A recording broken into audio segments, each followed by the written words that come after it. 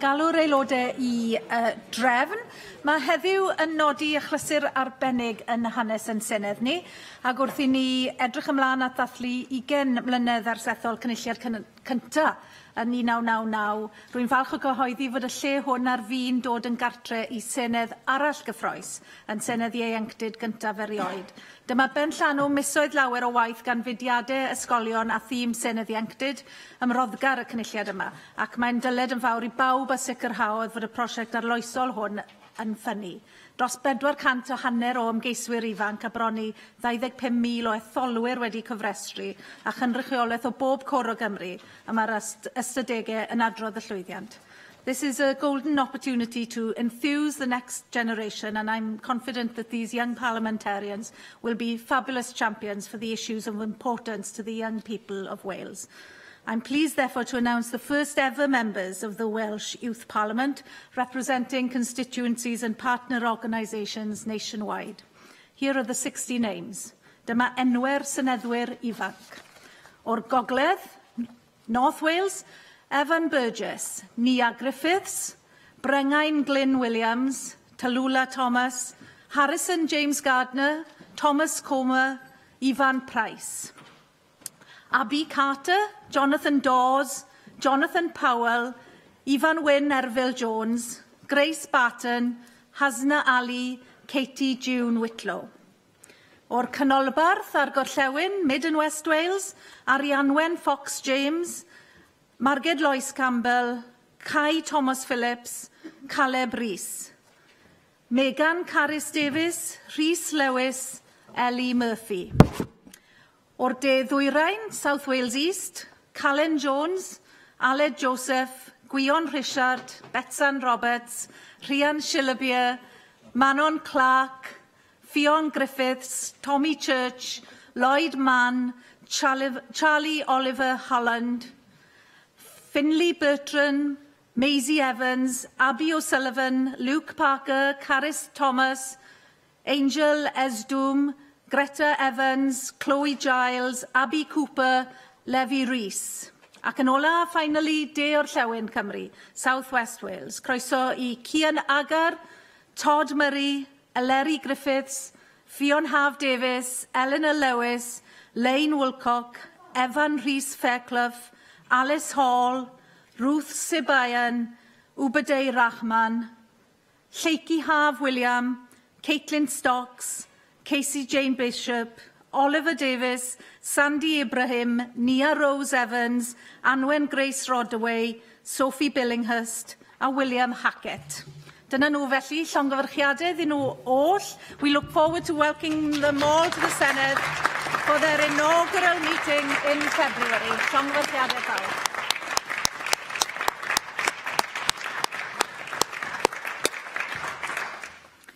Bendigedig, diolch yn fawr i'r aelodau a llongyfarchiadau i'r aelodau yn Senedd Ieuenctid ni. Felly dyma ni mlaen gyda busnes y dydd. Yr eitem gyntaf felly yw'r cwestiynau i ysgrifennydd y Cabinet dros gyllid, ac mae'r cwestiwn cyntaf gan Jenny Rathbone. In light of warnings from the Welsh Local Government Association about the impact of cuts to local government funding, what discussions has the Cabinet Secretary held with the Cabinet Secretary for Local Government and Public Services regarding the safeguarding of local services? Thank Jenny Rathbone for the question. I hold regular discussions with all Cabinet colleagues, including the Cabinet Secretary for Local Government and Public Services.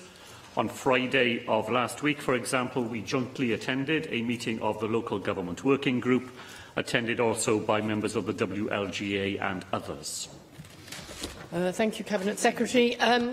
Obviously, the additional funding that was made available last week for local government is very welcome, but in terms of how it translates into money going to Cardiff Council, it's £1.5 million in a context of Cardiff Council having to look for potential cuts of £34 million.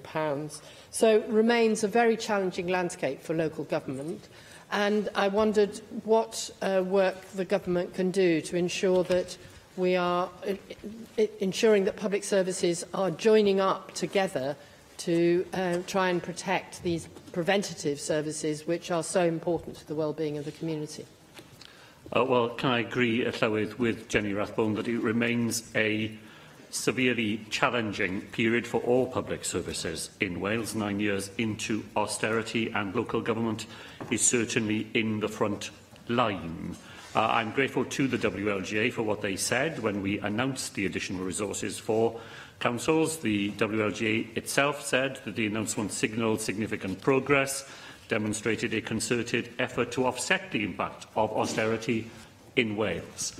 We will go on working with local government colleagues to strengthen the way in which they are able to act collectively and regionally, and to find ways in which money can be moved upstream so that we spend money preventing problems from happening rather than having to respond after the damage has been done. Susie Davis. Diolch, Llywydd. As you know, Cabinet Secretary, the local authorities in my area are all Labour run, and even they are starting to say that schools and social care budgets can't be protected. One of them saying even that Welsh Government cannot continue to use austerity as an excuse for not allowing local government to deliver vital services to all constituents.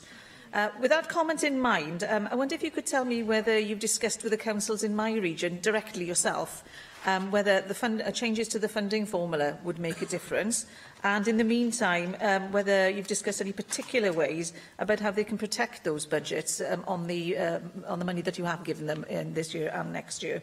And if you haven't had the chance to do that, if you are First Minister in a few weeks' time, how will you be instructing colleagues to do that on your behalf? Thank Susie Davis. I congratulate her, of course, on having all Labour local authorities in her area, and I've no doubt they look forward to having a Labour government at UK level as well as here in Wales, because that is what would make the greatest possible difference to their financial circumstances. The funding formula was discussed at the meeting that I attended with Alan Davis on Friday of last week, including representatives of councils in Susie Davis's area. I think council leaders recognise that in the end the funding formula is a distraction from the main issue. The funding formula shares out the amount of money available, and changing it when money is reducing is exceptionally difficult. What they emphasise, and we emphasise too, is the need for the UK government to provide proper funding for all public services in Wales, so that it is the size of the cake that is growing, rather than an argument over how a reducing cake is shared out. Jane Hutt. Cabinet Secretary, what assessment have you made of the research by the University of Cambridge, which shows cuts to spending on services by councils in England are on average double what they've been in Wales? Well, I thank Jane Hutt for that question. She raised this during our debate on the draft budget yesterday, pointing to the research by the University of Cambridge, which, as I said yesterday, was published as it happened on the same day that the Provisional Settlement for Local Government in Wales was published. And it absolutely demonstrates, as the report itself says, that Wales and Scotland have taken a different approach to the way in which we safeguard local services here, that we have, within the constraints which are real that we face, and our actions don't mitigate all of the difficulties that local authorities face, I know, but within those constraints, we have protected local government in Wales from the worst effects of 9 years of austerity, while local government in England has simply been thrown to the wolves. Question 2, Lynn Eagle. What steps is the Welsh Government taking to improve the understanding of Welsh rates of income tax? I thank Lynn Eagle for that question. In November, over 2 million people in Wales received a letter from HMRC setting out how Welsh rates of income tax will work.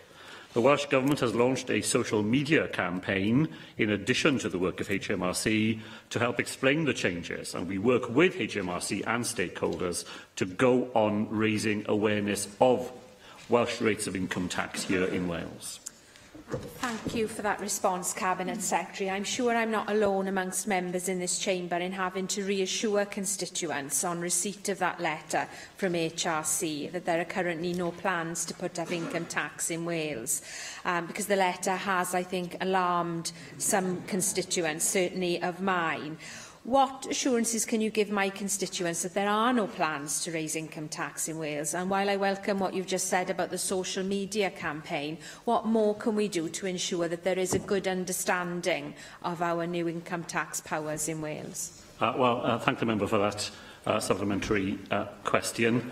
I'm sure she's not alone in having constituents come to ask about Welsh rates of income tax. And it's very good, I think, that local residents turn to Assembly members for explanation of these important changes. I'm glad that Lynn Neagle was able to offer the key assurance that members of her community would have been looking for, that we have no plans to raise rates of income tax here in Wales next year. We are following up every inquiry that has come to the Welsh Government as a result of letters that members of the public have received. I know that Lynn Neagle will be interested to learn that we directly have received fewer than 5 calls and 5 emails to the Welsh Government as a result of the letter that went out. HMRC has so far received 94 calls in relation to that letter. That is a very small fraction of the 2 million letters that were sent out, but we will follow them all up. We will learn from the questions that people ask us, and we will feed that into the social media campaign that we will be mounting over the coming weeks. Mohammed Ashka. Presiding Officer, Cabinet Secretary, I agree. You are also going to agree with me that one way to assist Welsh taxpayer understanding of their tax deduction would be to have the Welsh rate included on both payslip, where people get salaries either monthly or weekly, and Form P60, where if some people working in England and in Wales, and end of the year deduction should be shown what was taken out in England and what was taken out for Wales. So that difference of tax collection in different two regions in the country. So what discussion he has had in this regard, please? Well, thank Mohammed Ashka for those suggestions, and I'm very happy to pursue them with HMRC to see whether they would be a practical way of continuing to explain to citizens in Wales the changes that fiscal devolution have brought about. He's right to point to the fact that there are some detailed discussions which have gone on, and indeed detailed analysis that HMRC are undertaking of the 98 cross-border postcodes where people could be living in England or in Wales in order to ensure that notification letters are issued only to those taxpayers living in Wales. We think there are less than 900 people in that situation, but the additional detailed work that HMRC has carried out will mean that letters to those remaining citizens will be issued by the 10th of December. Cwestiwn nawr gan Lefarwyr y Pleidiau. Llefarydd Plaid Cymru, Rhina Diorwerth. Diolch yn fawr iawn i chi. Ysgrifennydd Cabinet, pa bwys neu ba werth ddylai gael i roi i farn a sylwadau Comisiynydd Cenedlaethau'r Dyfodol pan mae'r Llywodraeth yn dod i benderfyniadau mawr ar bolisi agwariant? Wel, wrth gwrs, ni'n gwrando ar beth mae'r Comisiynydd yn ddweud. Dwi wedi siarad â hi mwy nag un waith pan oedd y cyllid yn cael ei paratoi dros y Gwanwyn ac yr Haf. Mae hi wedi bod yn adeiladol, dwi'n meddwl, yn y proses yna, a ni'n gwerthfawrogi y gwaith mae hi'n wneud ac y cymorth mae hi'n rhoi i ni fel Llywodraeth. Rwy'n bod chi'n dyfalu, bosib mai at yr M4 dwi'n mynd i fod yn cyfeirio. Mae'r Comisiynydd wedi gwneud sylwadau cryfion iawn dros beth amser erbyn hyn ynglyn â chynlluniau ar gyfer llwybr du yr M4. Mi soniodd y llynedd y gallai cynllun yr M4 osod cynsail peryglus ar gyfer y dyfodol, ac yn fwy diweddar mae hi wedi gwneud i barn yn berffaith glir nad ydy hi'n credu bod y cynllun yma yn gymesur ag anghenion cenedlaethau y dyfodol. A ddylai sylwadau mor gryf a hynny gan Gomisiynydd yr ydyn ni wedi ymddiried yn fawr yn ddi fod yn ddigon mewn difri roi stop ar y cynllun yma? Wel, wrth gwrs, mae'r Comisiynydd wedi rhoi y sylwadau hi i fewn i'r ymchwil sy'n wedi cael ei wneud. ymchwil annibynnol ac yr adroddiad annibynnol sydd wedi dod mas o'r y gwaith dros y flwyddyn diwetha. Llywydd, I have to simply repeat what my colleague, the Leader of the House, said yesterday. There is a legal process underway in relation to decision-making on the M4. As Finance Minister, I have a part to play in that process, and I'm not going to be drawn on any aspect of the decision-making that would draw me outside the legal parameters within which I have to operate. There is quite rightly a lot of weight of expectation on what the Commissioner can do for Wales.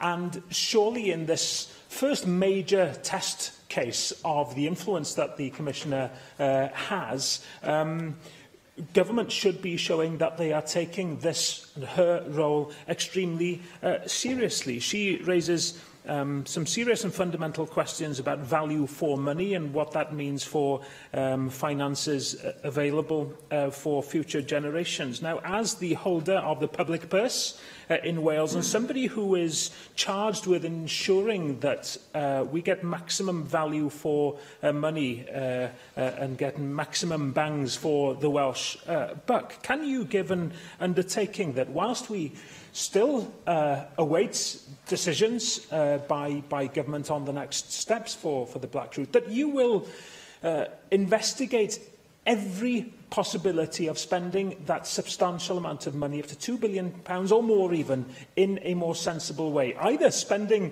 less for the same results through strengthening the road network and investing in public transport, or even spending the same amount of money and getting vastly greater results that would please not only future generations, but future health secretaries, future transport secretaries, and indeed future finance ministers too.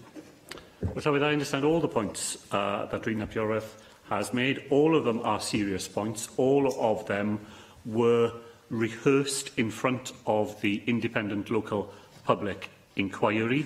No doubt they will all be reflected in the inspector's report produced as a result of the inquiry. I am yet to see that inspector's report, and I have to reserve any comments that I might make on this matter until I'm able to do that and to see the advice that is provided alongside it. Llyfarydd y Ceidwadwyr, Darren Miller.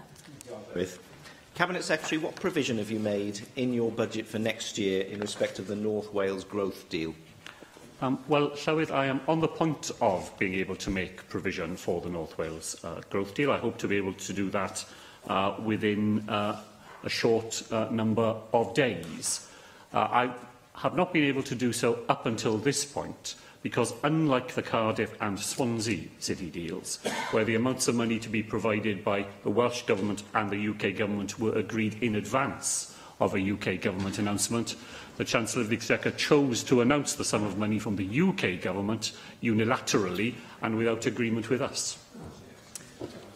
You're very slow off the starting blocks in respect of this deal, aren't you, Cabinet Secretary? Because, as you will know, this bid was put together and submitted by the North Wales Economic Ambition Board on the 23rd of October. The UK Government managed to consider it and put its hand in its pocket and to place £120 million on the table within a matter of just a few weeks. Why have you spent so long dithering about this?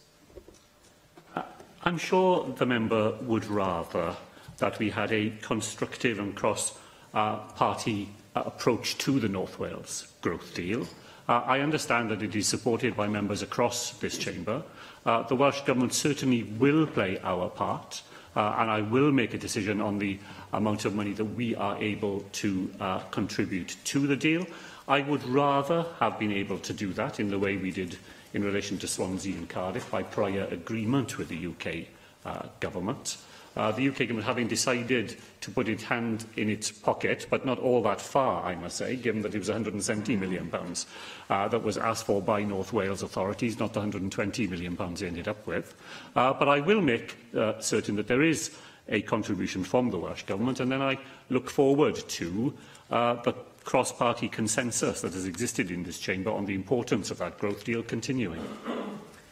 I noted your criticism of the 120 million, but it's 120 million more than you've managed to put your hands in your pocket for so far. And you're quite right to say that there is cross-party agreement on this matter. I noted that in advance of the UK government's budget, there were members of Parliament on a cross-party basis, including Labour members of Parliament, who were writing to the UK government asking it to make an announcement in the budget on the North Wales growth deal. I would anticipate that you've also received similar letters. Perhaps you can tell us whether you have from either Labour Assembly members or MPs in respect of the role that you might play. I think what people in North Wales are looking for is some rapid decision-making on this. We know that the Welsh Government, quite rightly, was very eager to get things signed off for the Cardiff Capital Region City deal and the Swansea Bay City deal, but for some reason you appear to be a little bit more lethargic than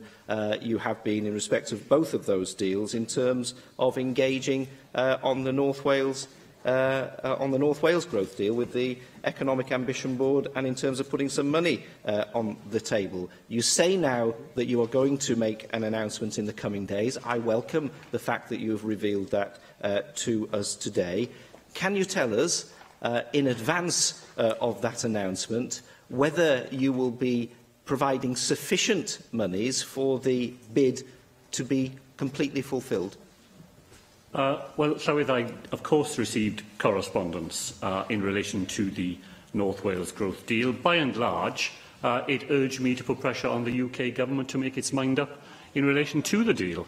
This was the third budget. I know the member talks about decision-making being made rapidly. This was the third annual occasion on which the Chancellor of the Exchequer mentioned the North Wales growth deal. 2 years ago, he told us he was thinking about it.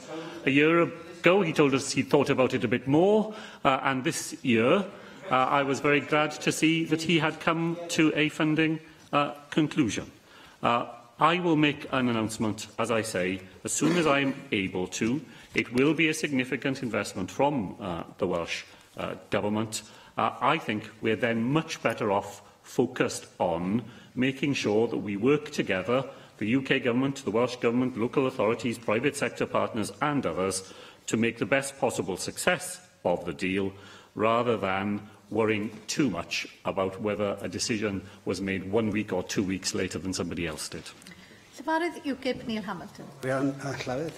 Can I commend the Chief Economist to the Welsh Government for the document that was published this week, summarising the economic analyses which have been made by the UK Government of the effects of Brexit under different scenarios. But the document contains some of the more ludicrous projections, including the ones that have been published by the Bank of England this week in the continuation of Project Fear, which claim that by the end of 2023, on the worst-case scenario, GDP in the UK could be between 7.75% and 10% lower than it was in May 2016, which would be quite remarkable because not only is that a much more severe contraction than we experienced in the recession of 2008, but is actually greater than the fall in output which occurred during the Great Depression in the 1930s and is only seen in countries like Venezuela, which have been given a full dose of Corbynite economic policies, and where a 16% contraction in GDP in 1 year is now the norm. So would the Cabinet Secretary agree with me that the kind of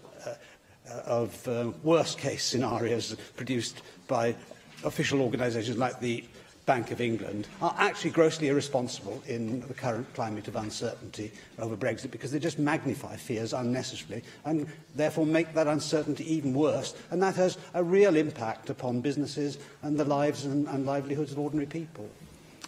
Well, Llywydd, can I thank the member, first of all, for drawing attention to the document that the Chief Economist published yesterday. He is independent of government in the judgments that he makes, and I know he was anxious to publish his assessment alongside the debate that we had yesterday, and I hope other members will have a chance to read what he said.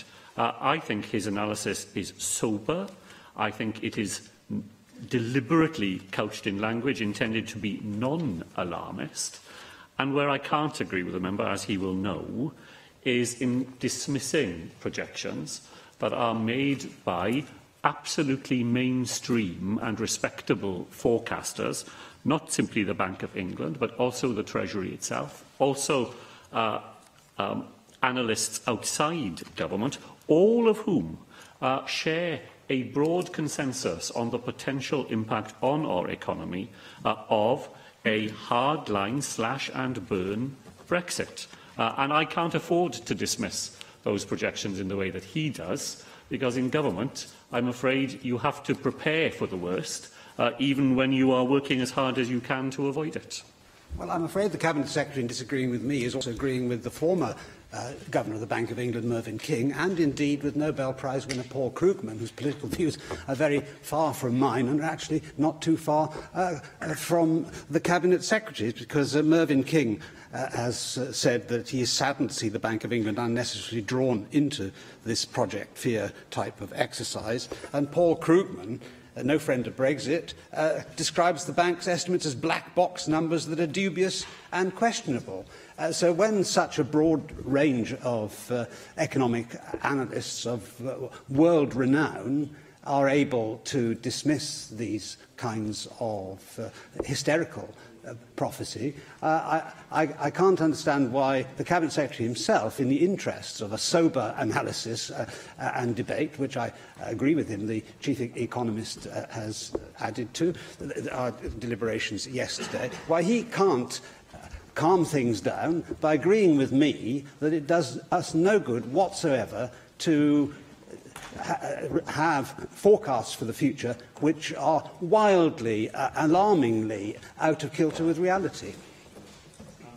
Well, I would see to calm things down in this way by saying that two things happened yesterday that make the prospects of a no-deal Brexit recede, and I'm very glad of that, and that the very best way to calm down anxiety will be for the UK government to take the advice set out in Securing Wales' Future and negotiate a form of Brexit which authentically supports the Welsh economy and jobs. And then we wouldn't have to be trading expert against expert, dealing with the hypothetical but catastrophic possibility that we could leave the European Union on terms that do the maximum damage.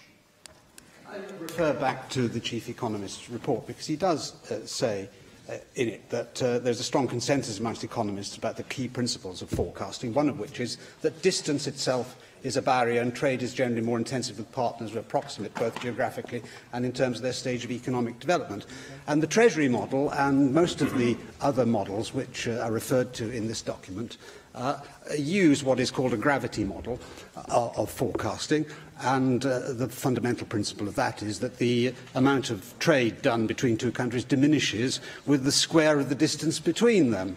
But all the data upon which this rather dubious forecasting model is based, the data on which that's based were compiled in the 1980s and before, a world in which there was no internet, no FaceTime, no email, no Google Translate, no standardized containerization, no opening up of former Marxist states like China, for example, no World Trade Organization even, and therefore, given that trade in services is now vastly more important to our economy and indeed the economy of our European neighbours than it was then, and global mobility is so much greater and the digital revolution has taken place, that the assumptions upon which these forecasting models are made are wildly out of date, and that is why they produce these alarmingly out-of-kilter predictions, which are always proved to be totally wrong after the event.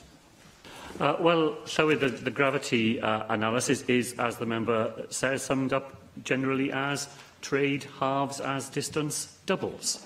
And that does tell you a relatively commonsensical thing, that you are more likely to have intense economic relationships with those who are closest to you. And the further away your market is from your own, the less likely it is that you will have the same intensity of trade. The real difficulty for the member is that all the things that he points to in trying to discredit gravity analysis apply whether we are in the European Union or not. Leaving the European Union is not a material fact in the analysis that he just attempted to set out. Question 3, Mark Reckless. Will the Cabinet Secretary make a statement on the Welsh Government's long-term strategy for taxation levels in Wales? So the Welsh Government's long-term strategy was set out in the tax policy framework, published in 2017, and is reflected in the report on our tax work programme, published alongside the draft budget on the 2nd of October. If the Cabinet Secretary is in charge, can we expect tax rates in Wales to be higher or lower in 5 years' time? Taxation rates must be judged in the prevailing economic circumstances of the time, and that is what I would expect anybody charged with responsibilities for the Welsh finances to do. Mike Hedges. Does the Cabinet Secretary agree with me about the importance of taxation to support public services in Wales? If I can remind the Cabinet Secretary, in the last 3 weeks, the Conservatives asked for more money for local government, more money for further education, more money for health. How are they going to fund it if they don't want taxation? Well, of course, Mike Hedges is absolutely right. Taxation is the admission charge we pay to a civilised society. It is through pooling the money that comes through taxation that we are all able to afford the things which around this chamber we regard as important in the lives of people in Wales. If you choose to lower taxes in Wales by 1 penny, the gross cost would be around £200 million. Which of our public services would have to be cut, Llywydd, to enable that to happen?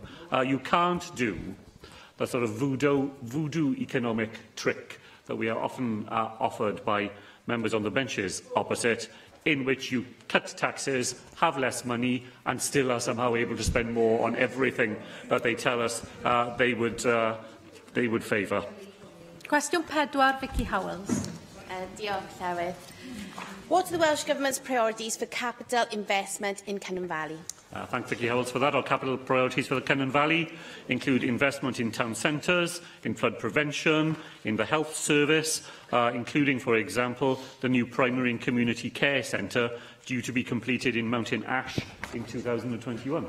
Thank you very much, Cabinet Secretary. In fact, there's an exhibition on for that primary care centre in Mountain Ash today. But in particular, I am keen for work on sections 5 and 6 of the dualling of the Heads of the Valleys Road to be completed, which would be so important for my constituency.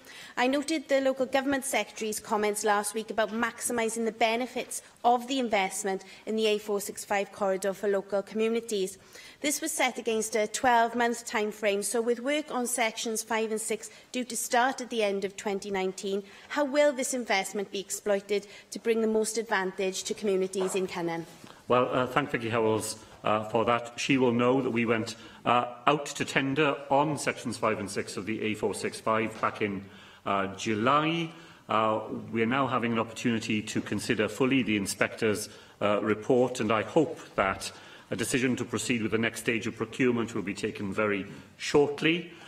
Directly in that project, there will be contractual requirements for the successful bidder to deliver a range of community benefits around employment of local people, training, apprenticeships and work contracts for local companies, all of which will benefit residents in her constituency. My colleague Alan Davis was referring to a working group set up by the Valleys Task Force, which is to consider how best to maximise the opportunities around the dualling, not simply while it's being built, but once it is open as well. David Melding.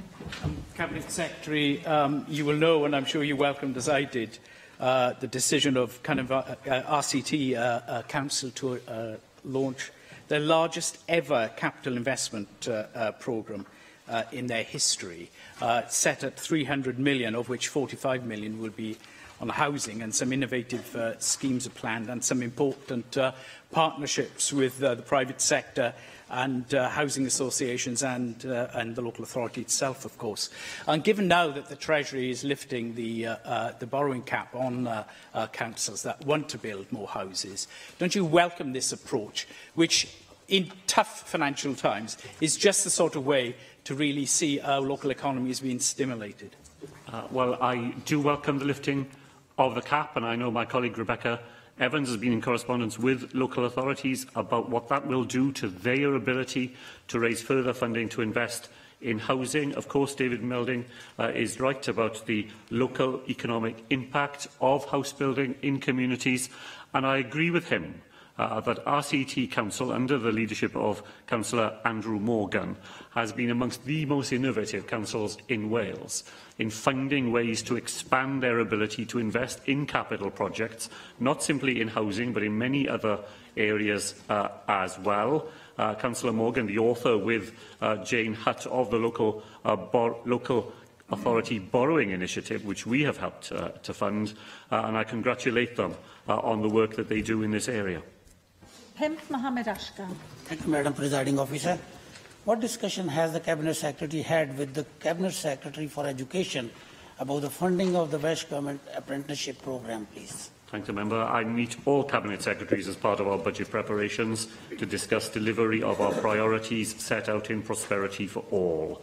And that includes our commitment to deliver 100,000 high-quality all-age apprenticeships during this Assembly term.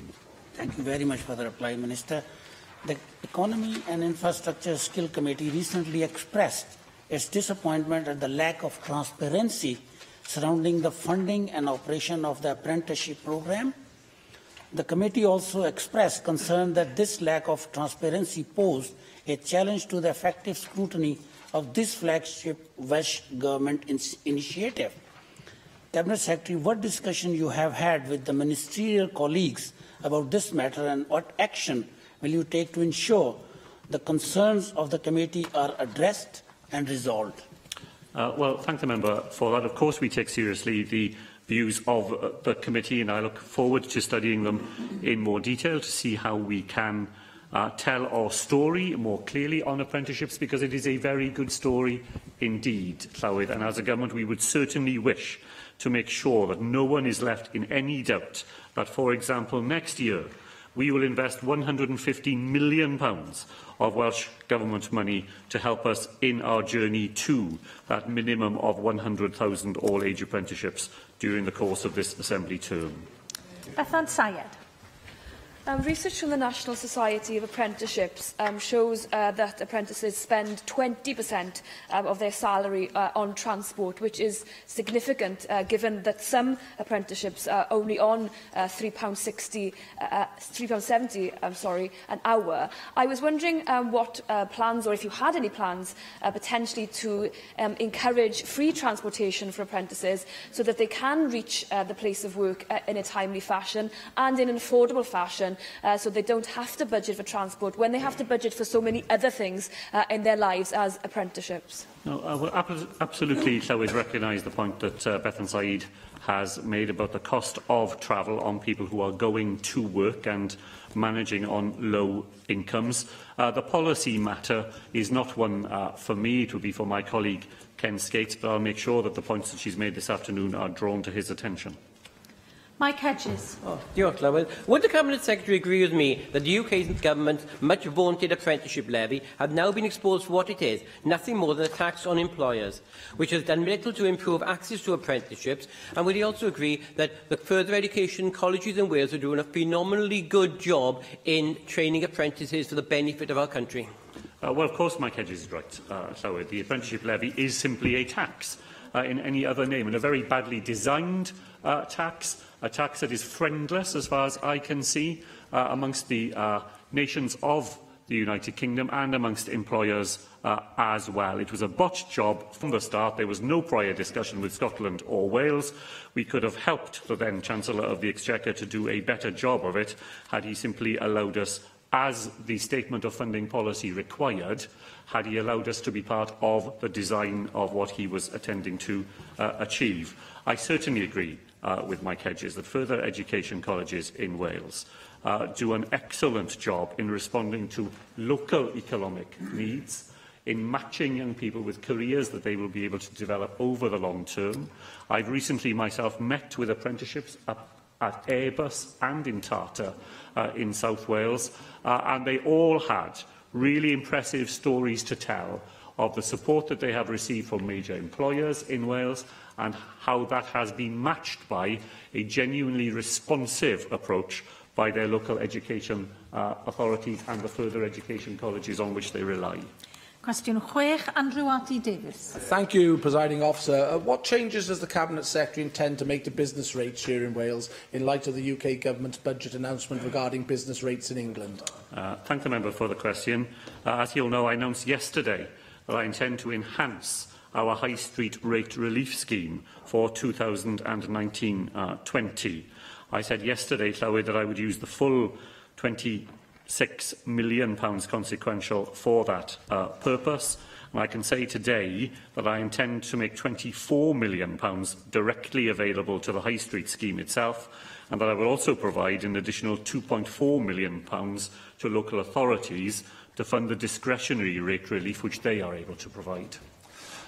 With the UK Government's announcement in the budget back in October, the figures that came out of the UK Government budget announcement said that businesses in England would receive about £8,000 rebate on their business rates up to a rateable value of £51,000 over 2 years. Given the series of announcements you just made there, Cabinet Secretary, which are welcome, additional money going into business rates, what tangible benefits will be felt on our high streets here in Wales, given the Small Business Saturday was only last Saturday, and time again, business operators on high streets say business rates is the biggest millstone around their neck to expansion and employing more staff on those high streets? Well, I think it is important for me to make sure that members understand that once the small print of what the Chancellor said on the 28th of October was examined, it turned out that there is to be no national scheme in England at all. That there is simply to be funding to local authorities to use their discretionary powers.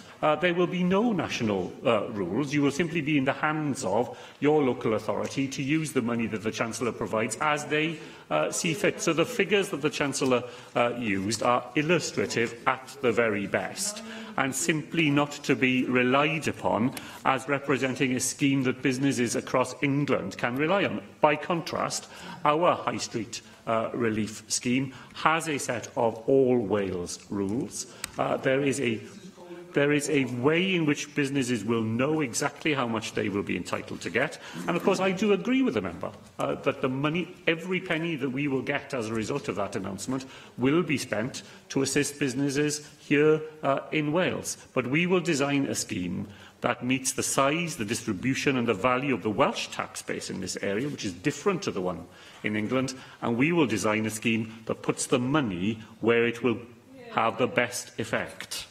Julie Morgan. Thank you, Presiding Officer. I'm aware that many childcare businesses in my constituency in Cardiff North are very concerned about business rates. And will the Cabinet Secretary confirm that all childcare providers will be exempt from paying business rates in Wales from April 2019?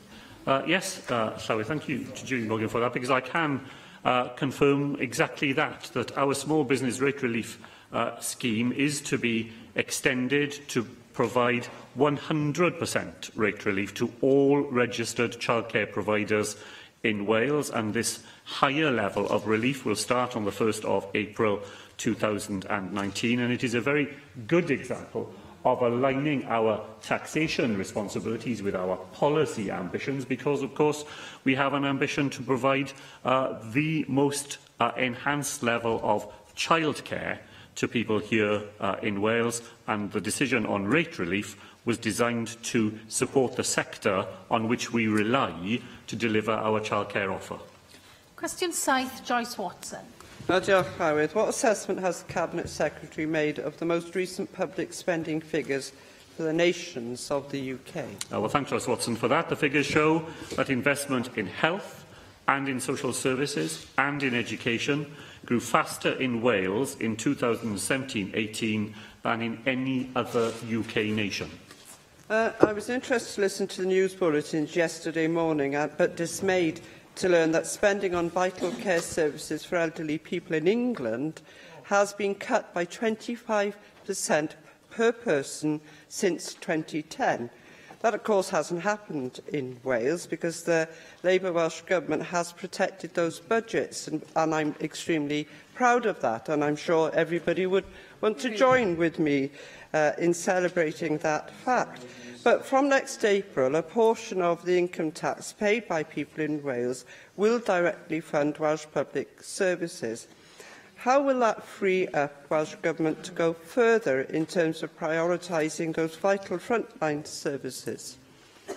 Well, thank Joyce Watson for that important question. She's absolutely right. That is what the figures produced by the UK Government demonstrate, that despite the impact of austerity and the very real challenges that that poses for public services, we have protected spending in local authorities and spending on elderly services to an extent certainly not seen across our border, and health on spending per head on health and social services in Wales combined last year increased by 3.8%, and that was the highest increase of any of the 4 UK countries.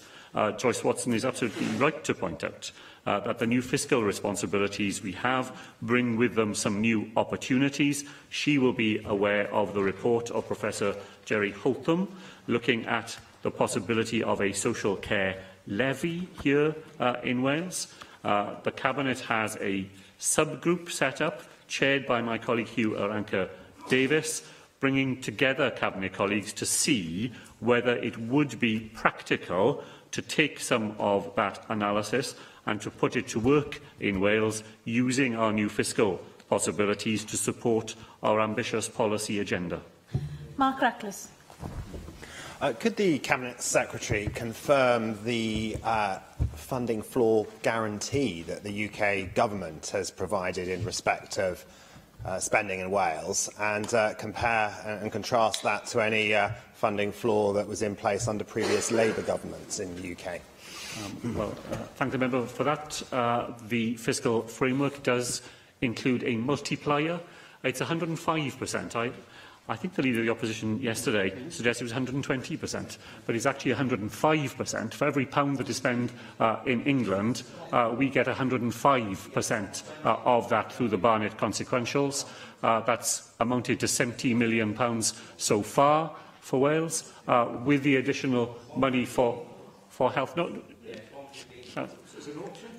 It's not an Allow the Cabinet Secretary to answer the question. The point that the member asked me was whether there is a mechanism in the fiscal framework that guarantees that Wales gets a fixed percentage of the funding that is announced in England. The answer is that it does. That has given us £70 million additional so far, following the signing of the fiscal framework. And if you take into account the promised additional funding for the NHS over the next few years, that will give us £270 million beyond what we otherwise would have had without the conclusion of that agreement. Now it's your turn. Question 8, Darren Miller. Will the Cabinet Secretary make a statement on the future of tax levels in Wales between now and the next Assembly election? Thank Darren Miller for the question. The draft budget published on the 2nd of October proposed that the Welsh rate of income tax remain the same as England and Northern Ireland in 2019-20, consistent with my party's manifesto commitment not to raise income tax levels in this Assembly term. Very grateful for that response. I've listened carefully to you respond to similar questions as well during the course of this question time. And what you haven't indicated is what your plans or the plans of your party might be beyond the next financial year. I'd be grateful if you could assure us of your personal commitment not to increase income tax rates before the next Assembly election, including in those years beyond 2019-20. Well, Llywydd, I've already repeated the manifesto commitment of my party not to raise income tax levels in this Assembly term. I would be much better placed if the UK Government was able to tell me how much money this Assembly will have beyond the next financial year. There is to be a comprehensive spending review which will not even begin until January, and I have no figures at all for the Assembly's budget beyond 2019-20. That will be a great help to us all in being able to provide the sort of certainty for the future that the member has asked me about. Ac yn ola, cwestiwn 9, Rhiannon Passmore. Thank you very much. I think the question has been asked. Can the Cabinet Secretary confirm that Welsh taxpayers have received their HMRC letter about Welsh rates for income tax? That is the question in front of me, Llywydd. That's not the question in front of me. I think we'll leave it at that and thank the Cabinet Secretary for his contribution. Ac felly dyma ni yn dod at gwestiynau ysgrifennydd y Cabinet dros Lywodraeth Leol a gwasanaethau cyhoeddus. Cwestiwn cynta, Helen Mary Jones. Will the Cabinet Secretary make a statement on Welsh Government support for rural councils? The majority of Welsh Government support for rural councils is delivered through the £4.2 billion local government settlement. The settlement funding formula includes a number of indicators which account for varying degrees of population sparsity across all of our authorities. I thank the Cabinet Secretary for his answer, but here's the reality.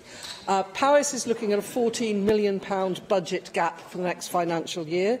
Carmarthenshire has had to make £50 million worth of cuts at the same time as raising its council tax by 22% over the past 5 years, and citizens in Pembrokeshire are facing a 12% increase in their council tax in the next financial year alone. Now, I realise that the Cabinet Secretary is dealing with a difficult budget, and I realise that it is not the fault of the Welsh Government that the settlement is tight. But surely, given those figures, Cabinet Secretary, you can see that there must be something wrong with the way in which the money is being allocated, because if you compare this with communities in more urban parts of Wales, it just does not seem equitable or fair. The member is absolutely correct, of course, that we are dealing with a very difficult financial settlement, and I and the Cabinet Secretary for Finance have been absolutely clear in our response to this, that this is a difficult settlement, and we would prefer to be able to allocate greater funding to all local authorities. But let me say this. I do regret the increasing tendency amongst many members to pit different communities against each other. In the question from the member for Llanelli, she pitted rural against urban. In the past, we have pitted north against south, east against west. I do regret this tendency within our debate, because it does not reflect either the debates that we have with local government, and I do not believe it reflects the reality either. I will say to the member that the Finance Subgroup, which provides representation for all authorities across the country, endorsed the settlement funding formula for the next financial year at its meeting on the 27th of September. In addition to this, I spoke to representatives of all political groupings in local government last week, and I repeated to them the point I made in this chamber during a Conservative Party debate on the funding formula and a settlement. But if I receive a letter from all 4 political groupings within local government asking for a review of the formula, then I will institute it. I have to say the response on Friday was not very positive to that. I think you're very fortunate at this point that the member for Llanelli is not in the chamber. I think you wanted to refer to the member from Mid and West Wales. Yes. Russell George. Cabinet Secretary, on the 31st of January, the leaders of both Powys County Council and Ceredigion County Council will be coming here to the Senedd as part of a growing Mid Wales delegation, jointly sponsored by Llywydd, the member for Brecon of Avonshire, and myself. And there will be an opportunity to showcase produce and services from local businesses from across these 2 rural local authorities. Now, I appreciate you're not leading on the Mid Wales Growth Deal. That's a matter for the Cabinet Secretary for the economy. But can I ask you, what are you doing to support these 2 rural local authorities to boost the economies of Mid Wales? As the member indicated in his question, that does not sit with my responsibilities. But I will say to him that the first time I met with the leadership of Powys County Council, these matters were discussed. I met with the leadership of the authority, and I said to them there that this government wanted to be an activist government seeking to promote and support economic development across the whole face of the country, and that we would be active in supporting that. And certainly in the conversations that I've had with all local government leaders across the country, we've always emphasised that we will continue to provide that level of support. Question 2, Leanne Wood. What assessment has the Cabinet Secretary made of the impact of local authority funding cuts? I and my Cabinet colleagues consider local government funding with local authorities through the Partnership Council and its finance subgroup, as well as other formal and informal engagements. I know you'll be aware of the findings from Professor Philip Alston, the UN Special Rapporteur for Extreme Poverty, and among many of his stark conclusions were that Westminster cuts have fallen hardest on the poor, on women, racial and ethnic minorities, children, single parents and people with disabilities. He argued that a misogynist would find it hard to do a better job. Has your government taken a full impact assessment of your local authority cuts to ensure that you are not repeating the callous decisions of the Tories and exacerbating the situation for those people with the least in our society? We certainly will be reviewing the report from the UN rapporteur, and I must say I've read his report and I concur with the member for the Rhondda's conclusions on it. But let me say this. The Cabinet Secretary for Finance, in answer to an earlier question, pointed out that the University of Cambridge has recently published a review of the approach from different UK administrations to local government. And that review was very, very clear that Wales and Scotland have followed a very similar approach, which is very different to that of England. And the consequences for that are very clear for the English population.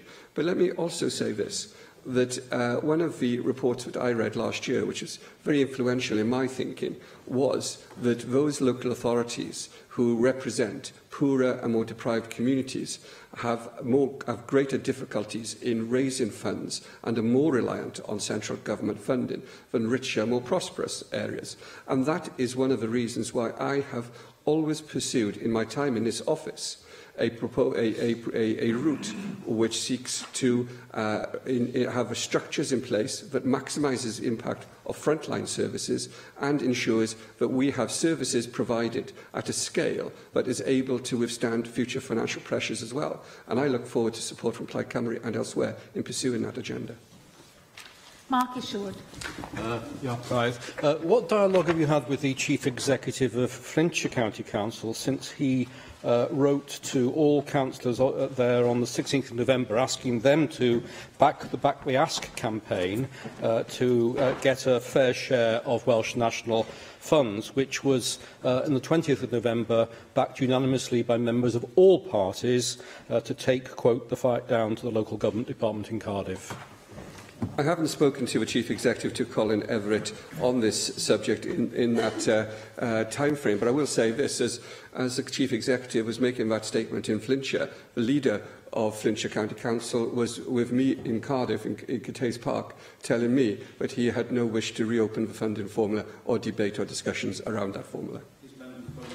Cwestiynau nawr gan lefarwyr y pleidiau, llefarydd y ceidwadwyr David Melding. Diolch yn fawr, Llywydd. Minister, it's nearly a year since the Finance Secretary announced his changes to land transaction tax, moving the standard threshold for payment from 150,000 to 180,000. What assessment has your department made on the likely effect this will have on first-time buyers in Wales? Thank you very much for the question. And of course, the decision around the land transaction tax means that around 80% of first-time buyers in Wales won't pay tax, with our threshold of £180,000. And this, of course, is the same proportion of first-time buyers as in England with their SDLT. Currently, the average house price here in Wales is £140,000. So I think it is incorrect and unfair to suggest in the Conservative Party's white paper released this week that there is no relief for first-time buyers, because that is misleading. Around 80% of first-time buyers are protected from that. Well, Minister, when this policy was introduced, it diverged from the option that they took in England.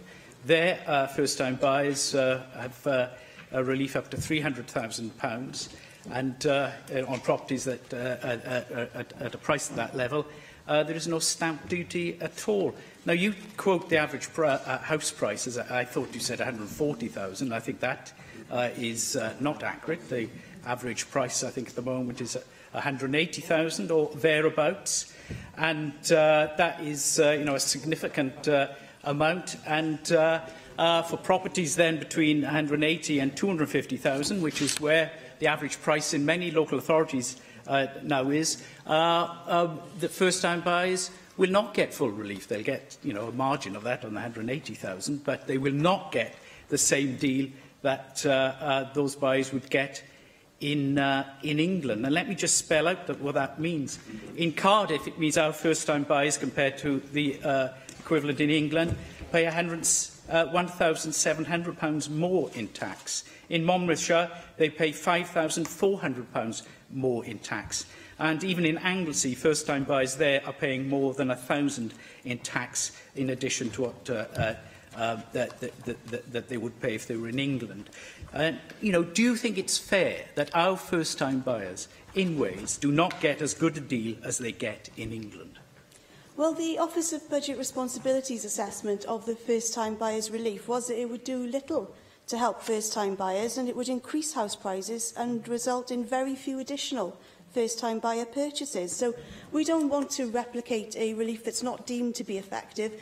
And in fact, our approach is much more fair in Wales, because our approach is keen to assist all of those who struggle to buy a house to do so. So you don't have to be a first-time buyer to benefit from our land transaction tax relief here in Wales. And actually, I think that's a fair thing to do. People struggle to buy their second house, people struggle to move, and I think our approach has been to help people who are struggling rather than first-time buyers as an entire group. Relief is either helpful or it isn't, so I think you need to make your mind up on that. And I wouldn't like to go out into the streets of Cardiff or go to Monmouth or Anglesey and tell the first-time buyers there, paying well over the odds of what they would pay if they were in England, that this extra tax is neither here nor there.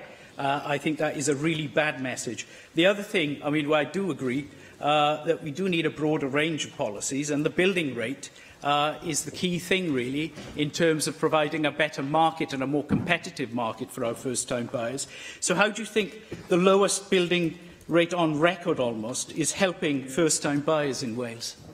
Well, clearly, Welsh Government is committed to increasing the scale and pace of building, and one of our commitments in Prosperity for All was to work very closely with local authorities to do that, and we're able to do that now as a result of the raising or the scrapping of the borrowing limit, which of course Welsh Government has been campaigning for some time.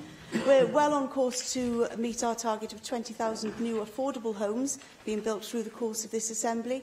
And today you'll have noticed that we've published Planning Policy Wales, which clearly takes us forward in terms of breaking down some of those barriers in terms of planning. So ensuring that the areas that are brought forward for planning will genuinely be built on, rather than, as we see at the moment, plots of land being included in LDPs, and they have the impact of raising the value of that land, but actually doing very little to improve the rate of house building. So I would point to Planning Policy Wales as being an important move forward in terms of being able to break down some of the barriers that we are seeing to the pace of house building across Wales. Llefarydd Plaid Cymru, Leanne Wood. Minister, you spoke at the crisis conference on ending homelessness back in June, and I'm sure you've read the report that was produced at that event, which outlines what can be done to end homelessness. It's a very comprehensive report with recommendations for all governments, including your government. Can you tell us what you learned from that event and from the report, and how it's influencing your decision-making? Thank you very much for that. As you say, I did attend that report and have read the very extensive document. I think it's about 2 inches thick, so it certainly is full of evidence, which we are taking very seriously. What I learned from that conference really was about the importance of supporting people with a direct impact of an experience of homelessness, and listening to people who have that experience of homelessness, because of course I stayed for longer than my own slot within that conference and was able to hear directly from people who have that experience of homelessness, which I think has to be the answer in terms of guiding us to our response. This is one of the exciting things that Swansea is doing with the additional funding that we've been able to provide to them for tackling rough sleeping. They're undertaking some work with Shelter to gather those individual stories of rough sleepers so that we can understand at what point an intervention could have been made to prevent that rough sleeping, how we could have helped people out of rough sleeping much sooner, and how we can prevent people from losing their tenures in future. Thank you, Minister. For some years now in Plaid Cymru, we've been arguing the case for the phasing out of priority need. Now, 2 weeks ago, you responded to my colleague saying that that was the subject of a review. But of course, in 2012, your government commissioned Cardiff University to review homelessness law, and they recommended abolishing priority need, a recommendation endorsed by this year by the Equalities, Communities and Local Government Committee. And of course, there's this recommendation in the crisis report. So why has your government rejected the recommendations of these reviews and instead asked for another one?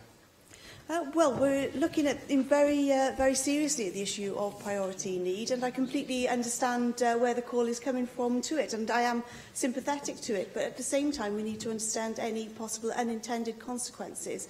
For example, when we look at the situation in Scotland, where they abolished priority need, you find larger groups of people staying for much longer in temporary accommodation, which isn't something that we would want to see here in Wales. So we need to be doing this alongside the increasing of the supply of housing and also the rolling out of housing first, for example. But this is something, certainly an area that we are looking at, but it can't be done in isolation because the unintended consequences are there. And if you look at Scotland, where they have removed priority need, you can walk around Edinburgh or another city and there will be people sleeping on the streets and rough sleeping. So it isn't a panacea by any stretch of the imagination. It has to be a part of a larger picture. You've had since 2012 to work out the unintended consequences on this, and the numbers of street sleepers is on the rise. People are becoming homeless and staying homeless because of your delaying tactics, and we need action on this now. Now, your colleague Andy Burnham in Manchester has pledged to eradicate rough sleeping by 2020, 8 years sooner than your government, 7 years sooner than the Tory target, and as part of that he's spent the autumn working with local authorities to provide a bed for every rough sleeper this winter every night in a range of accommodation, including women-only places and places that also allow people to take their dogs. Members of the public can now download an app which they can use to direct rough sleepers to where they can have assistance. Why is this level of ambition and action possible in Manchester, but it's not possible from your government? Well, clearly you're not aware of the work that we're doing through our Housing First programme and also through the Rough Sleeper Action Plan, which was published last year, and the fact that we've asked every single local authority in Wales to put forward a homelessness reduction plan and a plan to tackle homelessness, which has a specific focus on rough sleeping. When you look at the number of places are available as compared to the number of people who are rough sleeping, actually in many cases there are the beds there, but I understand that they're not attractive to the people who are rough sleeping because in many cases rough sleepers tell me that they don't want to go to certain places because they can't be around people who are taking drugs or using alcohol, or people want to stay with their dogs. People want to go as a couple. So we've asked local authorities to address this in their housing action plans, which will be submitted to government by the end of this month. Llyfarydd UKIP Gareth Bennett. There were press reports recently which revealed that Cardiff is now the second highest council area in the whole of the UK for collecting bus lane fines. Some 250,000 drivers were fined in the course of a year. Only Glasgow Council, in fact, fined more drivers than Cardiff. Now, I appreciate the need to adhere to the local driving restrictions, but sometimes mistakes can be made innocently because drivers aren't familiar with an area. The RAC is saying that, with this number of people being fined, there are probably genuine problems for drivers with things like signage and the road layouts. Do you think there is a danger that councils like Cardiff could be too punitive in collecting fines from drivers for these kind of minor driving offences?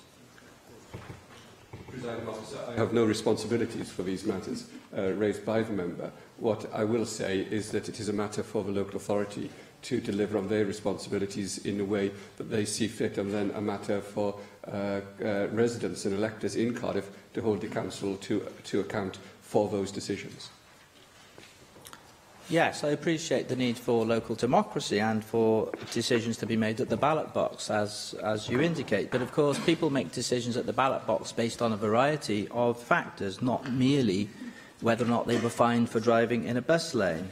So, as you have oversight for local government in Wales, I wonder if you are perhaps alive to the possibility that there could be a danger that councils, without naming any particular council, but perhaps in this instance, well, let's forget I named that council. Is there a theoretical, to please the Minister and to perhaps engineer a more enlightening answer, is there a theoretical possibility that councils could be perhaps too punitive in collecting these kind of fines? That may theoretically be true. Let me say this to the member for South West Central, who is clearly having some difficulties with this matter. I do not believe it is right and proper for ministers standing here in this place to pass comment upon the decisions taken by local government in fulfilment of their functions. We have accountability here for decisions taken by the Welsh Government, not by individual local authorities. Yes, indeed, you are correct in stating that. Thinking about the issue of fines in general, as a general issue, we know, I think we can agree on this point, that local government is in a difficult place at the moment in terms of its finances. Is there a possibility that sometimes councils could be over-punitive in many kinds of fines, and they could be simply using the local ratepayers as cash cows?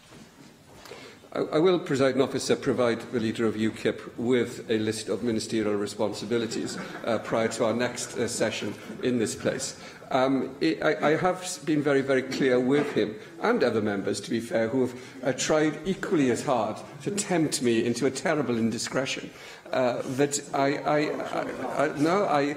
will not be tempted on this occasion to make comment upon the decisions of any local council in any part of the country.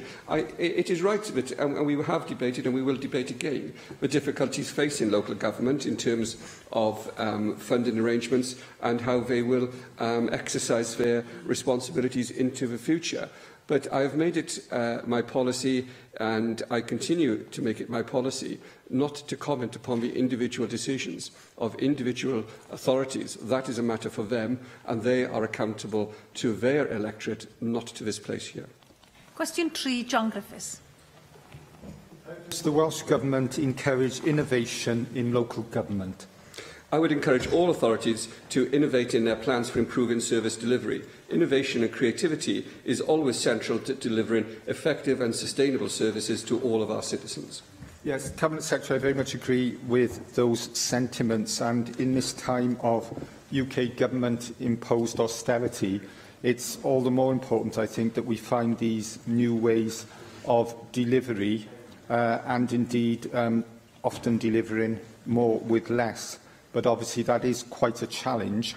And in terms of local government working jointly with other key partner organisations, I wonder if you might say something about the early experience of the public service boards, and particularly how health and social care are taking forward joint working, and more particularly how Welsh Government has a role in identifying good practice within public service boards, because I think it is variable from one to another.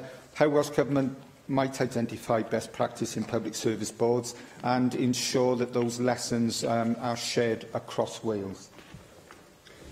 Presiding Officer, I will say to the member for Newport East, in his capacity as chair of the relevant committee in this place, but I'm looking forward to his report, his committee's report on these matters, and I will give it some considerable attention when I'm able to do so. But he's right to identify public service boards as an opportunity to bring together authorities to innovate and to provide new and different solutions to many of the difficulties we face. I have just agreed a package of support for public service boards, and I will, Presiding Officer, be making a statement on that matter in due course. As a part of that, I think we should be setting some very clear ambitions for public service boards as to what we want them to achieve. And the preventative agenda that the member has described is, I believe, absolutely central and critical to that role of public service boards. I hope that we will be able to see local government working together with their colleagues in order to deliver a more profound approach to preventive services than we've seen in the past. And I think public service boards are key to that, to their ability to deliver it across a particular geography. And I hope that they will be able to, as well, maximise the opportunity that new means and methods of working present to Waters has produced an excellent report on this matter in terms of digital services, and I'm looking hard at that at the moment, and I hope that we, alongside the Leader of the House and the Cabinet Secretary for Health, will be able to respond fully to the remarks and comments that he makes. Mohammed Ashka. The Cabinet Secretary, new ways of working are indispensable for sustaining the quality and scope of service delivery by local authorities faced with budget constraints. This requires the adoption of innovative solutions coupled with the development of new technology. Does the Cabinet Secretary agree that strong top-down leadership is required if this is to be achieved, and would he support that each council having a recognised innovation champion, since new ideas are often developed by the passion of individuals rather than a matter of process? I do agree that leadership is important, but I'm not sure I do agree that it's top-down leadership that is required. I believe that we have some extremely talented people working throughout the public sector, both in local government and elsewhere across Wales, and the working group that I described in an earlier answer is providing to us a very challenging report which seeks to ensure that Welsh Government is able to respond fully to the challenges of technological change as well. And I hope that working together with all parts of the public sector, we will be able to do so. Cwestiwn 4, Dai Lloyd. Diolch, Llywydd. A wnaeth ysgrifennydd y Cabinet ddatganiad am gyllidebau Llywodraeth leol? Mae Awdurdodau Lleol Cymru yn gosod I gyllidebau yn cyd-destun I cynllunio ariannol tymor canolig. Maen nhw'n seledig a gymysgedd o refeniw a godoedd yn lleol a darpariad Llywodraeth Cymru o grantiau penodol a cyllid heb I neilltuo trwy'r grant cynnal refeniw. Eleni cyllidebwyd dros 7 biliwn o bunnoedd o wariant gan awdurdodau lleol. Thank you for that answer. Now, as you would be aware, local government funding has been cut by £1 billion over the last 8 years. Many councils are reporting acute pressures on schools and social care. They report fatigue and low morale amongst the workforce and project the loss of a further 7,000 jobs over the next few years just to balance the books. Now, the call for necessary financial support by local authority leaders across Wales is seemingly falling on deaf ears. Are you proud of your government's role in driving local government and schools into the ground? Presiding Officer, it's the easiest thing in the world for us to describe the problems facing local government, but on these benches we seek to describe solutions as well. It is an inadequate and insufficient response to the challenges we face today to simply issue a press release calling for additional funding on all areas of government's expenditure. It is an inadequate and an immature response. I will say this to the member, but I have met with all leaders of Welsh local government, or political leaders of Welsh local government within the last week. I've been very, very clear with them to the revenue challenges that we face. But I'll say this as well. In the future, we need to think harder about how we organise and structure our services to meet new challenges. And that is a challenge not simply for government and the governing party, but also, I would suggest, for all parties represented in this place. Because all too often, when proposals for reform come here, we see the same people who have issued a press release saying how difficult things are, standing up and queuing up to oppose all proposals for reform. So I would hope that we will see a great deal of maturity on benches in this place when facing the challenges for local government, rather than simply listing those challenges in speeches. Susie Davis. Diolch, Llywydd. Of course, it's not easy necessarily for councils who are trying to make the most of the money that they have as well in order to regenerate their city centre, in the case of Swansea, and improve the local economy there. A Cabinet report from the Council there last month stated that there is a risk that the local authority does not have sufficient resources to complete phase 1 of its city centre regeneration project, Swansea Central. And in response to that report, the leader of Swansea Council told councillors, and I quote, that the public will shoot us, slightly unfortunate I think, referring to Swansea Council's Labour Cabinet if the regeneration scheme is dropped. We all want to see Swansea City Centre thrive, and I say that even though it's a different colour council there. How can you be confident, bearing in mind the settlement that they've just had, that the Cabinet there is able to manage its funds and budgets appropriately so that they can respond appropriately to such financial warnings? I've got complete confidence in the leadership of Swansea City Council to manage the funds available to it in a proper way. The leadership of Swansea Council, I think, has provided almost inspirational leadership in terms of their ambitions for that city, and is putting in place the means of achieving that. The leadership shown by Rob Stewart as the council leader, I think, is an example for many other leaders to look at, but also the leadership shown by all those authorities in that area in terms of putting together the Swansea Bay City deal. And I hope that we will see those ambitions realised. Well, what I will say to the member for South Wales West is that the greatest challenge facing Swansea is not the funding formula, but the policy of austerity that has meant for 8 years Swansea and other local authorities in Wales have not received the level of funding that we would seek to give them. And I would suggest to Conservative members, rather than come here and list those problems, they should go to London and list those problems. Cwestiwn 5, Dai Lloyd. Pa asesiad y mae ysgrifennydd y Cabinet wedi wneud o effeithiolrwydd gweithio rhanbarthol ymysg awdurdodau lleol? Dyn ni'n disgwyl I awdurdodau lleol gydweithio ac asesu eithriolrwydd o drefniadau'r hynny. Pan fod yna trefniadau rhanbarthol yn ofynnol ar ôl y gyfraith neu polisi Llywodraeth Cymru gall y gweinidog perthnasol o'r chwilio effeithiolrwydd y trefniadau hynny. Byddwch yn ymwybodol fod awdurdodau lleol Cymru yn aml yn danfon ei deunydd ailgylchadwy I gyfleusterau yn Lloegr neu di hwnt I gael ei prosesu. Mae allforio'r deunydd hyn wrth gwrs yn ychwanegu at ein hôl troed carbon, ond hefyd yn meddwl ein bod ni'n colli argyfle I greu swyddi.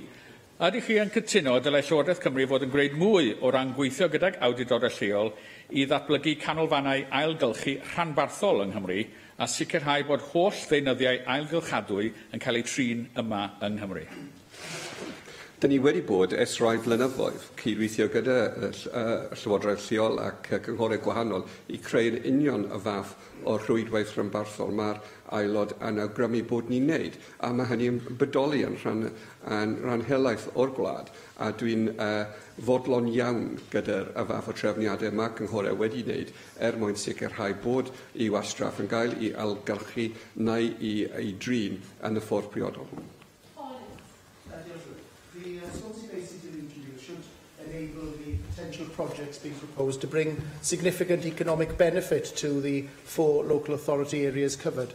Does the Cabinet Secretary agree with me that these projects have the potential to bring major employment opportunities across the region? And does he also agree with me that this sort of collaboration, if done in the right way, could be seen as a blueprint of local authorities effectively working together in the future, and it would therefore not require forced mergers as he originally wanted? I do support the collaborative approach that the member for Preseli has outlined. I think it is important for local authorities of whatever size or shape to be able to work together with their neighbours to deliver the sort of ambition that he and I would probably agree on in terms of the Swansea Bay City deal. However, the issues on mergers or structures within local authority are slightly different, of course, and that is about the sustainability of those units of governance. It is my view, and the view of local government, that the current structures are not sustainable into the future. So therefore, as a minister, it is my responsibility to ensure that those facts are put in front of this place and local government, and that we are able to move towards a conclusion on that. But I will say to the member that it is right and proper that he then supports those proposals to ensure that his electorate and all our electorates have the quality of services they require and that local authorities are sustainable into the future.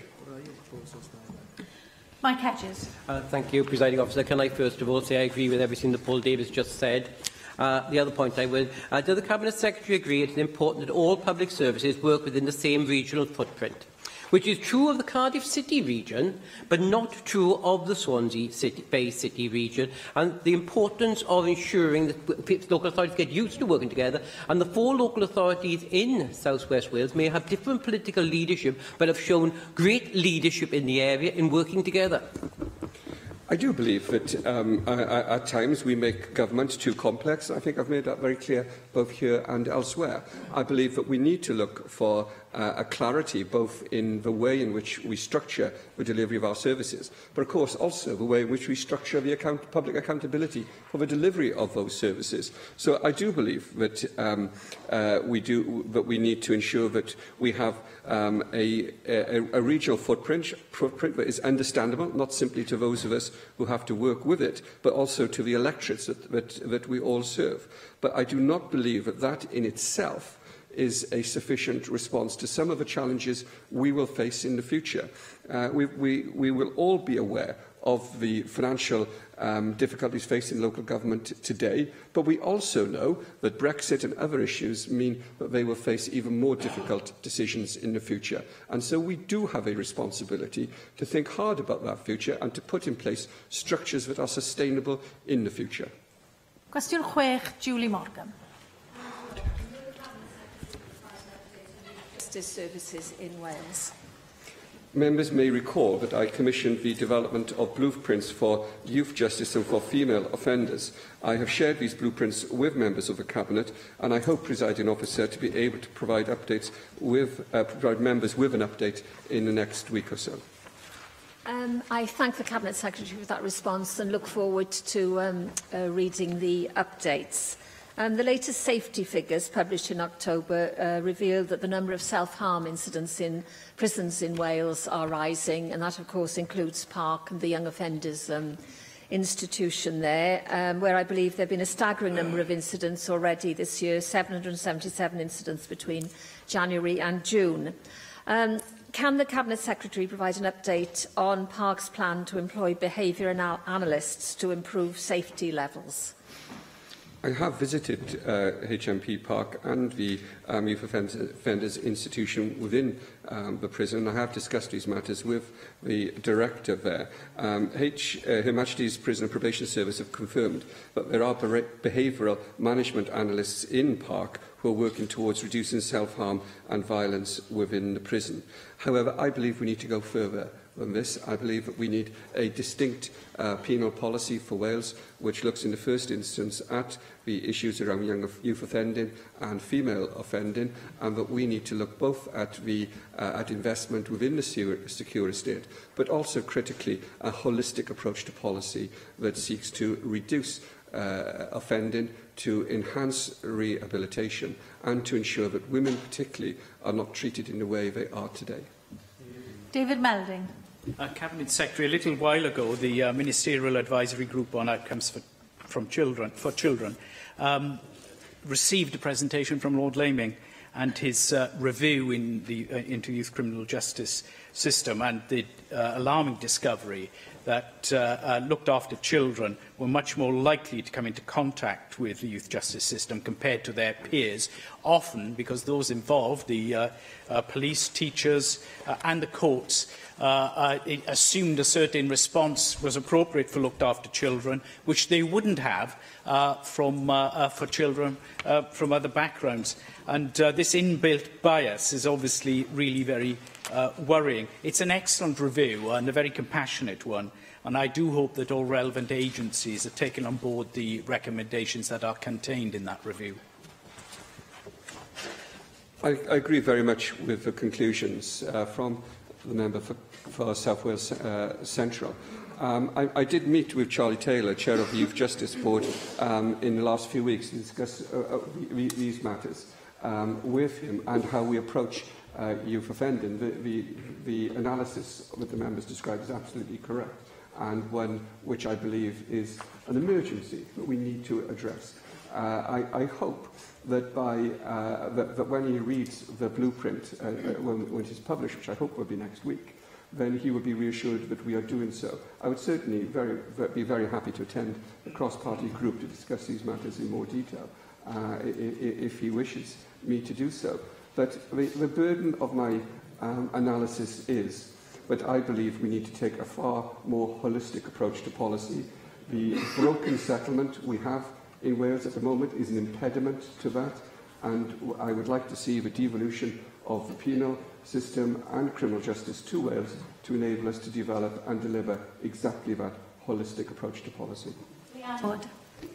I share the concerns that have been outlined here by the findings of the recent Wales Governance Centre report into violence and self-harm in youth institutions. You were responsible for youth justice services, but of course the other services that operate within Park Prison are adult services, and that falls within the remit of Westminster. So what we really need is to see the criminal justice system devolved. Now, that's something that Plaid Cymru has been calling for as long as I can remember, and it's nice to see that some of our political opponents have come on board now with that argument. Will this government remain committed to the Commission on Justice in Wales under the next First Minister? And has your government managed to persuade your Labour Party colleagues in Westminster of the case for the devolution of the criminal justice system to Wales? Because there were a block of MPs from the Labour Party who I found to be every bit as Devo-sceptic as some of the Tories during my dealings with them over the Part 2 of the Silk Commission. Despite the best efforts of a member from the Rhondda, I do believe we actually agree on far more than perhaps she would believe. This government is absolutely committed to the devolution of policing and criminal justice to this place, and to the creation of a holistic approach to policy. We created, at the request of the police, a policing board for Wales, which met last month for the first time, and we're working well together with the police. I've met with the Home Office on a number of occasions to pursue these matters, and I've met with ministers in the Ministry of Justice to pursue these matters as well. It is my view that the matters that we're discussing this afternoon are best addressed by this place in a holistic way. That is the view of this government, and that will continue to be the view of this government. Question 7, Joyce Watson. Will the Cabinet Secretary provide an update on what the Welsh Government is doing to support veterans in Mid and West Wales?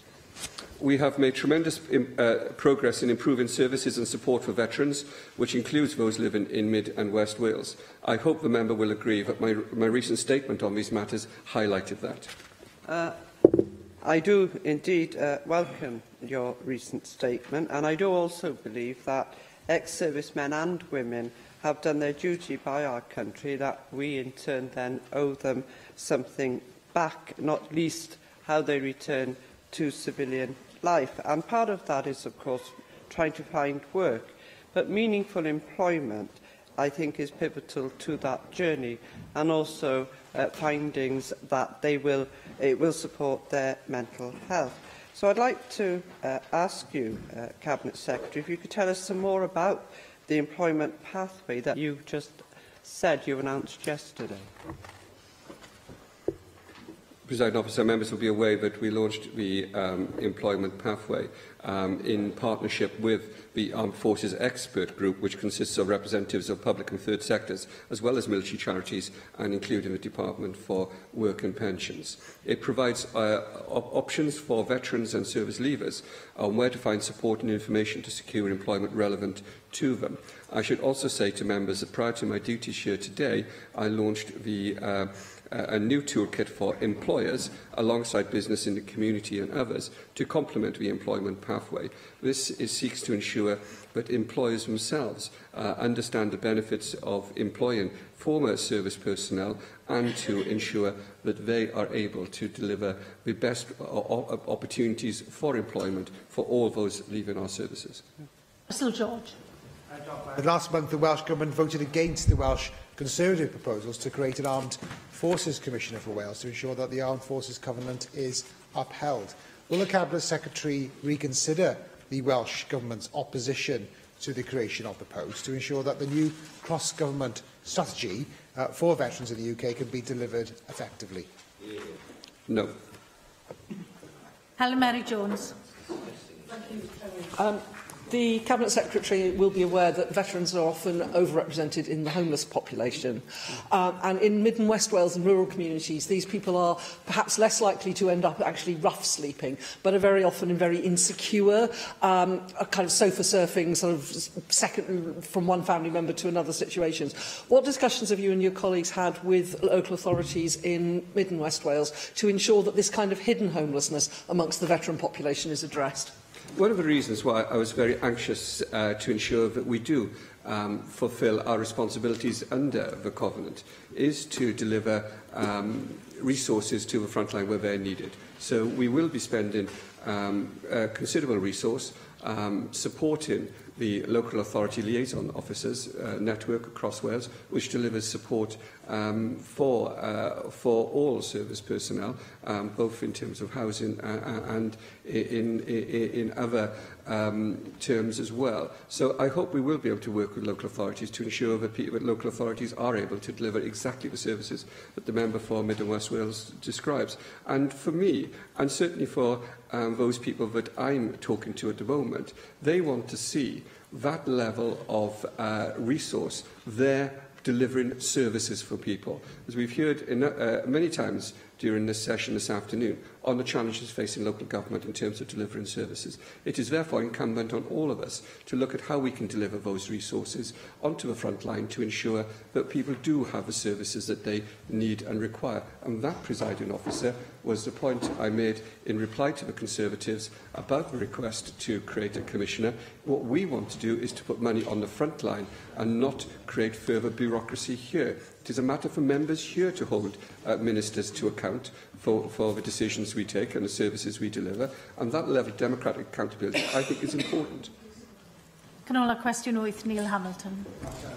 Will the Cabinet Secretary provide an update on the local government settlement for Pembrokeshire County Council? I published a provisional local government settlement for 2019-20 on the 9th of October. The government announced further funding for local government on the 20th of November. The final settlement will be announced on the 19th of December. I thank the Cabinet Secretary for that reply. When I raised this question a year ago, Pembrokeshire was being forced to raise its council tax by 12.5%, the highest rise in Wales. This year, the draft budget was presented on Monday, as a result of which council tax is set to rise by another 10%, and there are going to be £15.5 million worth of cuts in services. Prior to the budget being set, senior officers in Pembrokeshire had warned that council tax would need to rise by 28% in order to meet service needs. Pembrokeshire is being penalised by the current local government settlement, and there seems to be no incentive for economical councils to continue to be economical, because the higher your council tax is, the more you get from the Welsh Government. So, can I add to the plea from Helen Mary Jones earlier on that this settlement system formula should be reconsidered, because it's not just rural councils that are penalised in this way, but any economical council is bound to be, because the higher your council tax is, the higher the financial needs estimations are, and consequently the higher the grants from Welsh Government, which does seem to be perverse. I did notice the comments made by the leader of Pembrokeshire County Council on these matters in a newspaper recently. I will say to him and to the member for Mid and West Wales that Pembrokeshire County Council has taken a number of decisions over its council tax levels over a number of years in full knowledge of the consequences of those decisions. And it is a matter for the electorate of Pembrokeshire to determine whether those decisions were correct or not, and not a matter for me. What I do not believe is that either the professional or the political leadership of Pembrokeshire can take those decisions and then turn around to media and say that they have no idea of the consequences of those decisions. Whenever we take political decisions, there are consequences. And Pembrokeshire has taken decisions to reduce its council tax in relative terms over a number of years. It has the lowest council tax in Wales, and as a consequence of that, they are now facing difficulties in their budget. That is a matter for that authority and for the electorate of Pembrokeshire. Diolch i'r ysgrifennydd. Cabinet, yr eitem nesaf felly yw'r cwestiynau amserol. Ag y cwestiwn cyntaf yw ofyn i'r ysgrifennydd Cabinet dros addysg, ac mae'r cwestiwn gan Susie Davies. With a recent Estyn report stating that secondary schools in Wales could do better, with only half currently judged as good or excellent, what work will the Welsh Government undertake to ensure that standards are raised across all secondary schools in Wales? Our national mission sets out clearly our plan to raise standards for all young people in all of our schools.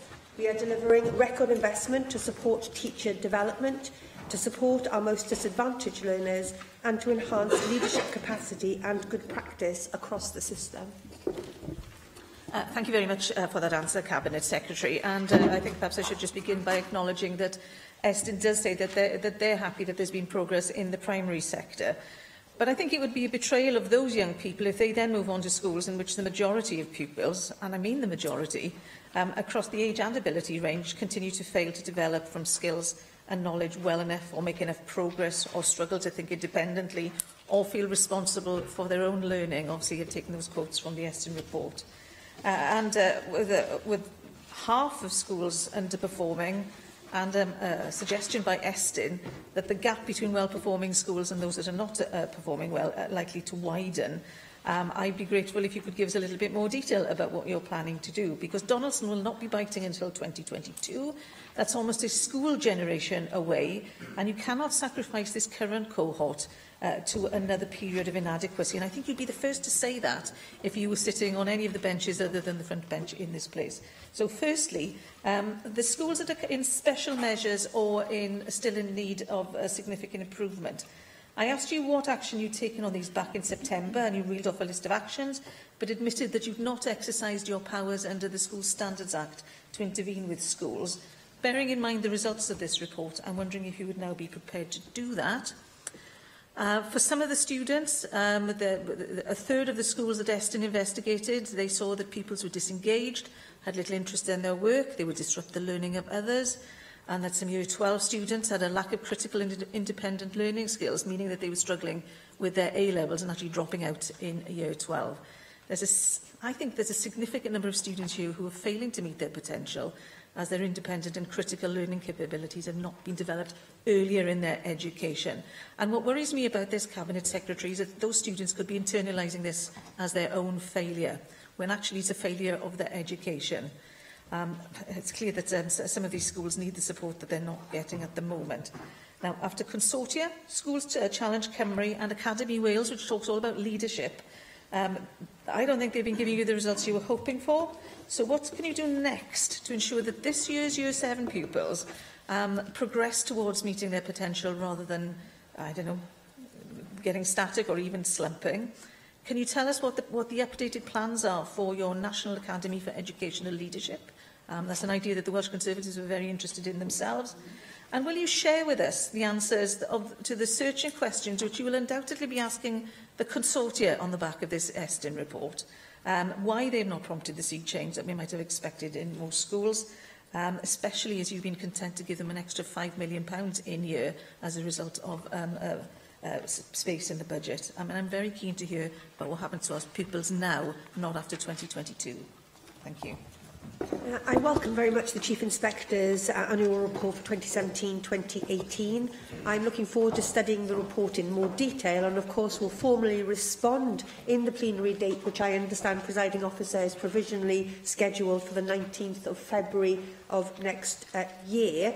I'm glad that the member has acknowledged the progress that has been made in the primary sector, but I would be the first person to say that progress in our secondary sector is not good enough.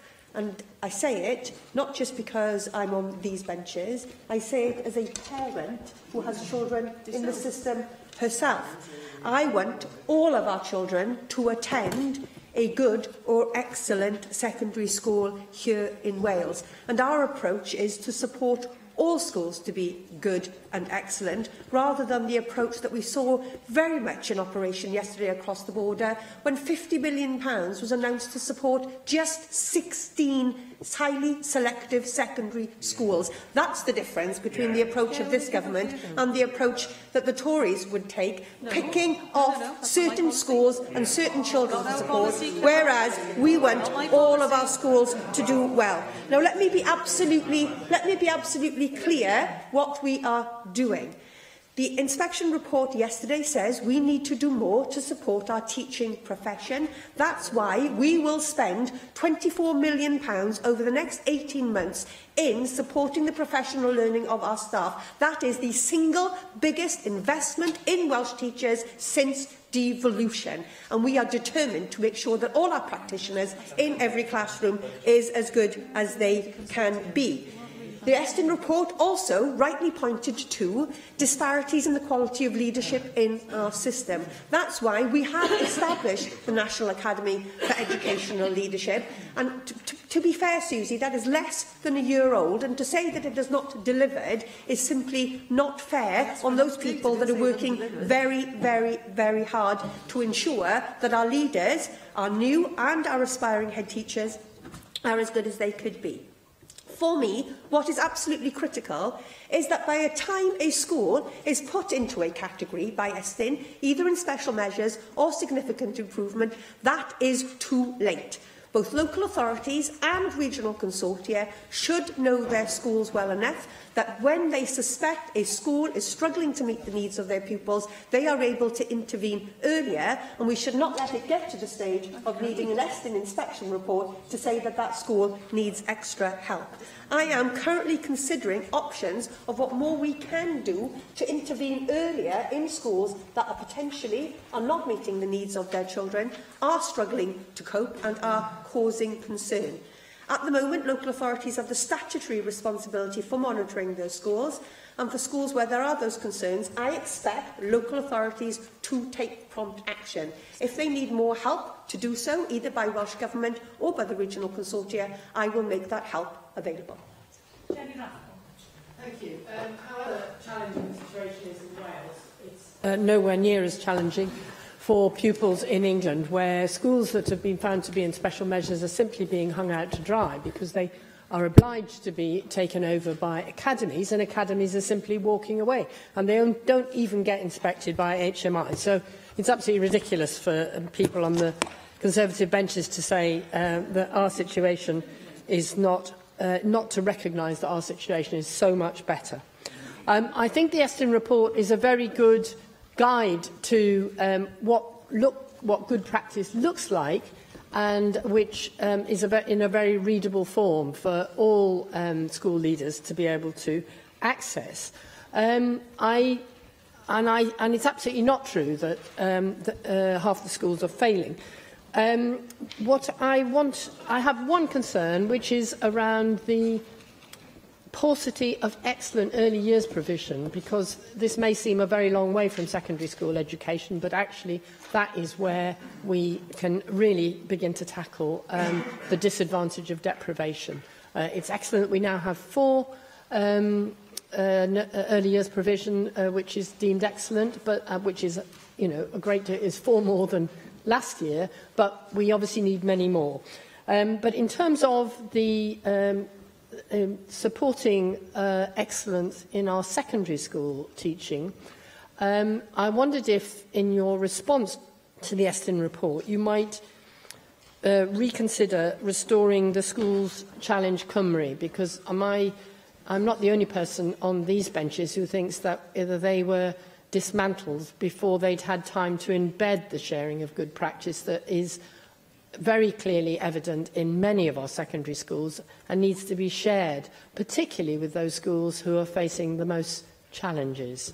Because we saw how excellent and how transformative it was in London, and so therefore I wondered if you would consider that. The evidence to note from the Schools Challenge programme in Wales was mixed. Undoubtedly, there are some schools that benefited from participation in that programme. There are some schools that, despite considerable extra financial resource and support, failed to make the progress that we would have liked to have seen. And again, one of the challenges around Schools Challenge Cymru is that support was limited to a single group of schools rather than a national approach to schools that are causing concern. You will be aware, I'm sure, Jenny, of the interesting proposals that have been put forward by Graham Donaldson in his review of Estin the Inspectorate.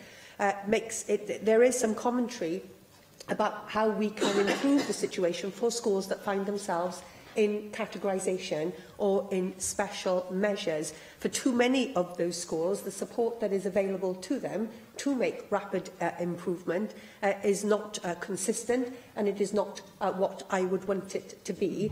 And I continue to discuss with Estyn about what more we can do to support those schools that find themselves in categorisation. We are aware of some crucial elements that can make a real difference to improving schools' performance rapidly if they find themselves in that situation. But as I said, a school that has to wait for a formal categorisation by Estyn has waited too long for support. We need to work with our local authorities and with our regional school improvement services to better understand how we can identify problems earlier and how we can provide assistance to those schools before Estyn comes in and says that they need to improve. Ysgrifennydd Cabinet, yr eitem nesaf felly yw'r datganiadau 90 eiliad. Vicky Howells. Diolch, Llywydd. Wednesday, the 7th of December 1938, thousands of people gathered at the pavilion in Mountain Ash, including my very own grandmother, who would regale the family for many years afterwards about the amazing and talented superstar that she saw there. They came to attend a Welsh National Memorial meeting and concert in honour of 33 members of the International Brigade from Wales, men who had given their lives fighting against fascism in defence of democracy in the Spanish Civil War. And appearing at that concert was the famous American artist and actor Paul Robeson. Robeson, the son of a former slave, was a skilled sportsman and academic, but he chose to pursue a career in the arts, winning plaudits for his roles on stage and screen. The 1930s saw Robeson's increasing association with political causes, and central to this was his support for the Republican side in Spain. Robeson regarded this as a turning point in his life. Speaking at a benefit concert for Spanish refugees, he proclaimed, "The artist must take sides. He must elect to fight for freedom or slavery." The decade also saw Robeson forging lifelong links with the mining communities of South Wales. He performed in miners' clubs, sang for the Miners' Relief Fund and starred in Proud Valley. Just as the Spanish Civil War shaped his activism, so did his association with these communities. And on Friday, 80 years since the Pavilion concert, I'll be opening an exhibition at Mountain Ash Workmen's Club to celebrate this historic event and a truly remarkable transatlantic association between Robeson and the South Wales miners. Mary Jones. Diolch Llywydd. Yesterday we said goodbye to Professor Mike Sullivan, Director of Swansea University's Morgan Academy, socialist and Welshman. Mike grew up in a working-class family in Risca, the first in his family to go to university. Graduating from Oxford, he worked as a social worker before starting a distinguished academic career, first in Cardiff, then in Swansea. He served here as a Labour Special Advisor during the period of the One Wales government, ensuring the passage of the best possible version of the Rights of Children and Young Persons measure.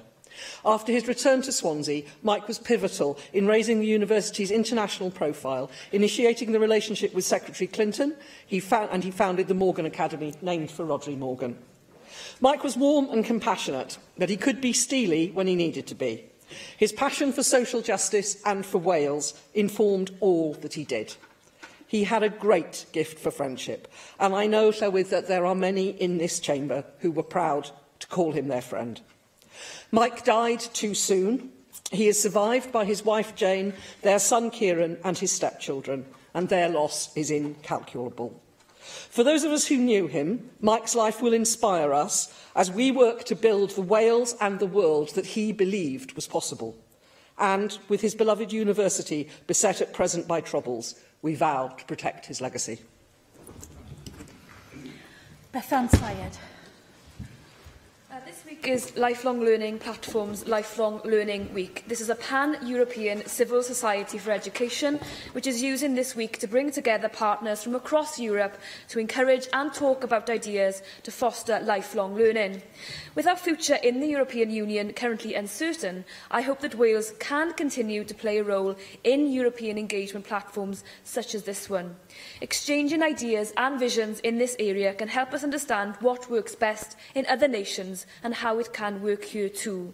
We can learn from smaller fellow countries which have seen success in improving and developing a lifelong learning framework which is truly cradle to grave. In previous generations, the pattern of life was often school, career, retirement. This is not the case anymore, and in a world where we face challenges from automation, competition from around the world, and a flexible and fast-evolving economy, we must put an emphasis on learning and training at any age, and constantly promote a mindset which emphasises that nobody is ever too old to learn a new skill or to take up a new interest. The Lifelong Learning Platform believes that the objective of education and training should not only be described in terms of employability or economic growth, but also as a framework for personal development and to promote active citizenship and engagement. Going forward, regardless of our position in Europe, I think it's vital for us to support and fund lifelong learning here in Wales so that we can support this vital asset for our nation. Yr eitem nesaf yw'r ddadl ar adroddiad y Pwyllgor Safonau ymddygiad i'r cynulliad o dan reol sefydlog 22.9. Dwi'n galw'r gadeirydd y Pwyllgor i wneud y cynnig, Jane Bryant. As Chair of the Standards of Conduct Committee, I formally move the motion. The committee considered the report from the Commissioner for Standards in relation to a complaint made against Gareth Bennett AM. The complaint regarded his failure to comply with the rules and guidance on the use of Assembly resources and bringing the Assembly into disrepute, which is a breach of the Code of Conduct. The Standards of Conduct Committee gave the Commissioner's report careful consideration, and our report sets out the committee's judgment as to the sanction that is appropriate in this case. The facts related to the complaint and the committee's reasons for its recommendations are set out full in the committee's report. The motion tabled invites the Assembly to endorse the committee's recommendations. Does dim siaradwyr yn y ddadl yma, dwi'n siŵr felly nad yw'r aelod eisiau ymateb i'r ddadl. Y cwestiwn yw a ddylid nodi adroddiad y Pwyllgor a oes unrhyw aelod yn gwrthwynebu. Felly derbynir y cynnig yn unol ar rheol sefydlog 12.36 sy'n dod yn ni at yr eitem nesaf, sef dadl y Ceidwadwyr Cymreig ar berfformiad Llywodraeth Cymru. Ac i gyflwyno'r ddadl dwi'n galw ar Paul Davies i wneud y cynnig. Paul Davies. Diolch, Llywydd. On the eve of learning the identity of the new Welsh Labour Party leader, it is timely to reflect on the performance of the Welsh Government under the leadership of the current First Minister. The successes, the failures and the lessons for the future. It will be for others to cast judgment on the First Minister's legacy, but today I want to focus specifically on policy and the burgeoning gap between promises and delivery. For 8.5 of the First Minister's 9 years, there has been a Conservative Prime Minister in Downing Street, and for ministers here, the temptation to play party politics has been too great. Too often, the First Minister has played the role of leader of the opposition to the UK government rather than acting as a leader of a government here in Wales. In Labour's campaign for the 2011 Assembly election, devolved areas barely got a mention as they were keen to take advantage of low levels of public awareness of what the Welsh Government's responsibilities were. Now, of course, it would be churlish not to acknowledge that there have been some successes in the past 9 years and areas of agreement between the parties. The 5p carrier bag charge, introduced with cross-party support, has helped change shoppers' behaviour and has reduced the number of single-use carrier bags in circulation. The children's rights measure and the food hygiene rating system were also introduced in the past 9 years. All parties worked together on the successful referendum on further lawmaking powers for the Assembly, a decision which was followed by the devolution of taxation, empowering this chamber to make better decisions for the people of Wales. Both those successes have been, I'm afraid, few and far between. The Welsh Government's record since 2009 is sadly one of failure and missed opportunities. and no more disastrously than in the National Health Service. Despite campaigning on a leadership manifesto promising to protect health spending, Carwyn Jones became the only leader of any modern political party in the UK to inflict real terms cuts to the NHS. Carwyn Jones's first budget as First Minister took £500 million out of the Welsh NHS. By 2014, the health budget had lost almost 8% in real terms, equating to £1 billion. The NHS has still not recovered from the legacy of Labour's budget cuts. Today, health boards are facing a record combined deficit of £167.5 million. The impact on waiting times and standards has been devastating. In December 2009, no patient in Wales was waiting any longer than 36 weeks from diagnosis to the start of treatment. Yet today, that figure stands at 13,673. Of these, more than 4,000 patients are currently waiting more than a year for surgery. When Carwyn Jones took office, 224,960 patients were waiting in the queue to start treatment. That queue was doubled to 443,789 patients. In 9 years, some key performance targets have not been met once. The target for 95% of accident and emergency patients to be seen within 4 hours has not been met since 2009, and performance is getting worse. In October this year, only 80% were seen within 4 hours, and at Wrexham Isle Hospital that figure was just 54%, the worst on record. Shockingly, the number of patients waiting over 12 hours to be seen in A&E has risen by 4,000% since 2009. Earlier this year, the Royal College of Emergency Medicine described the situation in A&E in Wales as dire and horrific, with an experience for patients which is unsafe, undignified and distressing. Capacity in the NHS has shrunk, with the number of beds falling year on year to the lowest on record today. 2,000 fewer beds than in 2009, and in some health boards the bed occupancy rate is breaching safe limits on a daily basis. This decline in NHS performance has coincided with Welsh Government decisions to continue to downgrade and centralise NHS services, forcing patients to travel further for vital care and putting even more pressure on retained services. NHS cuts, closures and downgrades. That's what we've seen since December 2009. Now, a commitment was made by the First Minister during his leadership campaign to spend 1% above the block grant on education every year until the per-pupil funding gap between Wales and England had been eliminated. 9 years on, and the funding gap still remains, and the education budget is 7.9% smaller in real terms than it was in 2011. In 10 years to 2016, 157 schools closed, mainly in rural Wales, and across the country today 40% of schools are facing a budget deficit. This is despite the fact that the Welsh Government receives £1.20 for every £1 spent on schools in England. GCSE performance has deteriorated since 2009, with the gold standard of 5 A-star to C grades falling this year to its lowest level since 2005. Wales has declined in the OECD's PISA tests, with worse scores in reading, maths and science, with the most recent results placing Wales in the bottom half of the OECD ranking and ranked the worst in the UK. Targets and timescales to improve Wales's education system position have all been quietly dropped, ditched and changed to cover the tracks of failure. Under the current First Minister's watch, another target for Wales to reach 90% of UK average GVA by 2010 was dropped. Wales still has seen the lowest wage growth of any UK nation. Opportunities to create the conditions for indigenous small business growth and greater inward investment have been missed in favour of trying to control and overtax business. The Welsh Government's business rates regime has led to Wales having the UK's highest high street vacancy rate, with too many vacant and boarded up premises.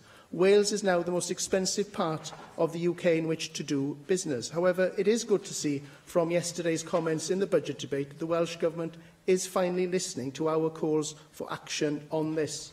Nevertheless, this Labour Government still fails to recognise that low-tax economies are more vibrant, more competitive and actually generate more revenue because of the greater viability of setting up a business. Creating the conditions in which businesses can prosper and investors are attracted to set up in Wales should have been a far greater priority over the last 9 years to generate growth and increase prosperity levels. Labour has failed to deliver a fit-for-purpose public transport network, so there remains no proper alternative to the car. The jury is still out on the success or otherwise of the new franchise, although it's fair to say its start has been at best shaky. Numerous major road projects have been delayed by ministerial dithering, while many of those which did get built fell victim to massive overspends, including the Heads of the Valley dualling. Inadequate mobile signals and broadband infrastructure are still a problem, given the slow progress on addressing hotspots. Creating the conditions for economic growth would have gone some way to tackling cyclical poverty, which still blights too many of our communities. The flagship pledge to eradicate child poverty was dropped, while evidence shows that the hundreds of millions of pounds that poured into Communities First had no impact on prosperity levels, and after 20 years of Labour, these communities remain as poor as ever. The current First Minister has made home ownership further out of reach for many, including denying social housing tenants the right to buy their property. House building has been constrained by red tape, creating a housing supply crisis, which has driven up prices and made getting a step on the property ladder more difficult. Sadly, this has been a government which spent billions treating the symptoms of poverty rather than properly investing in the preventative agenda to give the next generation better prospects than the last. The last 9 years have been blighted by mismanagement, particularly in Betsy Cadwaladr University Health Board, not to mention the RIFU and AWEMA scandals, by indecision and inaction over business rate reform, the M4 relief road and a lack of house building, and by poor decision-making, cutting the NHS budget and scrapping the right to buy. For the sake of the 3 million people we serve, Wales needs original ideas, a fresh approach and new leadership. While I wish the First Minister well for the future, I am more convinced than ever that to fulfil its true potential, Wales needs a new government, and I urge members to support our motion. Thank you. I have selected the amendment to the motion, and I call on the Leader of the House and the Chief Whip to move formally the amendment tabled in her own name. Formally. Thank you. Rhina Piawyth. Diolch, Dir Prylywydd. Dwi'n dall, wrth gwrs, be fydda'n cymell y ceidwadwyr i gyflwyno cynnig fel hyn. Ni'n dod at ddiwedd amser y prif weinidog presennol. Mi allwn ni fod wedi cyflwyno rhestr o fethiannau, fel dyn ni'n ei weld gan y Llywodraeth yn hunain. Ond dwi'n meddwl bod o'n deud llawer am y ceidwadwyr yn y rhestr hirfaith yma. Does na ddim cyfeiriad at glodi plant, digartrefedd, allyriadau carbon ac yn y blaen. Mae Llywodraeth Cymru drwy i gwelliant nhw yn ymateb yn y ffordd mae'n siŵr y gallan ni fod wedi ei ddisgwyl yn rhestru rhes hir o ystadegau heb gyd-destun neu wedi cael ei defnyddio, wrth ni fod yn blaen mewn modd cam arweiniol, a hynny mwyn cyfiawnhau i gweithredoedd, allai gyfeirio'n benodol at yr 20,000 o gartrefi fforddiadwy. Maen nhw'n cyfeirio at y fo. Wrth gwrs, mae hynny'n cynnwys gartrefi wedi gwerthu drwy gymorth i brynu Cymru cynllun, lle mae treian o'r tai wedi gwerthu dros 200,000 o bunnau mewn pris, sydd ddim yn gallu cael ei roi dan penawd fforddiadwy pa bynnag ffordd â chi'n edrych arno fo. Felly, mi adawn ni i'r ceidwadwyr a llafur chwarae i ping-pong nhw heddiw. Mi fyddwn ni yn ymatal yn y bleidlais yma. Ond mi wna i ddefnyddio'r cyfle yma i wneud chydig o sylwadau yn hun hefyd. Nid wrth restru mewn ffordd mae'r ceidwadwyr wedi ei wneud mor foel a diddychymig, ond wrth edrych ar rai o'r ffactorau sylfaenol yna sydd yn problematig, dwi'n meddwl, yn y ffordd mae llafur dan y prif weinidog yma wedi ceisio llywodraethu Cymru. Maen nhw'n batryma gan themau cyson sydd wedi cael ei adlewyrchu mewn cyfresu o adroddiadau pwyllgor gan yr archwilydd cyffredinol, gan lawer o'r amrywiol gomisiynnau a grwpiau gorchwil a gorffen mae'r Llywodraeth wedi creu i guddio i diffyg gweithredu, a fyna na i ddechrau bosib yr holl grwpiau gorchwil a gorffen paneli adolygu. Mae llawer ohonyn nhw'n ddiangen ac yn hytrach maen nhw'n cael eu gweithredu dro ar ôl tro yn berffaith blaen fel tacteg oedi yn hytrach na gwneud penderfyniadau. Styriwch ddigartrefedd ar cwestiwn o ddiddymu'r angen blaenoriaethol sy'n bellach yn destun adolygiad. Pam adolygiad arall? Mi gomisiynodd y Llywodraeth Brifysgol Caerdydd i adolygu cyfraith digartrefedd nôl yn 2012 ar argymhelliad o ddiddymu angen blaenoriaethol. Does na ddim byd wedi digwydd o hyd. A beth sy'n digwydd ydy bod pobl yn dal y geia oer yma yn cysgu allan, yn marw ar yn strydoedd ni oherwydd oedi gan y Llywodraeth cyn cyrraedd penderfyniad. A mae yna themau eraill hefyd. Targedau. Mae yna gyfeiriad yn yr cynnig ei hun ag yngwelliannau y Llywodraeth at dargedau. Da ni'n gallu gweld beth sy'n digwydd o ran targedau. Mae targedau y Llywodraeth yma dro ar ôl tro yn cael ei gosod yn is na'r Alban a Lloegr, dal yn cael ei methu gyda llaw, fel ymgais i wneud i'r Llywodraeth edrych fel pe bai nhw yn perfformio. Diffyg uchelgais di'r broblem graidd y fan hyn, dwi'n meddwl. Cymrwch honiad y Llywodraeth yn y gwelliant bod bron i 9 o bob 10 claf yn cael ei drin o fewn 26 wythnos. O 77% ydy'r ffigwr hwnnw go iawn ar gyfer talaeth dros y 2 flynedd diwetha yn ôl Stats Cymru, nid 9 allan o bob 10. Yn yr Alban a Lloegr, 18 wythnos ydy'r targed, ac o leia yn yr Alban mae bron i 9 mewn 10 claf, wir yn cychwyn ar eu triniaeth o fewn 18 wythnos. Problem arall, amharodrwydd y Llywodraeth mae ddysgu o arfer da. Mi ddwedodd Gomisiwn Williams bod arfer da yn teithio yn wael dan law y Llywodraeth yma. Faint weithiau dyn ni wedi clywed am arferion da a raddfa fach sydd wedi methu a chael ei ehangu neu rolio allan. Mi allwn ni fynd ymlaen. Mae amser yn bryn. Un beth nath yn haro fi yn gynharach y pnawn yma. Un o broblemau sylfaenol y Llywodraeth yma ydy amharodrwydd nhw i arwain.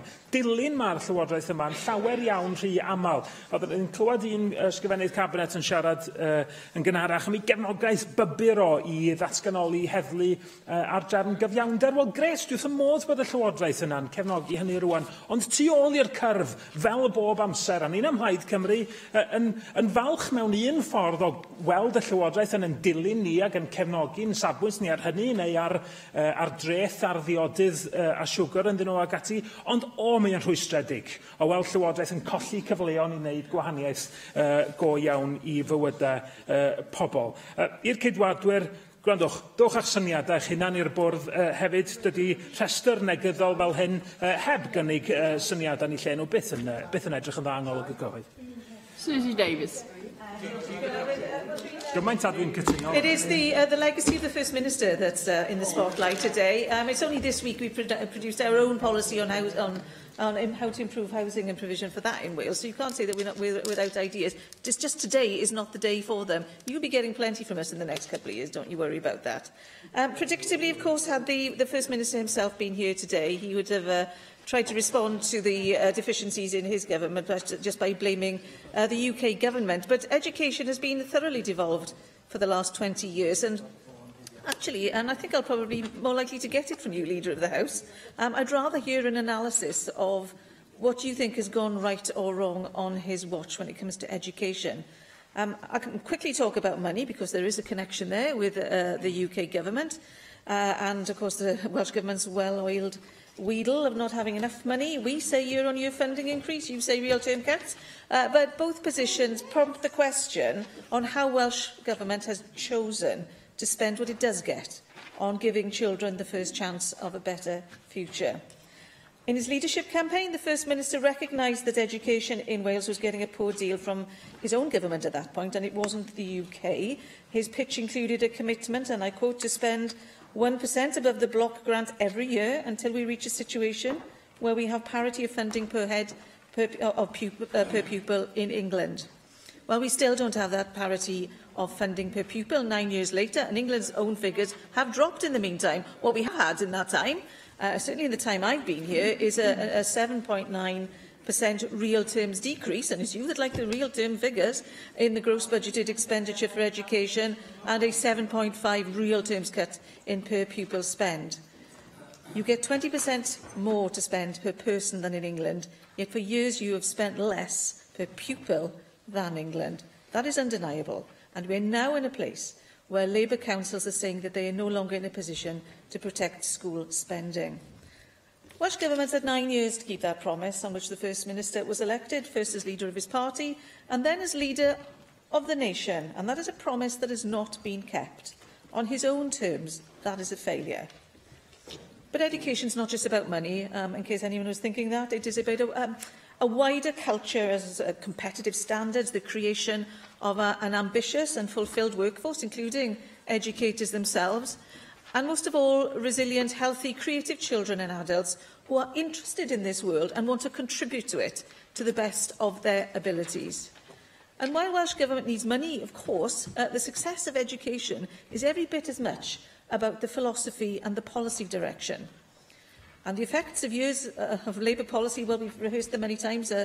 Paul Davies mentioned some of them. For the fourth time in a decade, we're behind the other UK nations on PISA results, most recent being even worse than 2009, specifically in reading, maths and science. And this year's A to C grades at GCSE, which were down again on last year, itself the lowest year of achievement since 2006. It was maths, English, biology, chemistry and physics, as well as Welsh language, mirroring those PISA results, despite being measured in a completely different way. 45 education institutions across Wales in special measures or in need of significant improvement. One there for 4 years. As Estyn says in yesterday's report, despite various initiatives, including banding and categorisation, not enough is done to support them, meaning these schools, or develop sustainable strategies for schools. And with so much effort and money going into these various initiatives, especially on standards, we're talking about regional consortia, Schools Challenge Cymru, Jenny Rathbone was talking about that earlier. Why are more than half our secondary schools still stuck with inspection reports that aren't good or excellent? Now, this is a year-on-year failure in the time that I've been in this place. Thousands of children and young people whose parents and grandparents went through an education system envied and respected, not just in the UK, but around the world. And those children are now denied the same privilege because they've been run by a Labour administration with its eye off the ball, a belated mea culpa from the First Minister and a bureaucratic approach to raising standards. It will not be enough to say that more young people have GCSEs or their equivalent in the 1990s. Not only is that true of the rest of the UK, but the rest of the UK has done a stellar job in comparison. And I have come to this portfolio to face a tsunami of reviews, on which, by the way, if you want more money, I don't know where the Education Secretary is at the moment, get your act together on the Reid review. There is plenty of money waiting for us there if you follow those recommendations. But I think these ruck of reviews is a sign that Welsh Government accepts that you've got it very wrong for a very long time and that you need to start from scratch. It's certainly what it feels like. So for our young people and their future, though, a change of party leader doesn't mean a change in substance. All the reviews in the world won't change a thing with the same dead hand on the tiller of the sinking ship that is Labour Wales. Thank you. Cross, Susie. Michelle Brown. Thank you, Deputy Presiding Officer. I support this motion. Under Labour, the people of Wales have had to endure a crumbling health service, a failing education system and economic and local government policies that make no business sense whatsoever. Once again, Labour have tabled a series of amendments that show they're in complete denial about the problems they have caused, and regrettably, I have to say that it's their propensity to indulge in denial that causes many of these problems to go unchecked. The Welsh Government are boasting in point E of their amendments that A-level students had the best results this year since 2010.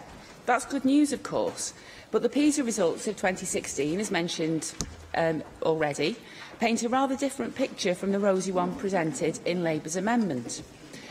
The results for reading and science were worse in 2016 than they were in 2006, and although in maths there was a marginal improvement, it was only of 6 points in 10 years, which is hardly stellar improvement, is it?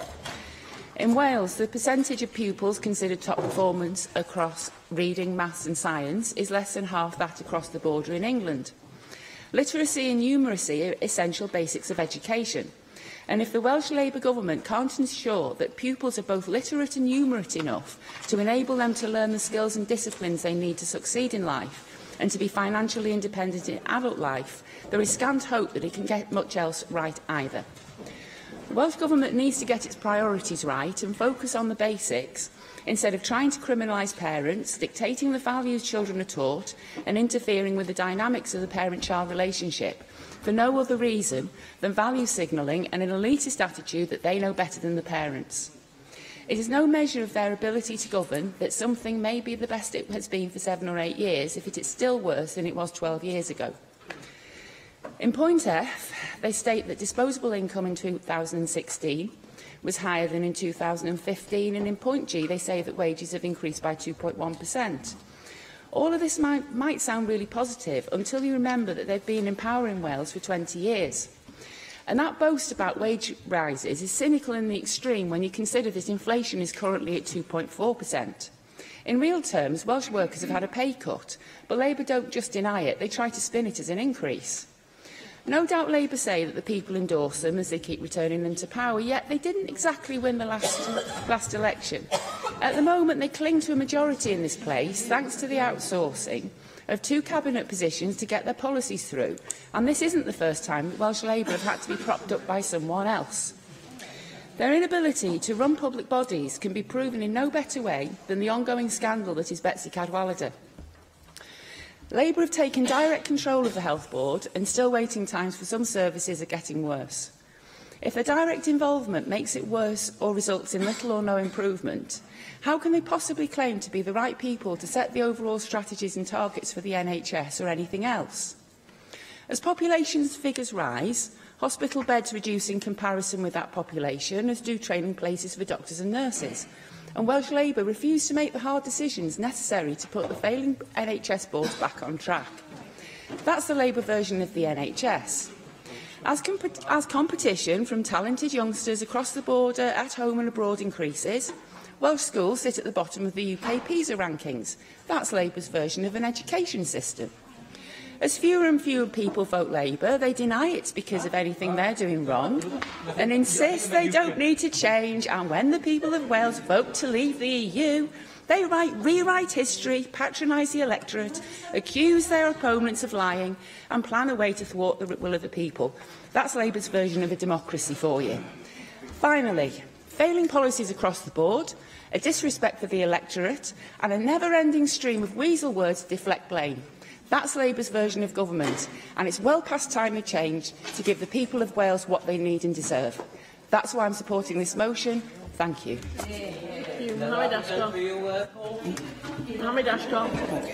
Thank you, Deputy Presiding Officer. Thank you. Sir Christopher Vaughan was the leading architect of London reconstruction after the Great Fire in 1666. He lied buried beneath the floor of his most famous building, St. Paul Cathedral.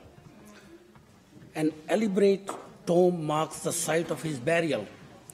Instead, there is an inscription on the floor, and it says, "If you are searching for a monument, look around."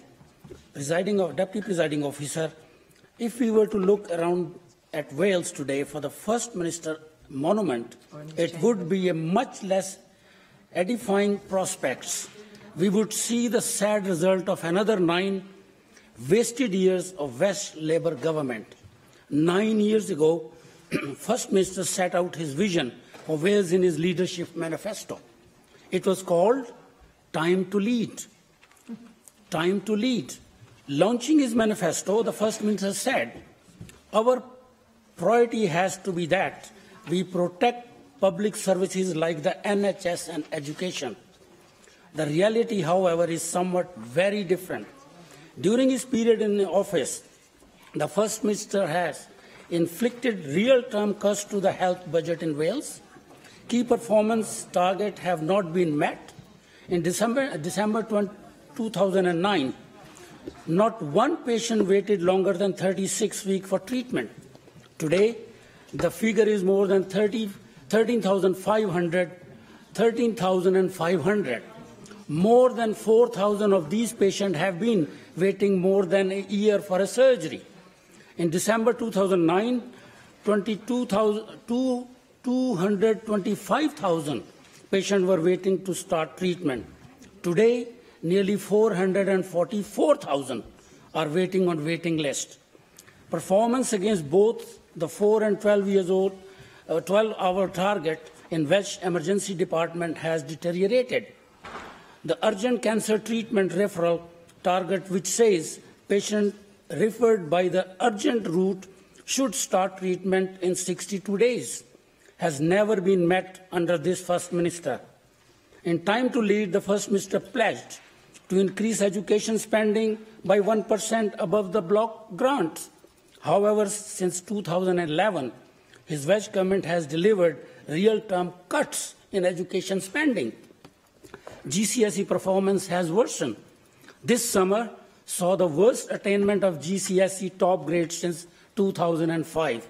The International PISA assessment reveals Wales as having the worst performance education system in the United Kingdom. PISA scores for reading, maths and science are worse than in 2009, placing Wales in the bottom half of the OECD global ranking.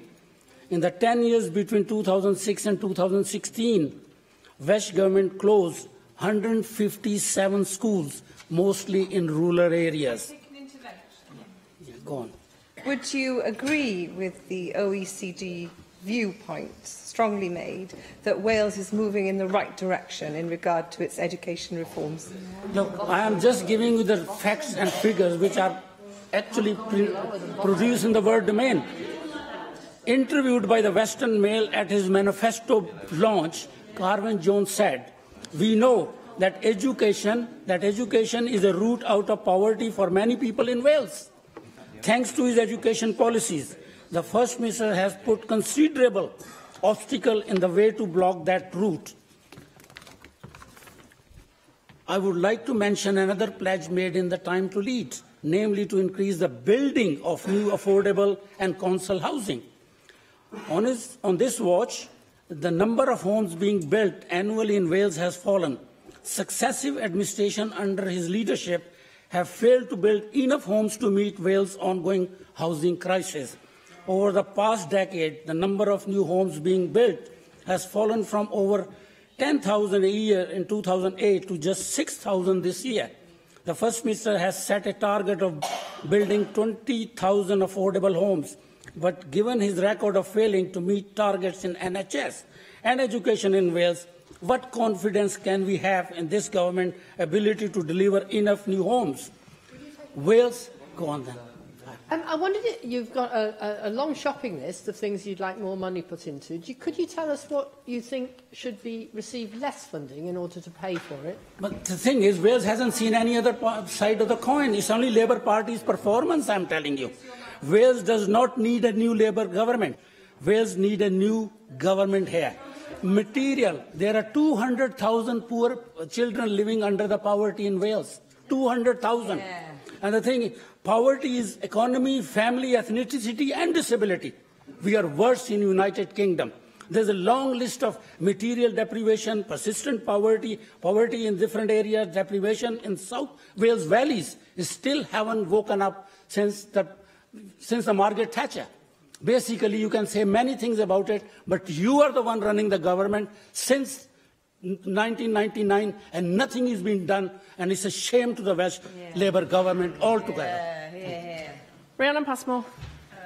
Thank you very much, Deputy Presiding Officer. I will be voting for the amendment to this motion tabled by Julie James AM.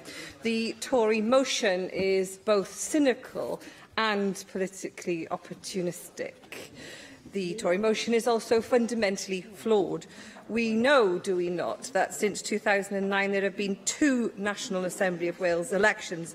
Both times the Welsh nation has gone to the polls, and both times democratically following the elections a Welsh Labour government has been formed. The Welsh people are no fools. They do not support the Welsh Labour Party out of blind obedience. We are talking about a Welsh populace with a great collective memory of their history and our progressive future. The Welsh Labour Party works to renew the immense bond that exists between it and the Welsh people, and we will continue to do so with fresh policies like disbarring nurseries from business rates and the best childcare offer of the UK. The last decade has been dominated by the UK Tory government's policies of imposed austerity, purposeful cuts to the Welsh budget, purposeful cuts to the welfare safety net, growing poverty and inequality, purposeful cuts to the public sector, who often deal with the most vulnerable in our society. And austerity, the name itself, is actually a stroke of purposeful genius, somehow not a chosen cuts policy, but an inevitable default position of others. Austerity has been a vicious, determined ideological attack on the state's ability to intervene, to support the poorest in society with the levers of the UK, as highlighted by not one but 2 UN reports on the severe state of poverty inflicted by the UK Conservative government on its people. Despite sustained Tory attack, devolution, Welsh Labour and our government have afforded some protection for the Welsh people from a right-wing Tory government's policies. In the dark shadow of this inflicted austerity, the Welsh Labour government has secured 83,000 more people in work since 2010, 1.4 billion of investment via the 21st Century Schools programme, 41 new schools, including the impressive 22 million Isline High in my constituency, the lowest diagnostic weights since 2010, Wales leading the UK on household recycling and rated in the top 3 of the world. In the last Assembly, we delivered 10,000 new affordable homes in this Assembly, and we are on target to deliver 20,000 more.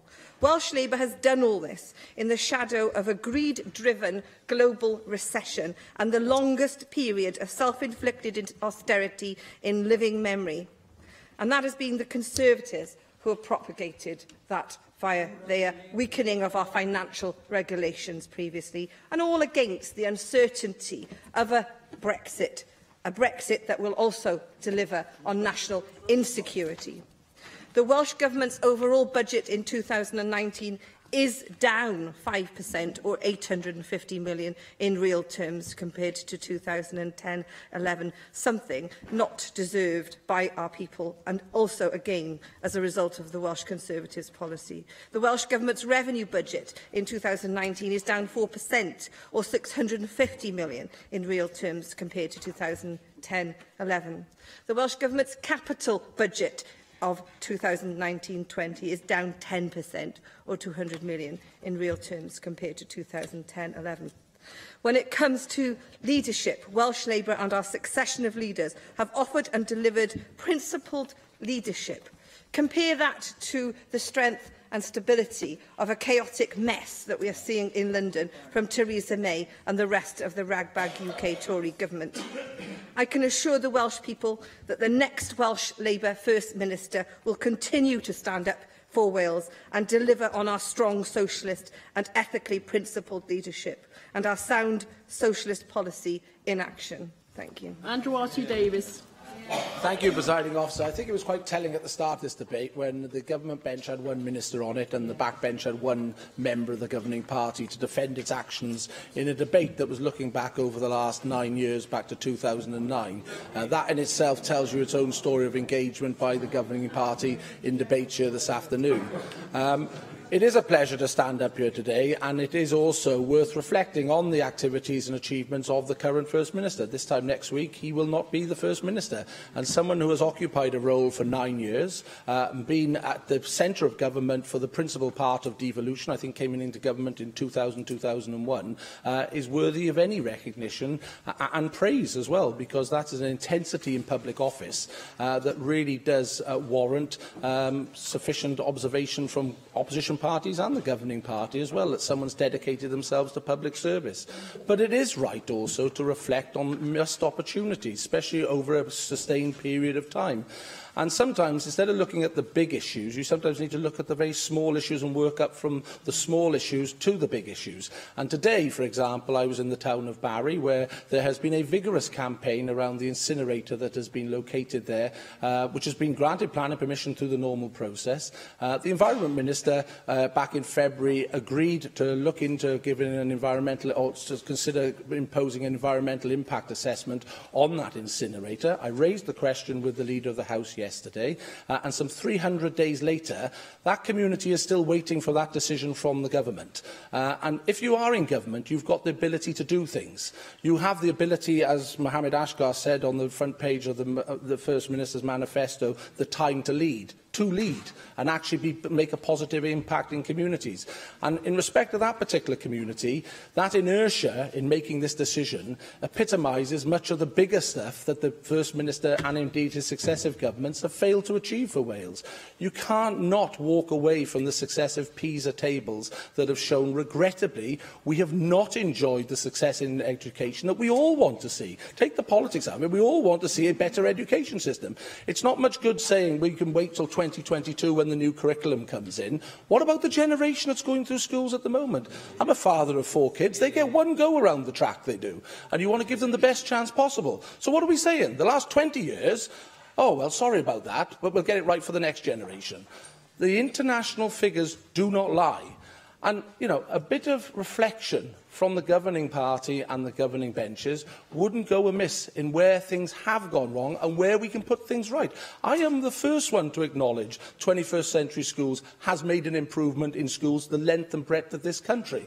But it is a fat lot of good having shiny new buildings if the outcomes coming out of those shiny new buildings aren't replicated in the achievements of our young people. I am as ambitious as anyone for our young people to achieve the best that they possibly can in their lives.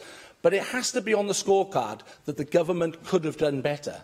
If you look at the economy over the last couple of years, it is a fact that Welsh workers are taking less home today compared to their Scottish counterparts when they started in 1999. £55 a week less, in fact. Now, the governing party talk about austerity. I have not heard an alternative put forward at how we would have cleaned up the mess that Gordon Brown left of a public sector borrowing requirement of £160 billion that is coherent and would have kept the confidence of the markets so that we wouldn't have seen a massive recession. But what I have seen is the economic policies of successive Labour governments in Wales deliver poorer take-home pay as opposed to improved take-home pay in other parts of the United Kingdom. It is a fact. We are the lowest take-home pay economy of the United Kingdom. That is a fact. You cannot deny that. And when it comes to the NHS, it is a fact that a political decision was taken in 2011-12 to cut health spending here in Wales. That was a political decision that was taken. It is the only government in the United Kingdom, and indeed the First Minister is the only leader of a government who has taken that conscious decision to cut spending. And the argument at the time was that that money needed to go into other columns to support other services. And that is fine if that's what the political choice is. But the fact of the matter is that decision was taken and the government has to reap the consequences because of it. In 2009, for example, the 36-week wait in the Welsh NHS was zero. Today, it is 13,500 people are waiting 36 weeks or more to have treatment. That is the measure that people measure their success with the NHS, of how timely they can be seen when they are presented with an illness or condition. And that on the scorecard has to be marked down as a failure. So I am more than willing to stand here and praise the public service of the current First Minister, a record that deserves to be praised. But the successive governments that he has led have failed to achieve the real improvements that were promised at the start of devolution and through the time of the governments that he has led. Now, that's not the fault of devolution, it's the political choices that have been taken.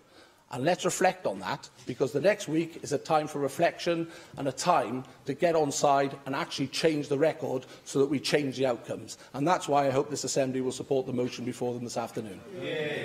Can I now call the Leader of the House and the Chief Whip, Julie James? Thank you, Deputy Presiding Officer. Well, I would very much like to begin by thanking the Conservatives for bringing forward this debate today, because it's given us a timely opportunity to reflect and celebrate the significant progress successive Welsh Labour governments, so that successively elected by the Welsh people, Welsh Labour governments, have made during Carwyn Jones's time as First Minister. As our amendment says, this is an opportunity to thank him for his work and leadership as First Minister, a First Minister that I, for one, have been very proud to serve. For 9 years, the First Minister has led the Welsh Government through some of the most difficult times this country, and indeed the UK as a whole, has experienced since the end of the Second World War. Hard times that the Conservatives would very much like us never to mention again. Those 9 years have been punctuated by a global recession, followed by the longest period of austerity in living memory, which, let us not forget, the UN Special Rapporteur on Poverty last month described as a political choice by the UK Conservative government. And the final years of this FM's tenure have been dominated by Brexit, the proverbial catfight in the Conservative Party, not to mention the chaos caused by the Prime Minister's flip-flop negotiations and those members of the Tory Party once described by a member of David Cameron's inner circle as swivel-eyed loons.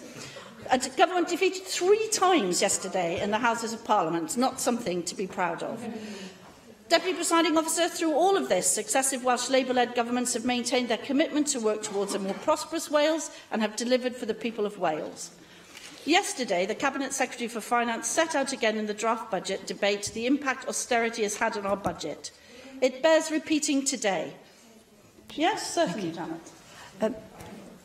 With all due respect, you represent Swansea as a constituency. Swansea, yeah, Swansea West, yeah. And I cannot be alone here in receiving emails daily about our failing health system in Wales. When you have a constituent that comes to you with such delayed treatment times, such a lack of coordination within our health services, do you turn around and say, oh, it's the UK government's fault, it's austerity? Or are you truthful and tell them that you run the Welsh Labour Health Service, you run the health service here in Wales? Where is the reality in this debate, Julia? Well, there is that is the reality I was about to come on and say. But actually, if you really want to know what I say to my constituents in Swansea, Janet, I say that the Tory government has cancelled electrification, it's cancelled the Swansea Bay Tidal Lagoon, it cannot deal with any of the infrastructure problems, it is absolute shambles. So you ask the question, that's the answer you're getting. So, as I said, yesterday the Cabinet Secretary... Thank you. To hear the Leader of the House, thank you. It bears repeating today. If we were not a penny better off in real terms than we were in 2010, we would have £850 million more to invest in frontline services today. If spending... Point, and you've just said exactly what you tell your constituents. I agree with you entirely on the damage that has been caused by a decade of Tory austerity, but surely you cannot duck the blame and duck the responsibility of decisions taken by Welsh Government on health and other matters. If spending on public services had kept pace with the growth in the economy since 2010, we would have an extra £4 billion to spend on public services in Wales. And if the UK Conservative government had matched the level of investment in public services achieved by every government for the last 50 years, Wales would have £8 billion more to spend. And what would have happened if the Labour government had been returned in 2010 and Mr Darling's spending plans had been put into effect?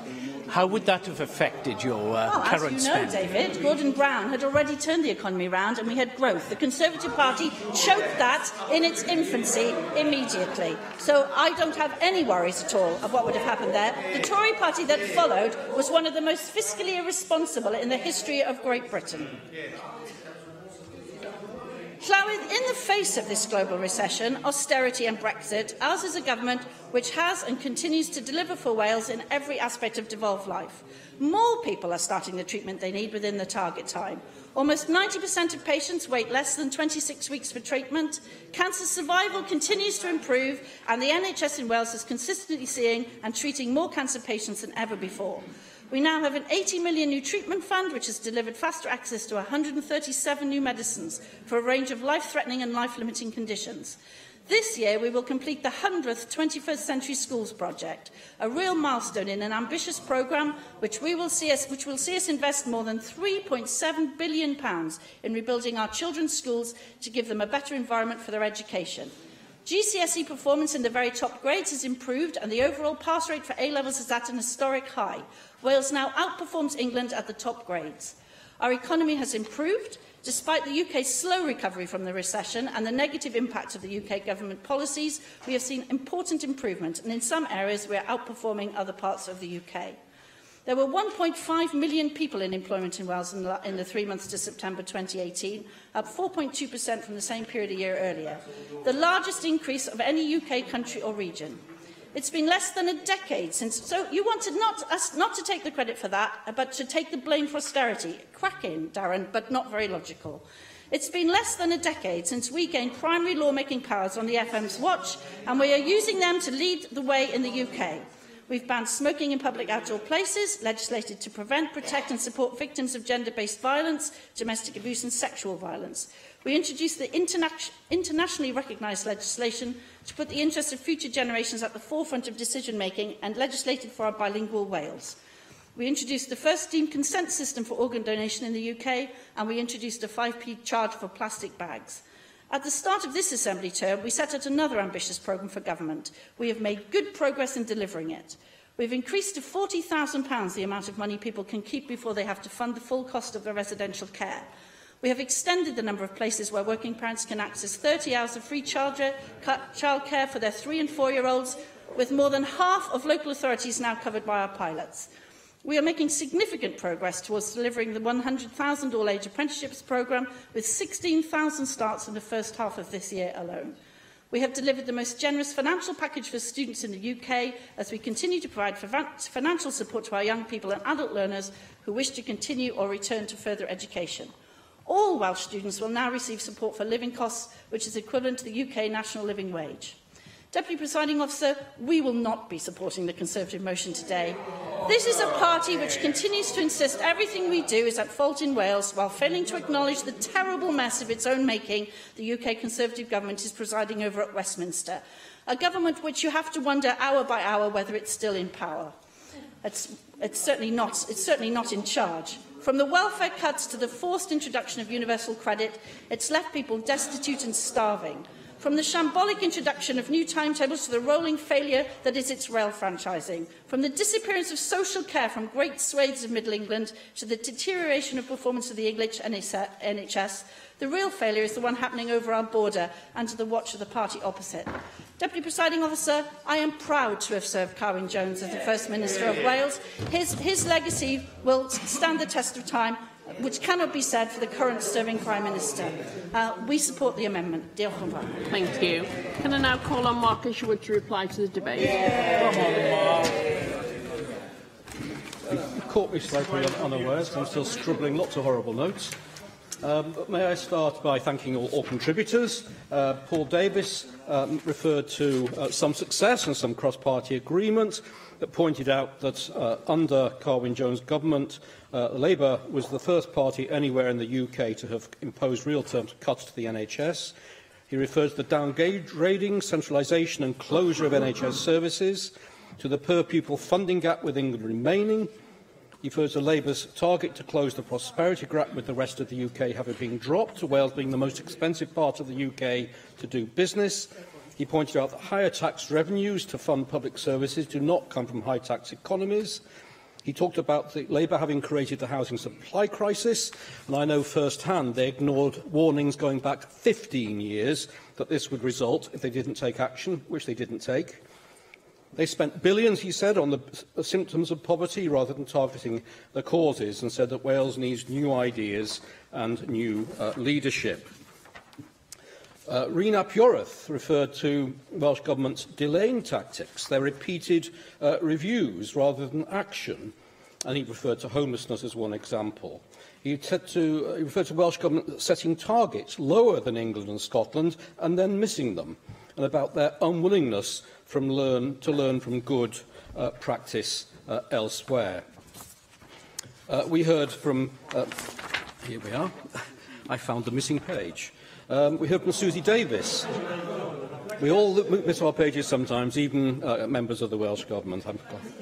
Referred to Herbert Suvi Davies, so focus on how Welsh Government spends the money it has to spend, rather than simply the amount. He pointed out that, yes, they do get 20% currently more per person to spend than in England, and yet spend less on school pupils.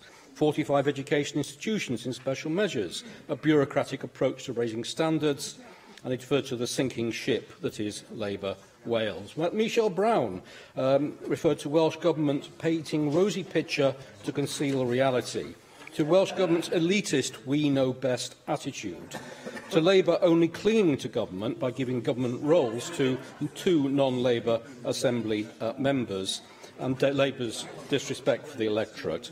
Mohammed Asghar, he noted that key performance targets were not being met and the performance had deteriorated in key areas. And he referred again to the failure by successive Welsh governments to build affordable and council homes, not over 5 or 10 years, but over 2 decades. We know, if I come to Rhiannon Passmore, can I thank Rhiannon for not giving a shouty speech, although the content was fairly similar. She described facts as flaws. She referred to austerity, so let's hope the next time a Labour government thinks it can break the economic cycle and impose pressure on the regulators in finance to go light touch, they remember the pain that will cause for successive generations. She referred to the increasing employment in Wales since 2010, when the UK government came into power after Wales lagging for years and years prior to that.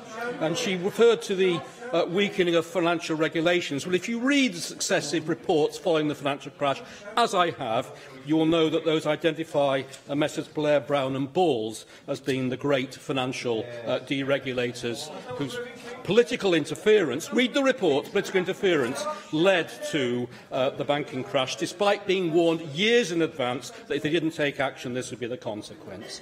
Andrew R.T. Davies talked about missed opportunities, pupils only getting one chance. It's no good having shiny new buildings if the outcomes haven't done better. And he referred to 36-week waiting times in the NHS in 2009 being 0, now in their thousands. Leader of the House, speaking for the Welsh Government, gave what sounded like a very good Welsh Labour conference speech, but she did not dodge the key political choices taken by almost 20 years of Labour and Labour-led Welsh governments, which have led to the failures outlined in this debate. She referred to the £850 million more that we'd have for frontline services if the money hadn't all gone and the UK's credit line being threatened with closure in 2010. And as she made reference to the UK government's apparent non-contribution to Wales, well, they delivered the funding floor to the formula which ensures that Wales gets more per head than in England. They delivered almost £750 million for city and growth deals in Wales. We're still waiting to hear from the Welsh Government over North Wales. They referred to they provided £10 million for the compound semiconductor applications project in Cardiff, £82 million for a defence contract in Denbighshire, and they're pumping millions into RAF Sealand by centering the F-35 programme there. So let's look at some factual statistics in the time left to us. From recent official reports, Wales is the least productive nation in the UK. Poverty and deprivation are higher in Wales than any other nation in Britain. Median hourly earnings in Wales are lower than England and Scotland. Average earnings in Wales are lower and have grown slower than in other UK nations. Wales has the lowest long-term pay growth among the nations of the UK. Wales has a higher relative income poverty rate than England, Northern Ireland and Scotland, a higher proportion of working-age adults in poverty than any other UK nation, and a pensioner poverty rate in Wales far higher than in any other UK nation. Wales is suffering from one of the worst governments endured by any part of the United Kingdom since the arrival of the universal franchise. Not only that, one of the most reactionary governments whose only action is to react against the UK government, whose only policy is to blame the UK government for its own serious and successive failures over far too long. Fanning the flames of public confusion, over their responsibility for the mess we're in and adding to the lack of public accountability which has kept them in place for so long and so much pain. Thank you. The proposal is to agree to motion without amendment. Does any member object? Thank you. We defer voting under this item until voting time. The next item on our agenda this afternoon is the short debate. And I now call on David Melding to speak on the topic he has chosen. Well, Deputy Presiding Officer, I'm unaccustomed to such a warm welcome. And over the last 24 hours or so, we've discussed the budget, we've discussed Brexit, and we've just been discussing the Welsh Government's record. But now we have a calm interlude, and I want to turn to the Neolithic in the story of Wales. And boom, boom. There were great achievements in the Neolithic, as you're about to discover. And in northwest Europe, where we find ourselves, the Neolithic ran from about 4,500 BC to 1,700 BC. Although exactitude in these matters is not particularly helpful, no one woke up one day and said, the Neolithic is over and the Bronze Age has begun. But we do like to use these categories. But what marks out the Neolithic period, above all, is farming and settlements. But there were other great achievements too. Pottery, statuettes, figurative art, decorations such as spirals, chevrons and lozenges, pictograms, ideograms, axes, and even rudimentary food preservation. And it was a time of remarkable technological invention and discovery. Now, all of the sites I will refer to in my short debate appear on the rolling photo presentation that is now playing on the screen. I want to start with Tinkinswood in the Vale of Glamorgan. It is one of my favourite places. I've walked there and spent time there, read poetry there, discussed eruditely, I hope, with some members in this chamber, indeed, whilst pondering and looking at that monument. And it does remind me, anyway, of the amazing achievements of our ancestors in prehistory. And I believe it is really important that we respect and celebrate these achievements.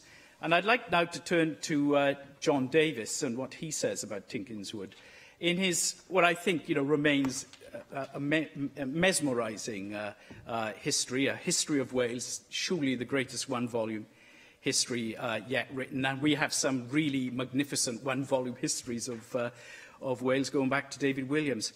But John Davis starts that work with a chapter titled The Beginnings, Paverland, Tinkinswood and Llyn Cerrig Bach. And I think it's absolutely the right context to set. Tinkinswood demonstrates the growing mastery over environment, which is really the mark of the Neolithic. And just think the capstone on that monument would have required 200 men to put it in place. Just remarkable organisation. And it was built after much of the woodland in the Vale of Glamorgan had been cleared away by the new technology, the new axes, because after the end of the Ice Age, we had a period of thick temperate forests over most of Wales, and much of that was cleared then to make way for farming. And activity in this part of Wales was heavily influenced by the culture of Brittany. I'll now quote from John Davis. This is an aspect of the personality of Wales which can be overlooked if the country is seen as no more than part of the Highland zone of Britain. Eastwards, Wales faces the lowlands of England, but it also faces the western waters with their network of sea routes. People and influences came from the one direction and the other, and the interplay between what came by land and what came by sea is one of the most fascinating of the themes of the early history of Wales, and I completely agree. In June 2017, when Welsh Water carried out upgrades on a site at Llanfaethlu, archaeologists working on behalf of Welsh Water found evidence of prehistoric activity dating back around 4,000 to 6,000 years. Amongst the findings were flint tools. Silica-rich flint can be fashioned into a variety of tools, for example, the knives and axes that I've been talking about. This site also contained burnt food, such as hazelnuts and other seeds, which will enable experts to radiocarbon the site and reconstruct the Neolithic diet. Additionally, on Anglesey, one can find the mound in the Dark Grove, known as Bryn Celli, and Cadw says of this monument, it seems to have begun in the later Neolithic period, around 5,000 years ago, as a ritual enclosure. Cadw also notes that later in the Neolithic period, the henge made way for a passage tomb, a monument often found around the Irish seaboard and as far afield as Brittany. The real magnificence of this tomb is that it has been built with such accuracy that it is perfectly aligned to coincide with the rising sun on the summer solstice. The sun penetrates down into the inner burial chamber. Excavations there have led to 10 examples of rock carvings being found, as well as pottery and flint tools. Amazingly, the history of the site goes back even further, as post holes found in the henge have been carbon dated back to the Mesolithic period. And it just shows you we're discovering constantly new insights in these sites and discovering others. Another site of particular interest to me is the hill fort at Caira, Cardiff.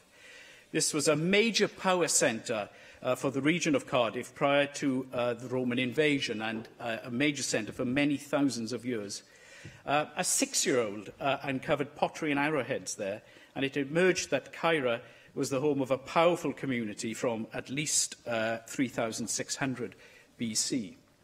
Other arrowheads have been found that were broken, presumably from impact, and weapons and other weapons found, indicating that a battlefield or a battle took place there some 5,000 years ago of great significance.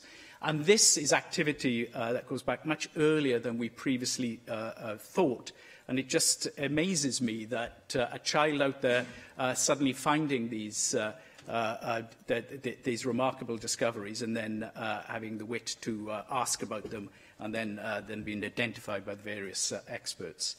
And this is, I think, what's wonderful about that particular project, which I'll talk a little bit about in a moment.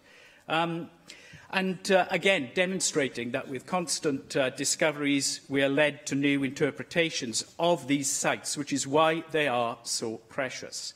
Caer and Ely Rediscovering, the heritage project there, consists of archaeologists from Cardiff University, along with Ely and Caira communities first. They aim to explore the history and archaeology of the Cardiff suburbs of Caira and Ely, from prehistory through to the modern day, helping to connect communities with their heritage and develop educational opportunities. Their website notes that before the advent of the Roman invasion, Caira Hill Fort was the major power centre for the entire Cardiff region and is one of the largest and most impressive hill forts in south-east Wales. During the medieval period, a ringwork and church, St Mary's, were built within the ancient Iron Age boundaries, and their impressive remains can still be seen today, showing the remarkable continuity of that particular site. And again, I think that's another precious aspect of these monuments. Oliver Davis, who has worked on the project, said that the location and number of Neolithic finds indicate that we have discovered a causewayed enclosure, a special place where small communities gathered together at certain important times of the year to celebrate, feast, exchange things and possibly find marriage partners. It was a key social development of the Neolithic. Such sites, incidentally, are very rare in Wales, with only 5 other known examples, mostly in the south as it happens.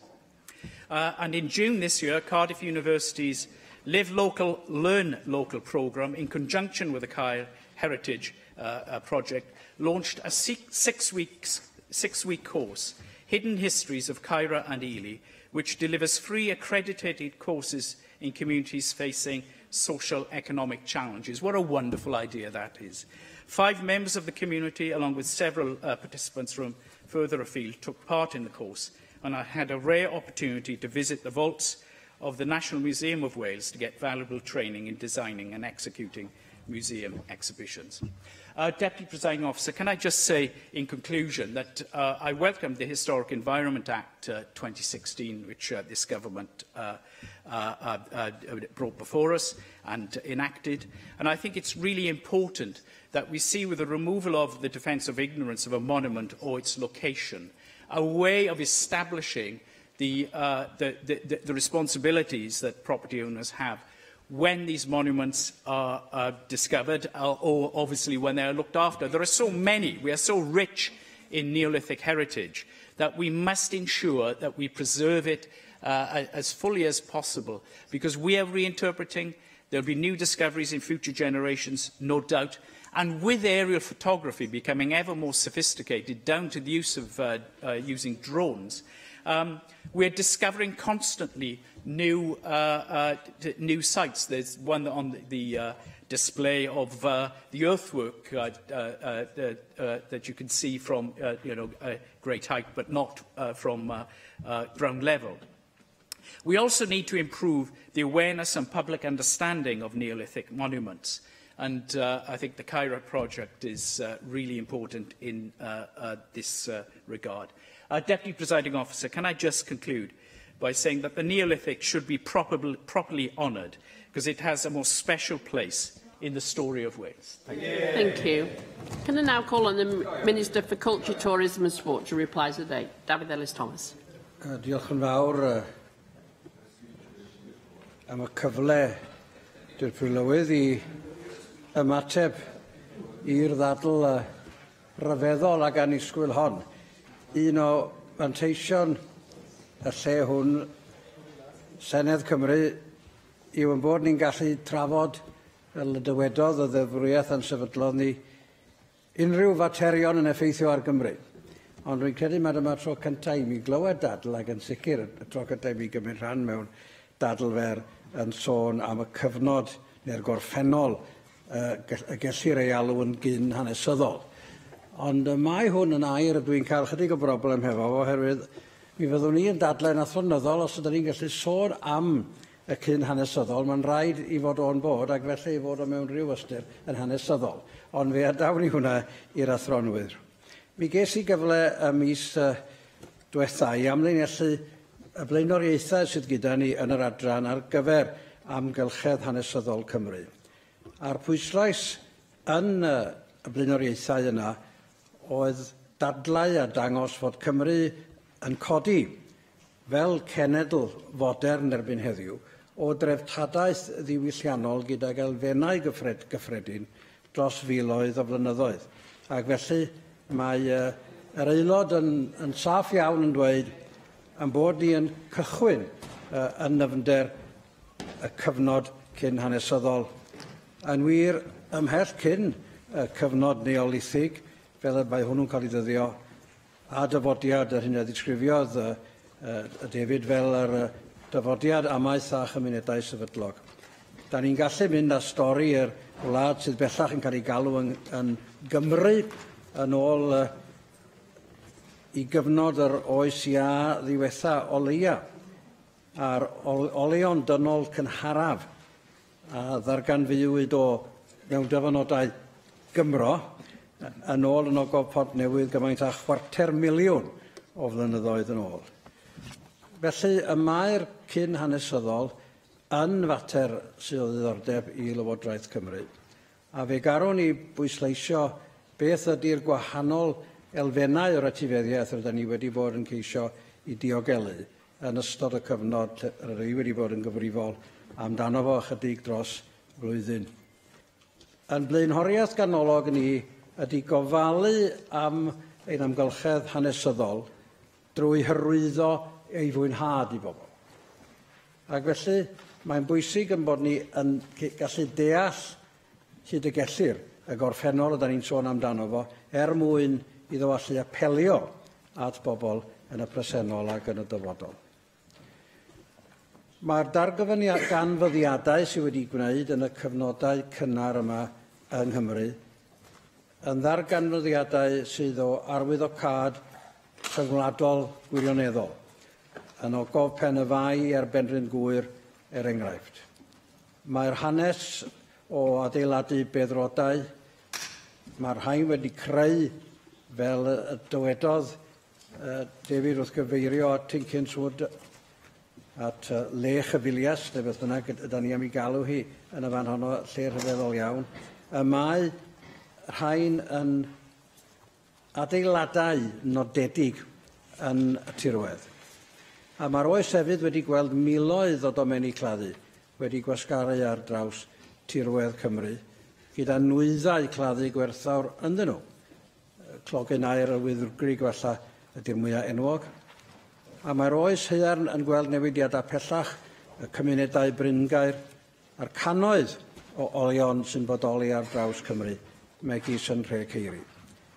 Ac i mi, mae'r sefydliadau sydd wedi dehongli y safleoedd yma, yn arbennig y Comisiwn Brenhinol Henebion, sydd wedi nodi a chofnodi safleoedd newydd dirifedu yn ddiweddar iawn fel y cyfeiriwyd yn ystod yr ha sych, lle canfyddwyd olion wedi crino yngheia tirlun gwledig o'r newydd, fel bod y cyn hanes yn gallu dod nôl yn fyw oherwydd petai oherwydd tywydd da ni yn ei oddef ar hyn o bryd. Yn y digwyddiadau yna, rydyn ni wedi gweld drwy waith y Comisiwn a drwy'r darluniau a'r ymchwiliadau rhyfeddol sydd wedi gwneud, rydyn ni wedi gweld y modd y mae yna glystyrau diddorol o'r cyfnodau cyn hanesyddol ar draws yn gwlad. Un o'r rhai mwyaf nodedig wrth gwrs ydy y clystyrau yna ar Ynys Môn, a byddwn ni ddim am adael Ynys Môn allan o unrhyw drafodaeth ar y cyfnod cyn hanesyddol. Mae'r henebion cyn hanesyddol yn Ynys Môn yn gallu hawlio i lle gyda Ynysoedd Erch, gyda Dyffryn Boen yn Iwerddon, gyda Chor y Cewri yn Lloegr. Mae'r rhain ymhlith y llefydd mwyaf rhyfeddol ar hwn holl wledydd Prydain ac Iwerddon. Ac y mae yna safleoedd penodol dan ofal cadw yn cynnwys beddrodau cyntedd neolithig Blyn Celli Ddu a barclodiad y Gawres sydd yn bell oddi yno. Mae cadw hefyd yn gyfrifol am feddrodau cerig neolithig yng Ngogledd Penfro gan gynnwys Pentreifan a Gymro Morgannwg dwi wedi sôn am, fel mae aelod wedi sôn am Tinkin Woods ger Sain Nicholas, lle dwi wedi cael cyfle i dreulio dipyn o amser gyda teuluoedd ifanc sy'n perthyn yn yr ardal honno, a chael y profiad rhyfedd o fod yn ceisio esbonio cyn hanesyddol i blant ifanc. Ac felly mae'n bwysig pwysleisio yn bod ni yn y darpariaeth gyfoes yng ngwaith cadw ac yng ngwaith y Llywodraeth yn gwerthfawrogi yr etifeddiaeth yna ac yn ymdrechu i'w diogelu hi. Ac dwi am dalu teyrngyrfan yma i'r ymddiriedolaethau archeolegol yng Nghymru sydd wedi ymweld ag asesu pob safle cyn hanesyddol ydyn ni'n ymwybodol ohonyn nhw. A mae yna 23 o filoedd o'r safleoedd yna. A mae'r wybodaeth enfawr sydd wedi deillio o hyn bellach yn gofnodion sydd ag iddyn nhw statws cyfreithiol yn y ddeddf yr amgylchedd hanesyddol 2016.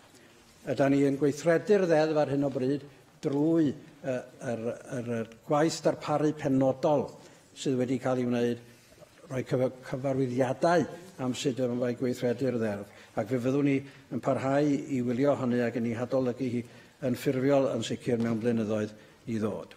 Mae cadw hefyd yn cynnyrchu mapiau ar-lein Cof Cymru sy'n cynnwys lleoliad a disgrifiad pob safle cyn hanesyddol sydd wedi diogelu yng Nghymru.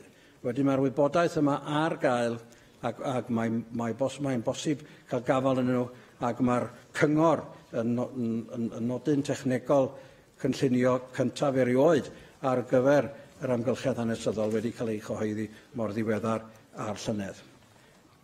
Mae'r gwaith yma yn digwydd, ond mae'r gwaith hyrwyddo yn parhau yn bwysig. Ac i'r pwrpas yma, dwi wedi dod ag anreg fach i'r aelod, sef y disgrifiad dwyieithog diweddara ar gyfer disgyblion ifanc o Llyn Cerrig Bach, Barclodiad y Gawres a Bryn Celli Ddu. Ac fel y gall yr aelodau i gyd i weld, Y mae yma ddarluniau hyfryd sydd yn adgynhyrchu y cyfnodau neolithig, ond a chyn neolithig. Ond peidiwch â gofyn i mi i gwirio nhw, ond y maen nhw yn sicr yn hanesyddol yn gywir. Da ni'n ceisio creu brwdfrydedd ymhlith y genhedlaeth nesaf yn yr hanes hir, da ni'n rhan ohoni. Ac fe garwn ni nid jyst diolch i'r ymddiriedolaethau archeolegol, ond hefyd i'r amgueddfa genedlaethol.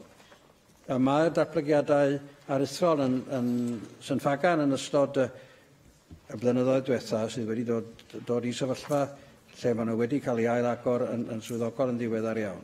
Mae'r orielau newydd yma yn rhoi statws clir ag amlwg i'r gwrthrychau cyn hanesyddol o bob rhan o Gymru.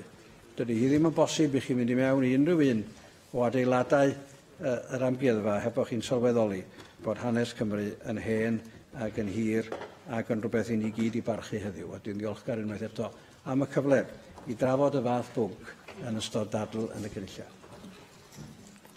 Thank you. Item 8 on our agenda this afternoon is voting time. Unless 3 members wish for the bell to be rung, I intend to proceed to that voting time. Can 3 members show they want the bell rung? Okay, we'll ring the bell. Thank you.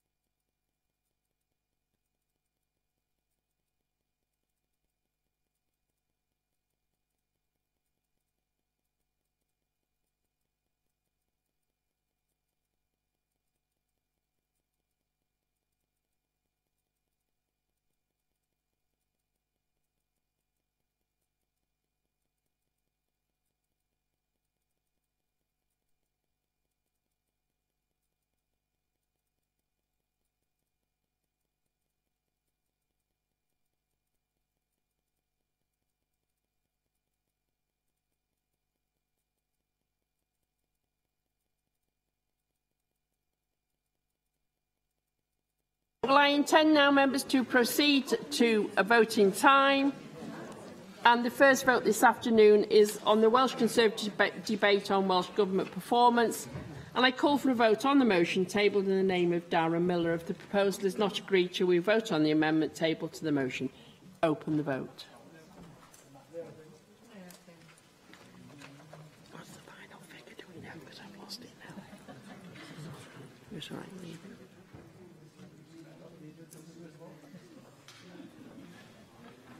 Close the vote. For the motion 12, 5 abstentions, 25 against. Therefore, the motion is not agreed. And I call for a vote on Amendment 1 tabled in the name of Julie James. Open the vote.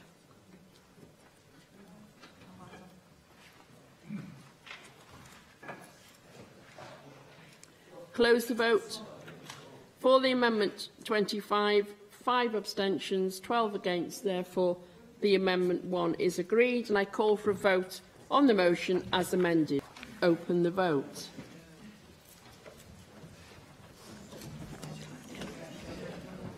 Close the vote. For the amended motion 25, 5 abstentions, 12 against. Therefore, the amended motion is agreed. Before we move to the debate on stage 3 of the Childcare Funding Wales Bill, I intend to suspend proceedings for 10 minutes. The bell will be rung 5 minutes before we reconvene, and I would encourage members to return to the chamber promptly. Thank you.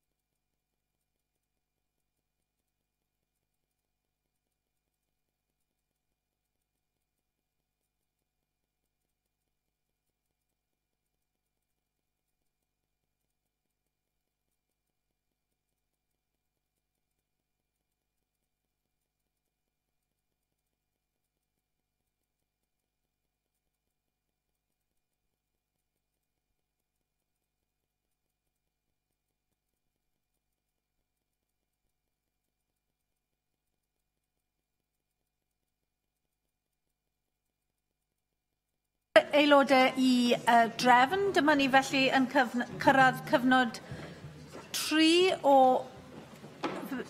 fel cyllido gofal plant Cymru. Mae'r grŵp cyntaf o welliannau yn ymwneud â'r dyletswydd i ddarparu gofal plant a gyllidur. Gwelliant 4 yw'r prif welliant yn y grŵp yma dwi'n galw ar y gweinidog plant, pobl hŷn a gofal cymdeithasol i gynnig y prif welliant ac i siarad am y gwelliant yma a'r gwelliannau eraill yn y grŵp. Hywir Anca Davies. Diolch, Llywydd, and delighted to help open proceedings here on the Stage 3 Committee for this important bill. And I've responded to calls from scrutiny committees, the Children and Young People's Committee and the Constitutional Legislative Affairs Committee, for a duty on the face of the bill, and I've duly brought forward Amendment 4. To give effect to this duty, the Welsh Ministers will need to state the detail around the number of hours of childcare and the number of weeks of provision in the regulations made under Section 1. These regulations will be subject to the affirmative procedure. In practice, Government Amendment 4 achieves exactly the same purposes as Amendments 4A and 4B, but without the need for primary legislation to be amended by regulations should it be necessary in future to vary the amount of childcare to be secured under Section 1. Amendments 4A and 4B are seeking to nail things down on the face of the bill. Now, I don't think there's any doubt out there about how committed this government is to delivering on this manifesto commitment. We are already discharging our duty in 14 local authorities across Wales. If we can avoid the need to amend primary legislation by regulations and achieve the same purpose, I think that's what we should do. And for this reason, we will not be supporting Amendments 4A and 4B, and I would urge members to support instead Government Amendment 4, which achieves exactly the same purpose. Amendment 20 seeks to define what we mean by childcare on the face of the bill, by reference to other legislation. Now, we had a very useful discussion, which I'm thankful about, during Stage 2 proceedings, and I also met subsequently with colleagues Susie Davis and Janet Finch-Sanders in early November to discuss this and related issues. Now, what we mean by childcare for the purposes of the offer is regulated childcare, which encompasses a wide range of different types of provision, subject to a set of national minimum standards, and are regulated and inspected by Care Inspectorate Wales or Ofsted. We already have definitions of childcare in other pieces of legislation, so it is simply unnecessary to have this level of detail within the bill itself. But I agree it is important that the link is made so it is clear what we're talking about when we talk of childcare. Now, the Framework Administrative Scheme, which I have shared with the responsible committee, does make this connection explicit, and in there we do define what we mean by childcare. The benefit of having the definition in there is that we can then more easily accommodate any changes, should that be necessary in future, whilst also ensuring that we are being transparent about the meaning of things. Thank you, Presiding Officer. Janet Finch-Saunders. Thank you, Presiding Officer, for giving us a chance to speak on these amendments. As Welsh Conservatives, we welcome the introduction of the bill and the childcare offer, as we always promised Welsh voters that they would have funding for childcare. It is very important, however, that we as elected members ensure that no barrier to employment is present within our society, and helping parents with their childcare is indeed a key part of this pledge. As such, we do support the Minister's principle behind Amendment 4, which binds the Welsh Government to a duty to provide funding for childcare. However, it is still disappointing that the Minister has failed to place the childcare offer on the face of this bill. Whilst it is admirable that the Minister wants to ensure future flexibility through regulations, both the explanatory memorandum and the draft administrative scheme place the number of 30 hours per week for 48 weeks per year. It is therefore important that the bill has this amount on its face, which can of course then be changed at a later date. We also heard at Stage 2 that the Minister believes placing the office on the face of the bill would create more difficulties to change it in the future. But we contend that this allows for proper scrutiny of the offer's effects. As will become clear throughout the amendments I have tabled at Stage 3, We have broader concerns that the bill is not affording the National Assembly for Wales sufficient process to examine the effects. Amendment 4B is a technical change, but it also creates a point that the amount should be specified as hours and weeks. The Welsh Government will fund the offer. Finally, Amendment 20, which my colleague Susie Davis AM will speak about in more detail, shows that perhaps the statutory definition of childcare extends further than was intended under this bill, including the additional charges. I'll speak about those under Amendments 13 and 21. Susie Davis. Diolch, Llywydd. This bill is called the Childcare Funding Wales Bill.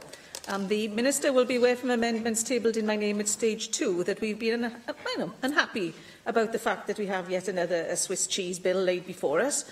And while I'm grateful to him for tabling the amendment in this group, it doesn't absolutely specifically put your policy from your manifesto, and indeed the policy from our manifesto, explicitly on the face of the bill. So we are left with a bill which still contains uncertainties, which I'll address in later groups as well. But a core uncertainty is the meaning of childcare. The bill does not define it anywhere. And while you say, Minister, it may mean regulated childcare, it doesn't say that in so many words in the bill. And I think it would be quite easy, really, for all of us to turn around and say, well, actually, we know what you mean by childcare, we don't need a definition. But it became very clear at stage 2 that this wasn't the case, and it wasn't clear at all whether it included activities such as providing food, going on visits and so on. And there is complete inconsistency at the moment about how, or indeed even whether, those activities are provided for free of charge by childcare providers in Wales. Minister, you argued at stage 2 that there's no need for a definition of childcare as it's contained in the administrative scheme accompanying the bill, and you just mentioned that. And furthermore, to put it on the face of the bill would hinder the ability of government to modify or update what we consider to be childcare over time. And I'll start with that second point. This legislature is being asked to pass a bill on what we understand to be the meaning of childcare today. If you plan to change the meaning of the concept so fundamental to this bill that it appears in its very title, then you should come back to this Assembly and ask us to agree to those changes. At the very least, you should seek to bring any change to this chamber through the affirmative procedure, because we are voting to allow you to spend taxpayers' money in a very specific way. And if you want to change that, you must come back to this place and ask. On the first point about the need of a definition on the face of the bill, as you say, the administrative scheme refers to childcare being defined as, and I quote, care or supervised activity in respect of which the provider is required to be registered under Part 2 of the Children and Families Wales Measure 2010 or under Part 3 of the Childcare Act 2006. And Section 18 of the latter, as it happens, contains a definition of childcare which includes non-school education and, crucially, and I quote again, any other supervised activity for a child.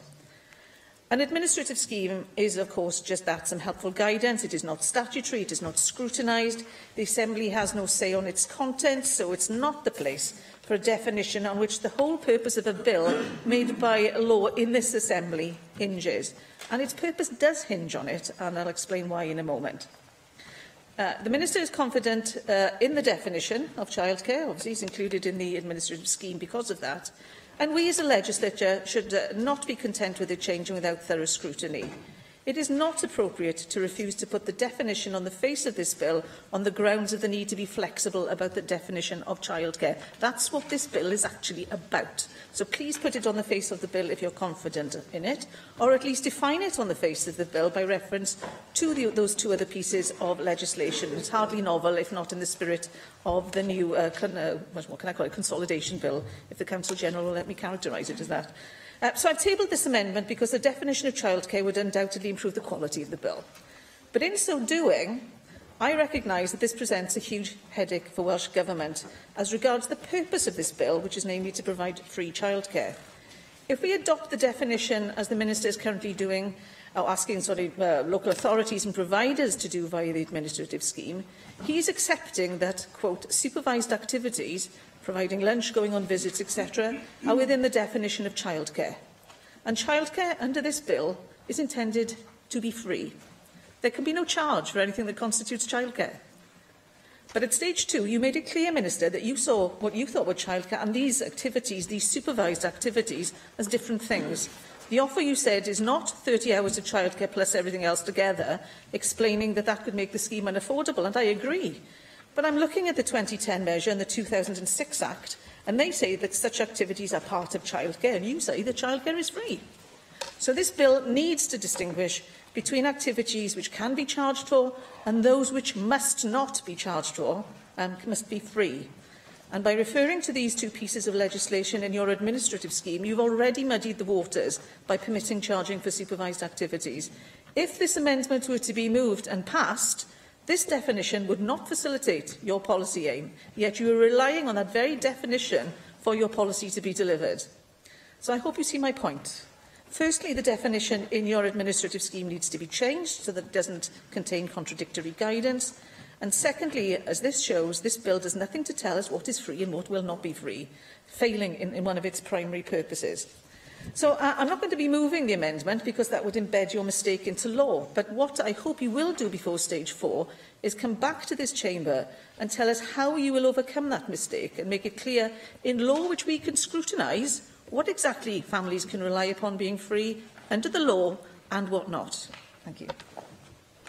Gweinidog i ymateb i'r ddadl, Hywel Anker Davies. Diolch, Llywydd, and thank you to Susie and Janet for those comments and remarks. And they rehearse some of the points that we covered in both in meetings, but also at earlier stage of this bill as well. Now, I laid out in my opening remarks why I think what we have in front of us, particularly with Amendment 4, gives the right balance between the clarity that we need on the face of the bill and the duties, and the flexibility to flex the offer in future, which is something I have to say which committees have also wanted to see within this, the ability not to go back to primary legislation, but actually to revisit it in the way that the scheme actually operates. And that's an important part in deciding where we put some of the details of this. But let me just reiterate, in order to give effect to the duty that we're proposing, we as Welsh Ministers, me or anybody else, will actually have to state the detail around the number of hours of childcare and the number of weeks of provision in the regulations made under Section 1. And there's no disguising what this offer is. It's already out there being piloted in the early implementer authorities in 14 local authorities at the moment, and all of them by the time we roll it out. So it's pretty clear. And the regulations will be subject to the affirmative procedure. And on the question of childcare itself, well, as I said before, for the purpose, and we've covered this on committee, for the purposes of the offer, this is regulated childcare, regulated and inspected childcare that comes under the inspectorates with the Care Inspectorate Wales or with Ofsted.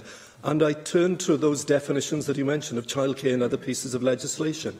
But in terms of issues such as whether there are additional costs, whether it's transport or other costs, I know we'll turn to that in other amendments, and we've discussed them at stage 2 and actually on committee as well, and we'll deal with those there. But we're very clear in the guidance that we've issued related to transport and other costs, exactly what is allowed and what isn't allowed, and what childcare is.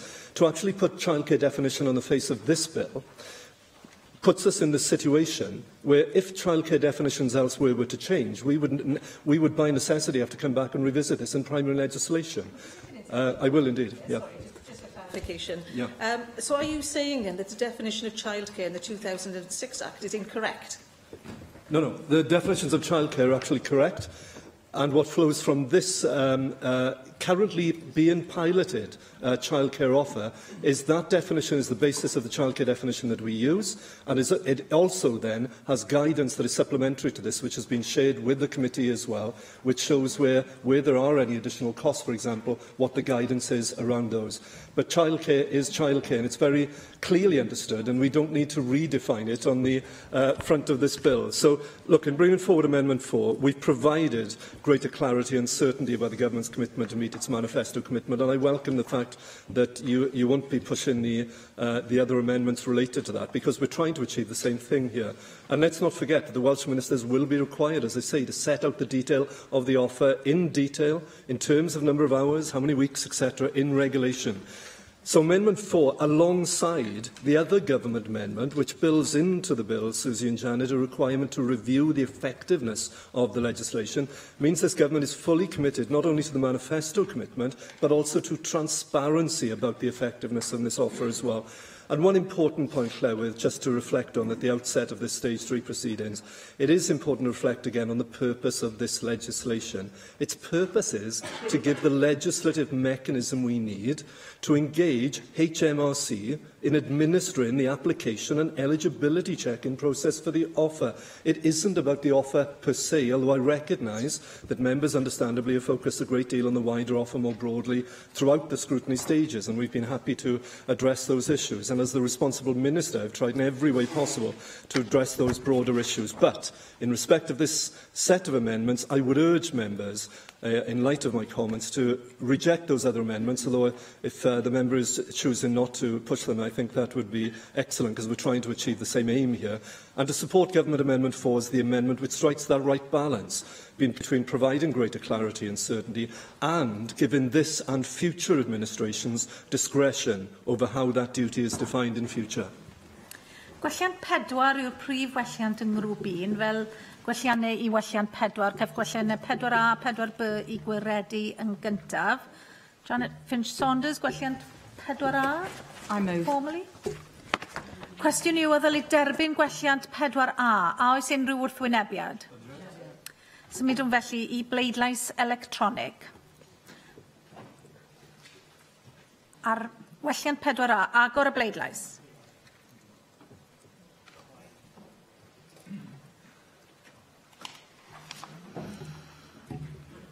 Cau'r bleidlais. O blaid 18, neb yn ymatal, 25 yn erbyn, gwrthodwyd y gwelliant. Janet Finch-Saunders, gwelliant 4B, 4B? I move. Cwestiwn yw, a ddylid derbyn gwelliant 4B, a oes unrhyw wrthwynebiad? Symudwn i bleidlais electronig, agor y bleidlais. Cau'r bleidlais. O blaid 18, neb yn ymatal, 25 yn erbyn, gwrthodwyd gwelliant 4B. Cwestiwn yw, a ddylid derbyn gwelliant 4, a oes unrhyw wrthwynebiad? Felly derbynnu'r gwelliant 4 yn unol ar rheol sefydlog 12.36, sy'n dod yn ni at yr ail grŵp, a mae'r grŵp yma o welliannau yn ymwneud â chymhwystra rhieni. Gwelliant 6 yw'r prif welliant, galwaf ar Sian Gwenllian i gynnig y prif welliant ac i siarad am y gwelliant yma a'r gwelliannau eraill yn y grŵp. Sian Gwenllian. Diolch Llywydd. Hoffwn i wneud yn glir o'r cychwyn cyntaf y bydd Plaid Cymru yn pleidleisio yn erbyn y bil cyllido gofal plant, a hynny ar y sail ein bod ni'n credu yn yr egwyddor o ofal plant am ddim. Mae hyn yn gyson efo'r hyn wnaethon ni yn ystod cam 1. Ond mi ydyn ni wedi cyflwyno gwelliannau mwyn ceisio cryfhau y bil yn y gobaith bod modd iddyn nhw gael ei derbyn hyd yn oed mor hwyr yn y dydd a hyn. Fe gyflwynwyd gwelliant 6 gan Blaid Cymru mwyn ymestyn yr hawl i rieni mewn addysg neu hyfforddiant i ddod o dan y cynnig gofal plant, ac mae gwelliannau 5, 9 a 10 yn dilyn o hynny. Mae'n gwelliant 8 ni yn ceisio sicrhau fod hawl i ofal am ddim i rieni sydd ddim yn gweithio hefyd yn dod o dan y bil gofal plant. Da ni'n credu y dylid cynnig 30 awr yr wythnos o addysg cynnar neu ofal am ddim i bob plentyn rhwng 2 a 4 oed, a mi fydda hynny'n sicrhau fod plant o bob cefndir yn cael y dechrau gorau mewn bywyd. Da ni wedi gosod y gwelliannau yma mwyn creu y newid pellgyrhaeddol sydd angen i'r cynllun gofal plant yn unol a'n gweledegaeth ni, ac mwyn rhoi'r cyfle i ni gyd bleidleisio dros ymestyn cynnwys y bil yma. Efalla mae'r hyn sydd yn y bil oedd yn manifesto llafur, ond roedd ein manifesto ni ym Mhlaid Cymru yn mynd yn bellach, oherwydd fod ein ffocws ni ar fuddiannau bob plentyn, ac felly mae'n iawn i'n bod ni'n dod â'r gwelliannau yma ger bron heddiw mwyn anrhydeddu ein addewidion manifesto ni. Ond hyd yn oed, os nad ydych chi'n credu mae gofal plant am ddim i bawb ydy'r ffordd ymlaen, da ni'n cyflwyno gwelliant 6 mwyn rhoi cyfle i chi fynegu'r farn y dylid cynnwys rhieni mewn addysg neu hyfforddiant yn y bil. Mi fyddwn ni'n cefnogi gwelliant 1 ar 10, nad ydy o'n mynd mor bell, ac yr hoffen ni gan i fod ni yn credu i fod o'n dal i wella'r bil. Mae'n gwelliant nawn ni yn caniatáu cyfyngu'r bil i rai sydd angen y ddarpariaeth am ddim ac yn stopio rhai mwyaf cyfoethog rhag manteisio ar wasanaeth am ddim pan fo'r modd ganddyn nhw i dalu. Dydy hi ddim yn deg a dydy hi ddim yn gyfiawn nad ydy'r cynnig gofal plant yma yn darparu ar gyfer plentyn ble nad yw ei rieni'n gweithio, tra'n cynnig y ddarpariaeth i blentyn lle mae'r ddau riant yn gweithio ac sy'n ennill 100,000 o bunna'r flwyddyn. Yn fy marn i, mae hyn yn wallus, mae o'n anghyfiawn a mae o jyst yn anghywir. Ac mi fydda cynnig gofal plant Llywodraeth Cymru, fel mae'n sefyll ar hyn o bryd, yn cynyddu'r bwlch cyreiddiad addysgol. Yn ôl y Coleg Brenhinol Iaith a Therapi, ar gyfartaledd mae plant o 20% tlotaf yn cymdeithas dros 17 mis ar ôl plentyn o'r grŵp incwm ucha o ran datblygiad iaith pan yn 2 oed. Dydy'r bil yma ddim yn mynd i'r afal â hynny, ac yn wir mae peryg iddo fo waethygu'r sefyllfa gan y bydd plant lle mae 1 neu 2 riant ddim mewn gwaith yn colli allan. Mae'r Comisiynydd Plant yn ategu'r farn honno ac yn deud yn hollol glir fe fydd plant sydd ddim mewn cyflogaeth yn mynd ar ei holi o'i cymharu a'u cyfoedion. Rhieni, hynny yw plant sydd ddim mewn cyflogaeth. Mae hi yn cefnogi polisi gofal am ddim i bob plentyn 2 i 4 oed ac yn deud ymhellach mae tystiolaeth gref. Os ydych yn buddsoddi mewn addysg blynyddoedd cynnar a gofal plant o ansawdd uchel, yna byddwch yn gwneud gwahaniaeth sylweddol i gyfleon bywyd y plant o'r cefndiroedd tlota. Os ydych chi'n cefnogi'n gwelliannau ni heddiw yma, mi fyddwch chi'n gwella'r ddeddfwriaeth ac yn creu y newid pellgyrhaeddol i fywydau plant sydd wir angen cefnogaeth. Oes, mae yna gynlluniau eraill ar gael, a dwi'n siŵr bydd y gweinidog yn cyfeirio at Cymru'n gweithio, cronfa ariannol wrth gefn addysg bellach, grant gofal plant addysg uwch, ac yn y blaen ac yn y blaen. Ond mae yna ddryswch, dydy pobl ddim yn gwybod eu bod nhw'n gymwys ar gyfer yr cynlluniau yma. Does a ddim sicrwydd bydd y cynlluniau yma yn parhau os di'r ffynonellau cyllid yn sychu fyny. Ac i mi, mae'n gwneud synwyr llwyr i ddod ar cyfan at ei gilydd mewn un cynllun syml lle mae pawb sydd yn gymwys, pawb sydd yn ffitio yr meini prawf yn hollol glir be ydy eu hawliau nhw, yn hytrach na rhyw ddryswch fel sydd yn digwydd ar hyn o bryd. Diolch. Jonathan Finch-Saunders. Thank you, Presiding Officer. Amendments 11 and 19 have been retabled from stage 2, as we are also disappointed with the Minister's responses about the exclusion of parents who are taking up training for employment from accessing the offer. During stage 1 of the bill, there was strong opposition to the limitation of the bill to working parents only, including concerns about the lack of an evidence base to limit the offer, as well as the exacerbation of achievement gaps and lacking in its potential to help prevent children in poverty from falling behind their peers early. Now, although Plaid Cymru have tabled a very similar amendment, we believe that by limiting this offer to parents who are undertaking training for at least 16 hours a week, at least 10 weeks in an academic year, means that Chwarae Teg's concerns about extending it to a universal offer actually runs the risk of spreading the offer too thin, and we need to see that addressed. Limiting the hours and weeks would further reduce administrative burdens. Processing of courses which last only several days or weeks would increase the burden of applications. The 10-week rule also allows the courses which run to an academic term to be used.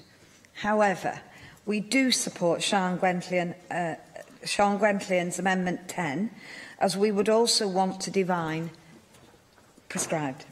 The Minister's responses so far have just been to repeat the huge array of projects to help parents back into work. However, we remain of the belief that the Welsh Government's insistence on limiting some of these existing projects to parents' postcodes is concerning. While the Minister committed to bring a piece of work to the committee on these programmes of support, this does not address a significant gap already present in the provision of free childcare. For example, Flying Start has been criticised by the CYPE committee this year. because it misses nearly 2/3 of children who do live in poverty. And how many times do we speak up on behalf of our children in poverty here in this institution? But they are outside very limited Flying Start areas. The PACE programme is also set to end in 2020. Therefore, it will not cover parents seeking help with childcare before the national programme for free childcare is in place.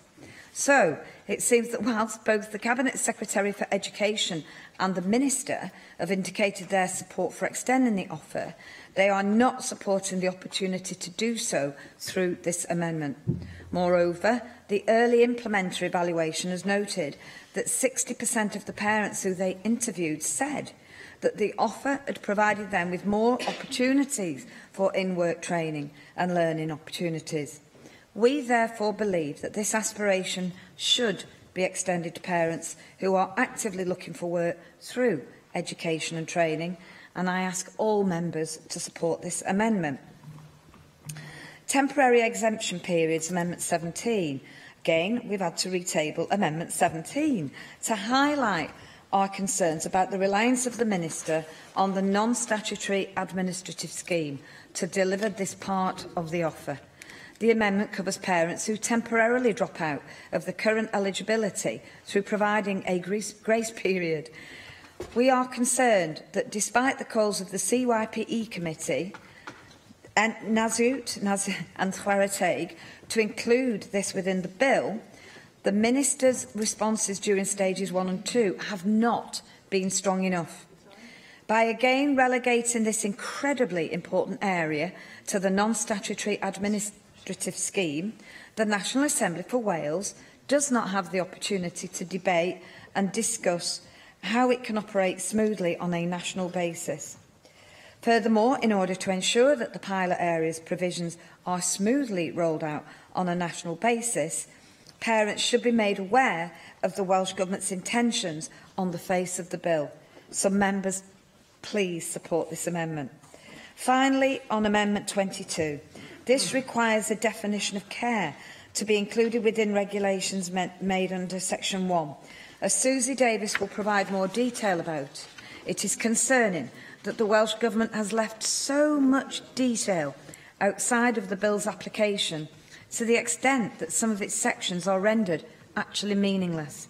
Therefore, we recommend that at the very least, care is defined clearly within secondary legislation made under the bill, so we know who will benefit from the offer. Thank you. Susie Davis.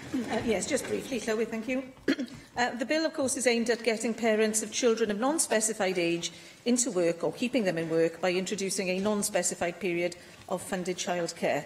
And naturally, it needs to be clear what constitutes a parent, which it does successfully at Section 17A by reference to parental responsibility as defined in the Children Act 1989, and then less successfully at 17B by including, I quote, any individual who has care of a child. Now, what is care of a child? I mean, however, in my view, incoherent the government's definition of childcare might be, care clearly means something else here, as parents are the ones who benefit from others supplying childcare. And it doesn't include corporate parenting, as it refers to an individual having care of a child. Does it mean a foster parent, official or unofficial? What does an individual have to do to prove that they have care of the child? And I think this subsection is pretty meaningless as it is, and this amendment allows the Minister a way to give it meaning, although I still think it should have been clear on the face of the bill. If he intends not to recommend support for this amendment, I just ask you, Minister, to explain how you intend to remedy the weakness, bearing in mind there's nothing in the bill at the moment which obliges you to bring forward regulation in order to clarify the position. I don't think your simple assurance will be satisfactory unless it's backed by a commitment and a timetable to fix this problem. When will you bring forward a regulation? Because I don't think an explanation of flexibility is going to work on this one either, because we will all want to know who can claim that they exercise care. Thank you. Galwaf ar y gweinidog. Diolch eto, Llywydd. Thank you very much.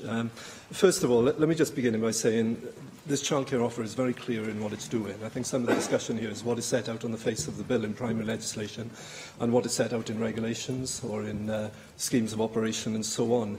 This bill is actually very narrow. Just to repeat it, it's the mechanism that sets up the operation of the HMRC to discuss eligibility of parents to apply for the childcare offer. However, I would simply say, and in response to Sean's ambitions for what a childcare offer may look like, what an early years offer might be, there are always the discussions around where we go in the future, but I would simply say, for want of the perfect, do not throw out what is the very good, because the early implementer responses, the year one response to this, showed out how successful this has been, how well it's been regarded, and the fact it's put in £200 to £250 in households that some of whom are on the lowest wages as well. So this is working, it's effective. But I understand the aspirations to do more in future and so on, and many of us have articulated those aspirations for what we do in future. But this childcare offer is very clear, the bill is very narrow. However, some of this discussion is around what's on the face of the bill and so on. Let me just turn to this. The majority of the amendments in the group, particularly Amendments 6, 11, 8 and 5, and the consequential Amendments 19 and 10, relate to the eligibility criteria for the offer, and they're closely aligned with some of the responsible committee's recommendations about opening up the scope of the offer to parents in training and education. Now, we debated this at quite some length at Stage 2 proceedings, and very recently, in fact, I wrote to the Chair and the members of the Children, Young People and Education Committee outlining the various schemes available to parents which are outside of the parameters of this offer. So let me just briefly remind all members of that. So there's a range of other programmes already in place to provide support to other categories of parent.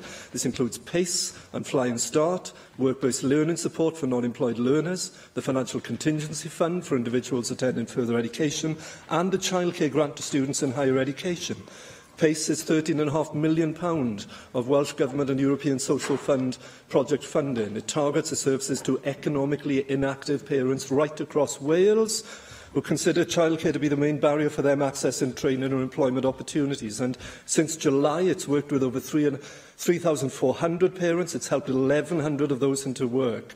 590 parents have received financial support through PACE for their children to access registered childcare. This has enabled those parents to undertake training, work experience, volunteering, and to increase confidence and employability skills, which have improved their chances of moving into employment. I will in a moment, Sean, just in a moment.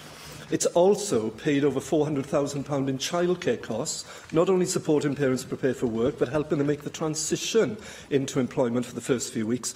And, as I outlined in the letter, discussions are ongoing with the Wales European Funding Office regarding extending the PACE project beyond 2020, and the evaluation findings we have as part of this childcare offer will form part of that consideration. Sian. Just eisiau gwybod faint o'r cynlluniau yma sydd yn rei statudol, how many of them are statutory, a faint sydd yn ddibynnol ar ffynonellau ariannol tymor byr?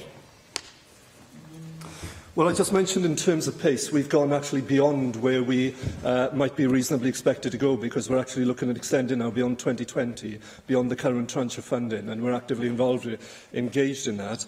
But that's, of course, not the only one. We also have Fly and Start, for example. It provides quality childcare to parents of eligible 2- and 3-year-olds for 2.5 hours a day, 5 days a week, for 39 weeks. The financial and there is work ongoing within government to look at how we, beyond the 10% that we actually modified this year, to extend with flexibility on the Fly and Start, to see what else we can do beyond that as well. So those discussions are ongoing. The Financial Contingency Fund provides help to students in further education who need help with childcare costs. In 2016-17, 901 awards were made to student parents and FE to help with childcare costs, amounting to £2.7 million. And there are others that I laid out in the letter as well.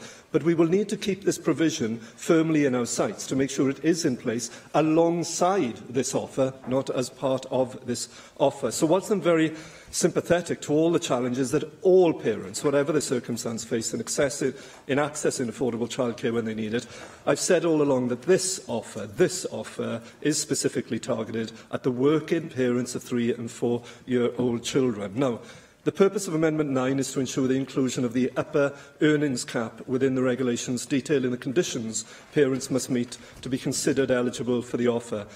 I shall not be supporting this amendment because this amendment makes no difference in terms of practical effect from what we have in the bill already, and I don't, therefore, consider it necessary. The upper earnings threshold is a fundamental part of the eligibility criteria, and as such, details of the cap will have to be specified in regulations under Section 1. This is rehearsing the same debate we had before, in order for the eligibility checks to be made. And in response to the actual cap, we can in future, Sean, actually amend the cap if we wanted to. But there are genuine questions here on the commitment to roll this offer out by 2020 in full across Wales, and the demand that there is to do that, I have to say as well. Aligning this with the current HMRC offer that is currently there makes us able to deliver it with less risk on time, in cost, and to get it up and running. In future, we can indeed, based on the evaluation findings, come back and look at this again. And if we decide as Assembly members that we want to drop it to 80 or 60, and by the way, we've done some of this initial analysis and scoping, and there are issues of cost-benefit analysis, how much you cost to do that and how much you save by doing it, but we can do it. But let me just remind you, as I've said before in committee, over 60% of those who are receiving this childcare in its early implementer phases are below the median wage. This is not leading to the sort of abuse that we've heard talked about of the system, where people living in their swimming pool mansions and so on are using this. This is people who are on low earnings who are accessing this. It is helping them actually extend their hours in work and so on. Now, the purpose of Amendment 17 is to ensure the inclusion of details regarding temporary exemption periods within the regulations under Section 1, Clause 2. A temporary exemption period is that period of time a person would continue to benefit from the offer despite falling out of eligibility. Now, I provided a note, and I've spoken with the committee on this before as well, but I provided a note to the responsive committee during stage 1. I've had further discussions with Susie and Janet on this, and I'm disappointed I haven't been able to assure them, despite the fact that we have that period already in place with the offer that deals with that very issue. I still think that the administrative scheme is the best place for administrative matters such as this. So it isn't to say I don't want Assembly members to have the say on these issues, and I've actually offered to bring the scheme forward to the CYP committee in the spring so we can discuss it further. So on this basis, we will not be supporting Amendment 17. Amendment 22 seeks to define what's meant by care in regulation. We've just touched on this. We debated this at stage 2. And as I said at the time, I don't see what's to be gained by defining in regulations under this bill what's meant by care. Subordinate legislation under Section 1 will detail very clearly the conditions a parent or a partner of a parent will need to meet in order to qualify for funding under this offer. And this covers parents and guardians who are acting in loco parentis, such as kinship carers or foster carers. I would urge Assembly members not to support Amendments 6, 11, 8, 19 and 10, which are around widening the scope of this bill to include parents and training and education. It's absolutely right that we have that in place, but it's out with this offer. In addition to writing to the responsible committee about the range of schemes I've described already in place to support different categories of parents, I have also asked my officials to look at how best we can draw all of this together and improve the communication around it so that it is clearer to people, whatever their circumstances, that what help they can access to support their childcare needs. So I won't be supporting Amendment 9 as it is we deem unnecessary. I think that concludes Llewydd. Diolch yn fawr. Sian Gwenllian i ymateb i'r ddadl. Just yn ffurfiol, just i fynd ar ôl y pwynt yma ynglyn â'r holl gynlluniau eraill yma, mae rhain yn creu dryswch ryfeddau i bobl. Mae yna, di pobl ddim yn gwybod amdanyn nhw, ac i mi fydda fo'n gwneud synwyr cyffredin i ddod ar cwbl at ei gilydd fel bod pawb sydd efo plant o oed, 2 a 4 oed, yn gallu cael yr hawl wedyn i gael gofal am ddim. Y cwestiwn yw a ddylid derbyn gwelliant 6. A oes unrhyw wrthwynebiad? Symudwn ni bleidlais electronig. Agor y bleidlais.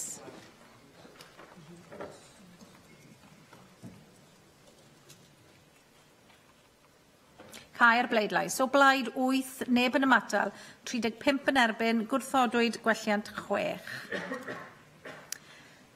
Gwelliant 11. Jonathan Saunders, gwelliant 11? I move.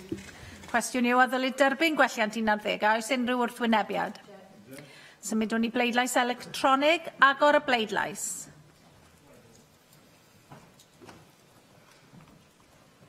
Cau'r bleidlais. O blaid 18, neb yn ymatal, 25 yn erbyn, gwrthodwyd gwelliant 11.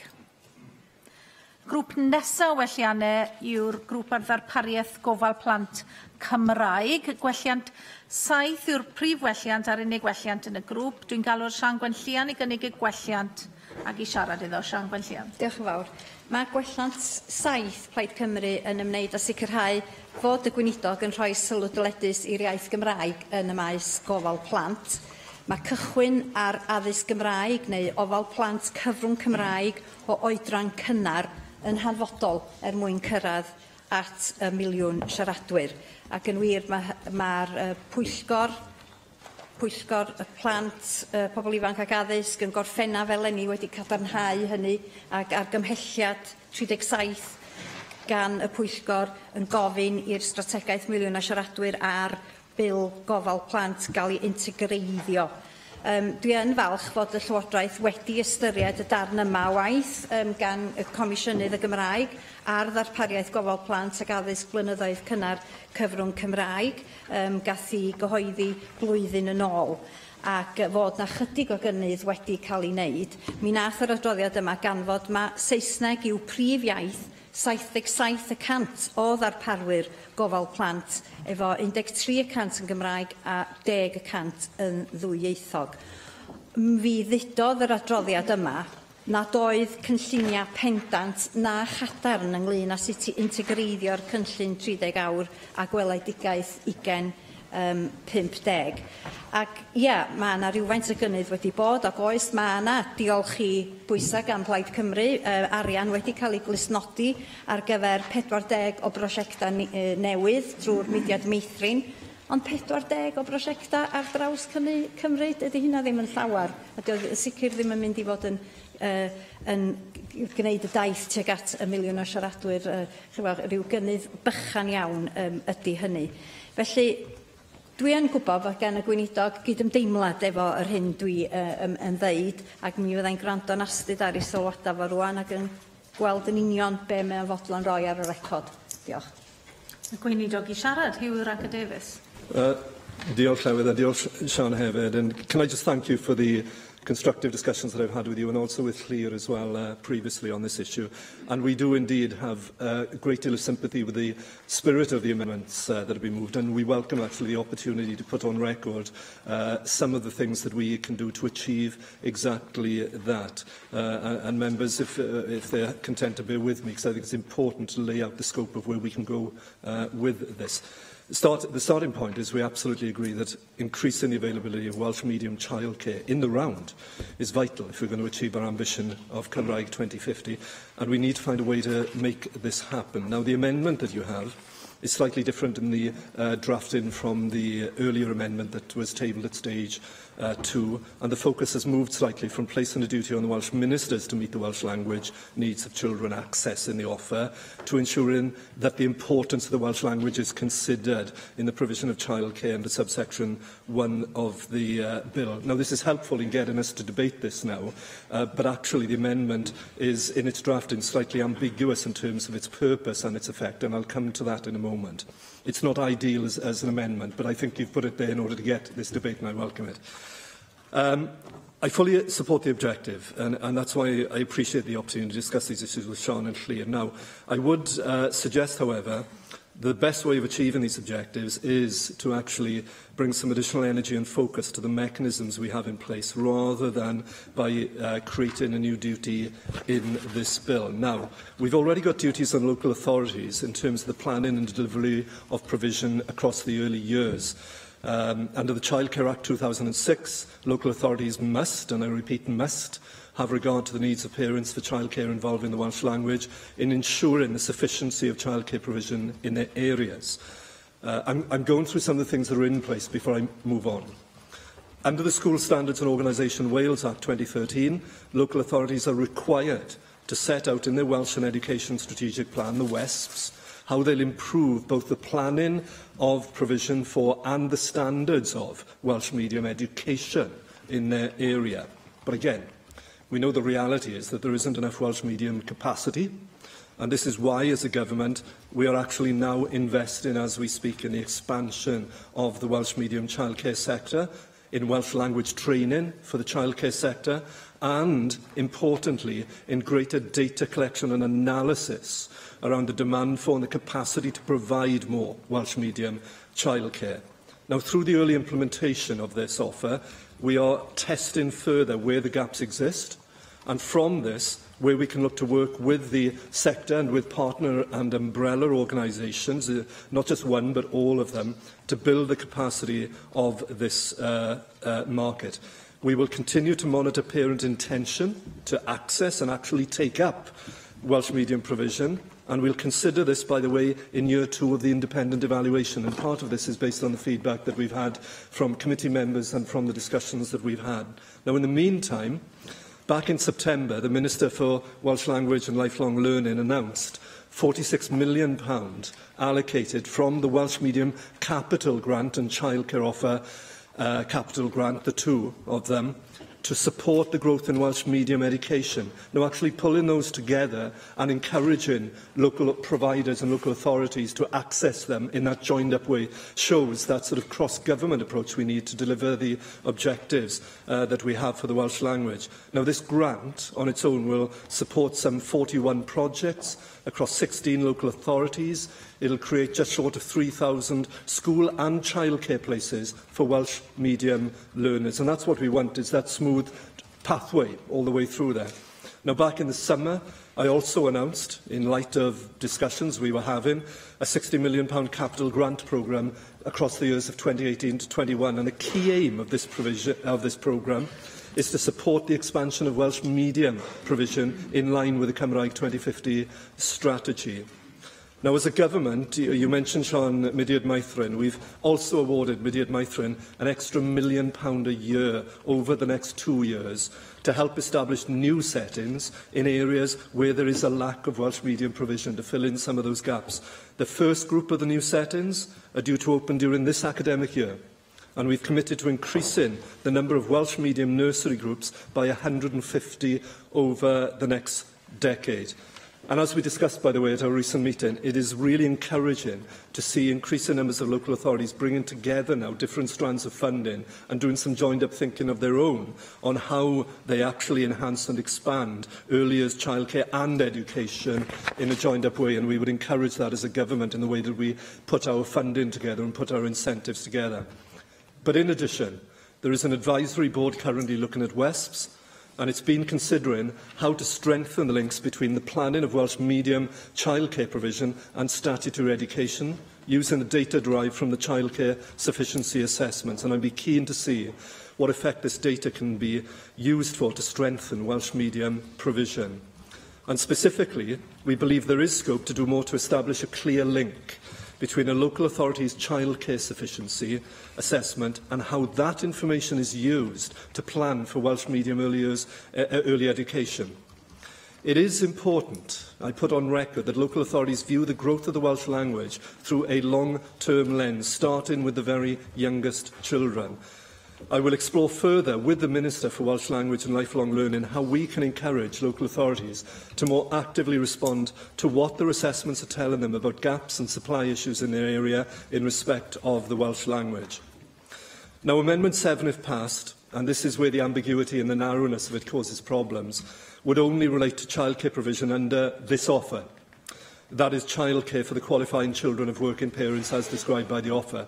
It wouldn't be relevant to childcare provision more broadly, and that's a flaw with the amendment. And I know it's not an intentional flaw, but it actually narrows what we should be aiming to do with Welsh medium childcare. I would argue that looking at the connections that can be made between existing assessments of sufficiency and plans for the future provides a much more strategic way forward that is broader but also deeper as well. And on that basis, with those remarks, I would urge Sean and fellow Assembly members to work with us in identifying and using those powerful levers I've described, not only to support the spirit behind this amendment, which has an element of ambiguity around it, but actually delivers our shared ambition for the Welsh language as we go forward. And I hope those remarks are reassuring to you, Sean, in our openness to continue to work on this, to look at what we are evaluating from the rollout, and to use all the levers at our disposal in the way that we look at the join-up between Welsh medium education and childcare, in the way that we use WESP, in the way that we use funding streams to actually drive local partners and local authorities to enhancing and expanding Welsh medium childcare. Sian Gwellian i ymateb. Y cwestiwn yw a ddylid derbyn gwelliant saith, a oes unrhyw wrthwynebiad? Object. I think, if I understood that speech correctly, you were objecting. Yes. Symudwn felly i bleidlais electronig. Agor y bleidlais.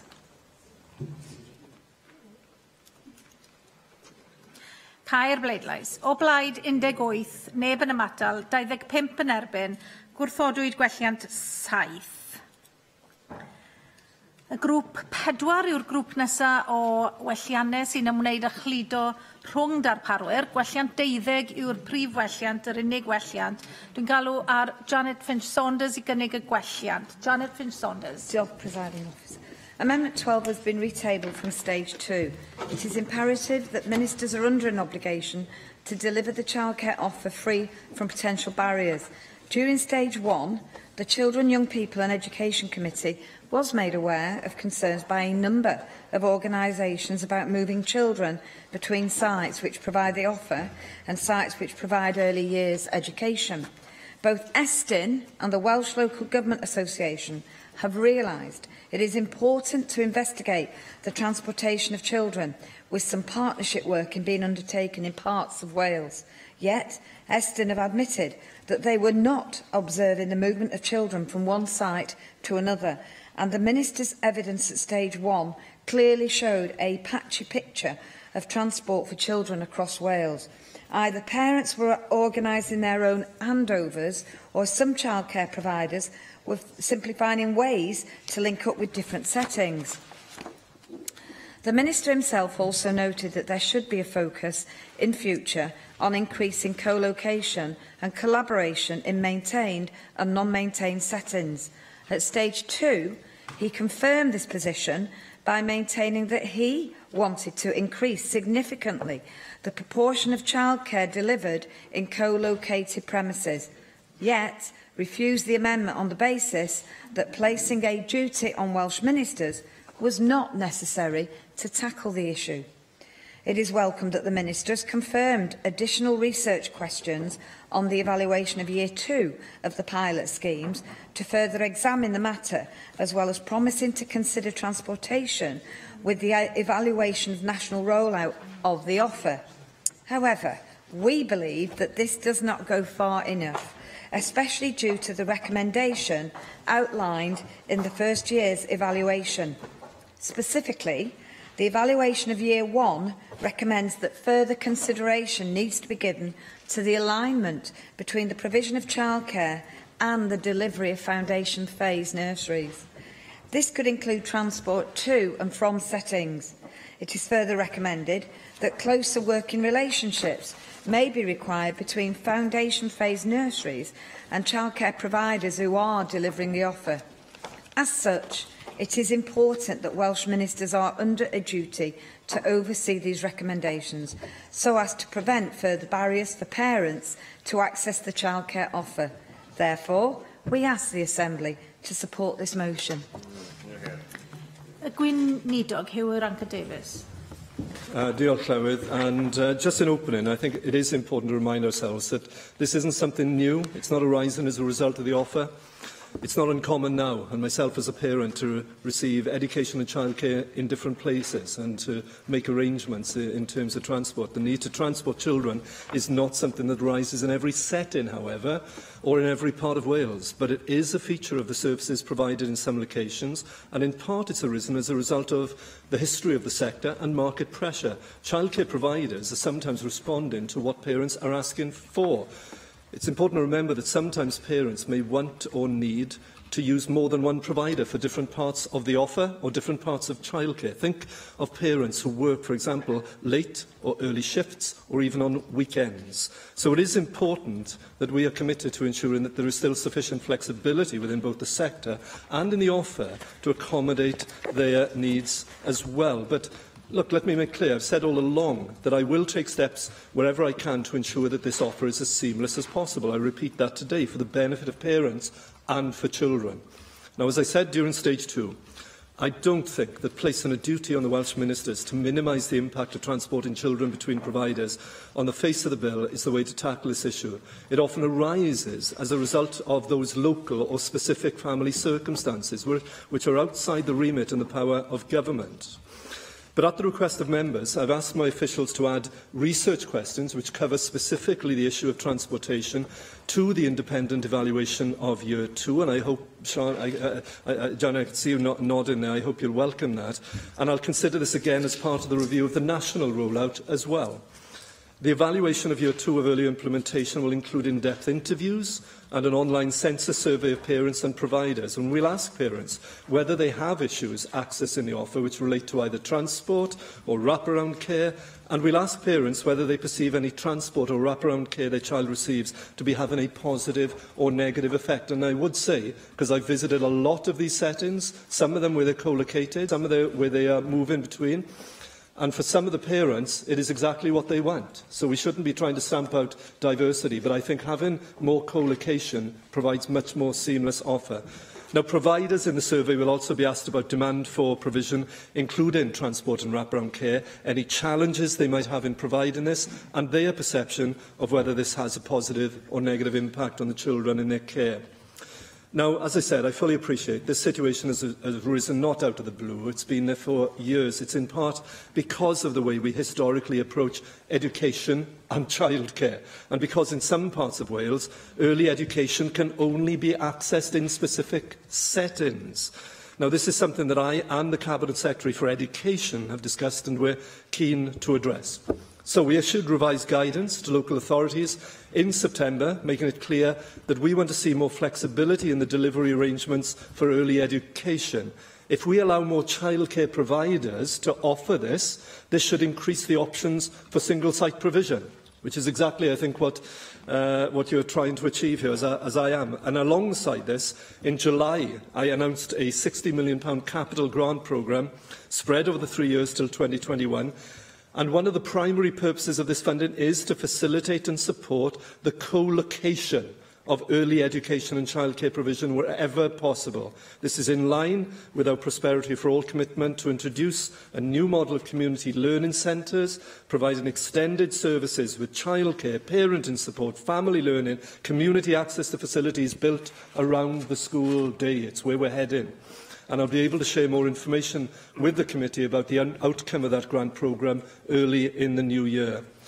And through guidance and the sharing of good practice and using the financial levers we have at our disposal with things like the Capital Fund, we're encouraging local authorities and providers to think innovatively about how they might be able to deliver the offer. There are many good models out there, and in fact I've offered to members of the committee to identify those for them and even to arrange for them to go out and see them. Now, in light of those comments that I've made, to monitor the impact of transporting children as part of the evaluation of Year 2, of a more strategic approach to reducing the need of transportation between settings through greater co-location, more innovative solutions, we will not be supporting Amendment 12, and I would ask other members to do the same.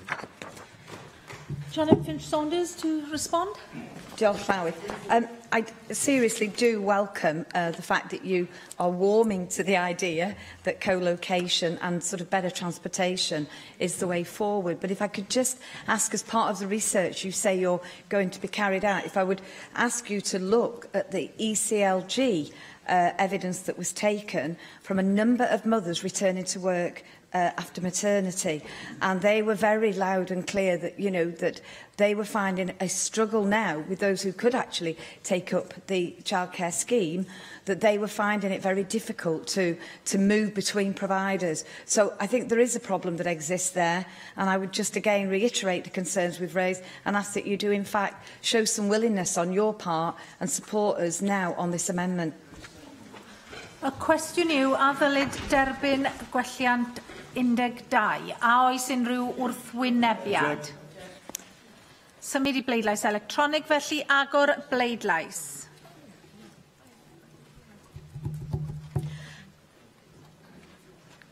Cair bleidlais. O blaid 17, neb yn ymatal, 26 yn erbyn, felly gwrthodwyd gwelliant 12. Grŵp nesaf yw grŵp 5. Grŵp yma welliannau yn ymwneud â ffïoedd ychwanegol a chyfraddau talu. Gwelliant 13 yw'r prif welliant yn y grŵp yma. Dwi'n galw'r Janet Finn Saunders I gynnig y prif welliant ac I siarad iddo ag i'r gwelliannau eraill yn y grŵp. Janet Finn Saunders. Diolch Llywydd. During stage 2 of the bill's proceedings, we have highlighted the inconsistencies between the Welsh Government's aim for the bill to reduce barriers to employment through the childcare offer and the technical nature of the bill. No more is this evident than the additional charges for snacks and consumables, which we believe will still present an added barrier for parents, particularly those on low incomes, to fully access the offer. Ultimately, this actually contradicts the primary aims of the bill, as outlined within the explanatory memorandum. So we have retabled Amendments 13 and 21. I again note that the Welsh Government's guidelines within the pilot areas allow childcare providers to charge fees to parents of up to £37.50 per week, amounting to £7.50 per day based on the cost of 3 meals a day. So, for parents who take up the full offer, this would mean finding an extra £1,800 a year. Not only do Welsh employees have the lowest take-home pay in the UK, those in receipt of benefits eligible for free school meals do have extremely low incomes, meaning this is simply unaffordable. Despite the Minister's assurance at stage 3 that in reality parents who take up the offer would weekly receive 15 to 20 hours of childcare, meaning a maximum additional charge of £13.25 per week, this still adds up to £636 per year. Therefore, we still support the position of Care Inspectorate Wales, which noted that additional charges could make the offer unaffordable for some families who are on low incomes. We have also heard emerging evidence that in one pilot area, some childcare providers had started to charge parents when they had not done so previously. The Welsh Government's own evaluation of the offer has shown that 15% of childcare providers interviewed had introduced additional charges as a result of this offer. Worse still is that some childcare providers whose fee was higher than the £4.50 per hour provided by the offer have even introduced additional charges to make up for a shortfall in revenue. Now, obviously, we welcome the Minister's responses at stages 2 and 3, which stated that guidance on additional charges would be revised to strengthen the Welsh Government's position ahead of national rollout. It is also significant that the draft administrative scheme includes references to new guidelines for local authorities on additional charges, and we note the Welsh Government's efforts in warning providers not to charge top-up fees for 3 to 4-year-olds, with a threat of removal from the offer if this is breached. However, we still remain concerned that the definition of childcare, so heavily relied upon by the Minister within the draft administrative scheme, which has been ably described in more detail by my colleague Susie Davis AM, actually includes supervised activities.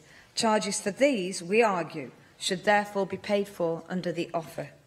Furthermore, the first evaluation for early implementers has clearly shown that providers who have introduced additional fees are actually unaware that applying charges in this way is not part of the Welsh Government guidance. The evaluation also notes that in some cases, the additional charges actually replace some of the affordability barriers which the offer aims to remove. Whilst the draft administrative scheme mentions that additional charges may not be imposed for the provision of funded childcare, the ancillary charges are still present, meaning that there is a way of childcare providers to make up the difference. Nor are the guidelines provided, meaning the National Assembly for Wales is currently unable to assess whether this could be prevented from happening. Therefore, I urge all members here today to vote in favour of this amendment. Not only would you be being fair to parents on low incomes who are striving to cover childcare costs, it would help to eliminate some of the barriers to employment which have, sadly, been incidentally caused by the offer. Now, Amendment 33 requests that the Welsh Government publish and monitor information relating to additional fees, including snacks. As explained under Amendment 13, charges for extra provisions can prevent some parents from taking up the offer and having to find up to £1,800 a year should they be charged full price for 30 hours a week, 48 weeks per year.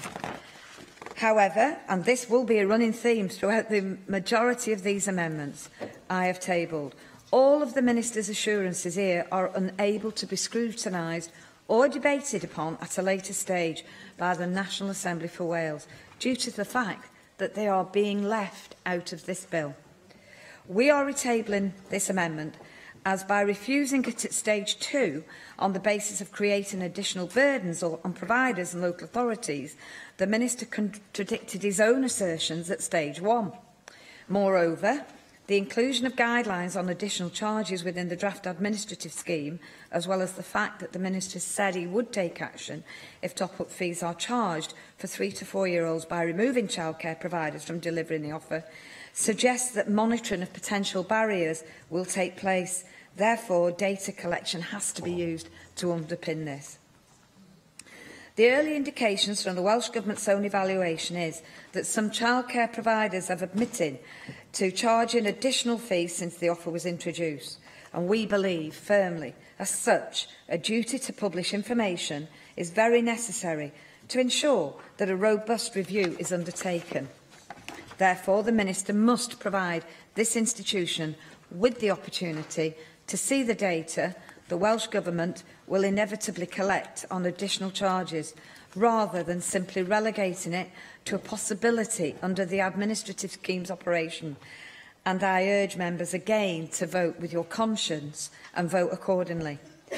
Amendment 32 requires the Welsh Government to publish and monitor the hourly rates paid for childcare and the foundation phase elements of the offer. As currently enacted, the Welsh Government's 30-hour-a-week childcare offer is maintained on a dual stream: the foundation phase, nursery, early years education and the childcare offer, with at least 10 hours a week to be funded by early years provision through local government revenue support grants. Now, we heard during stage 1 that a dual setting can create unintended consequences, such as transportation between the providing, offering childcare and early years education.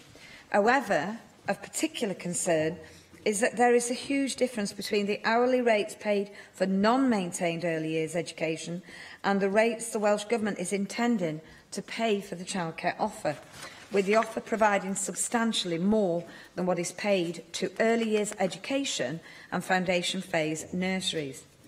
The offer grants providers with £4.50 per hour for childcare, which is much higher than the £1.49 to £3.50 per hour estimated by Cullum and the WLGA to be offered to early years providers.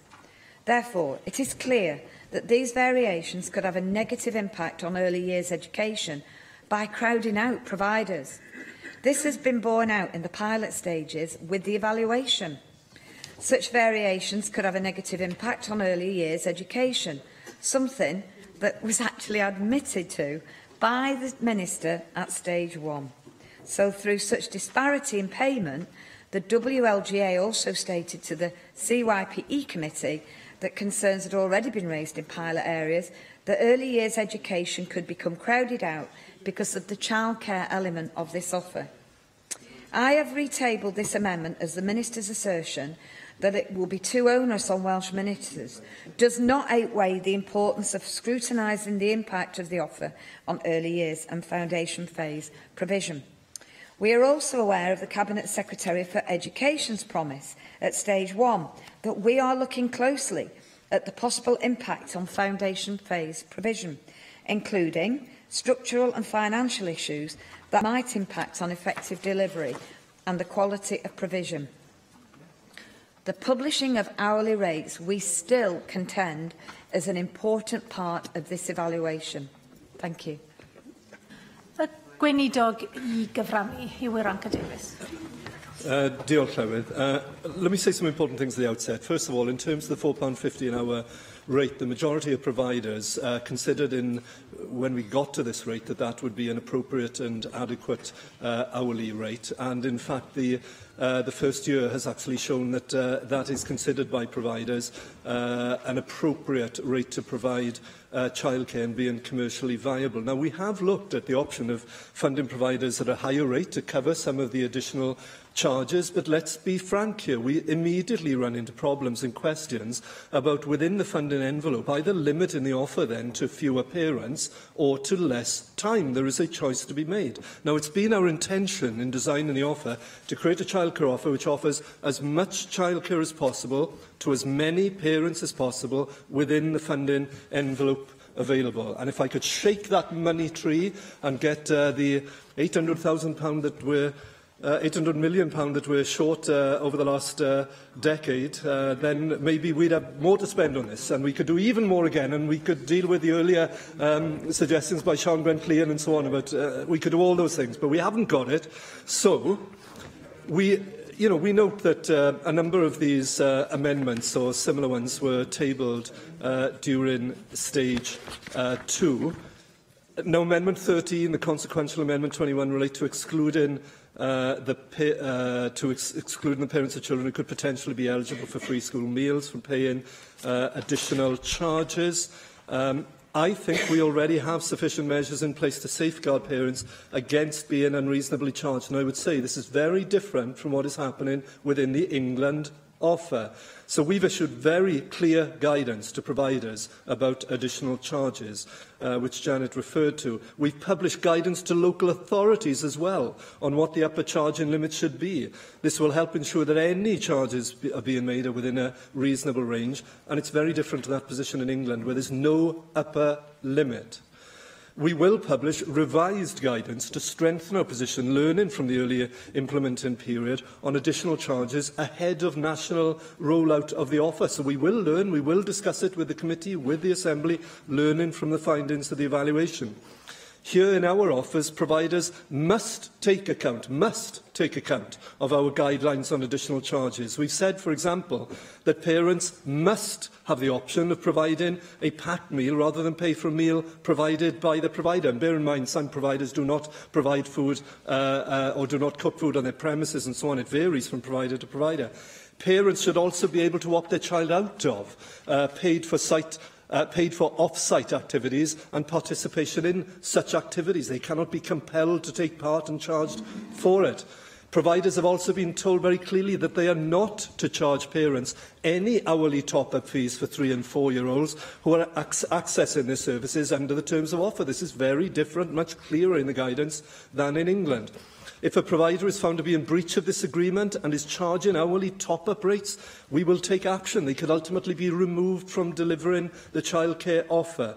And we've also said to providers, Janet, that they should not be treating parents who are receiving childcare under this offer any differently from other parents accessing their services. Providers should not charge parents who access this offer more for any additional elements than they charge parents who are not accessing the offer.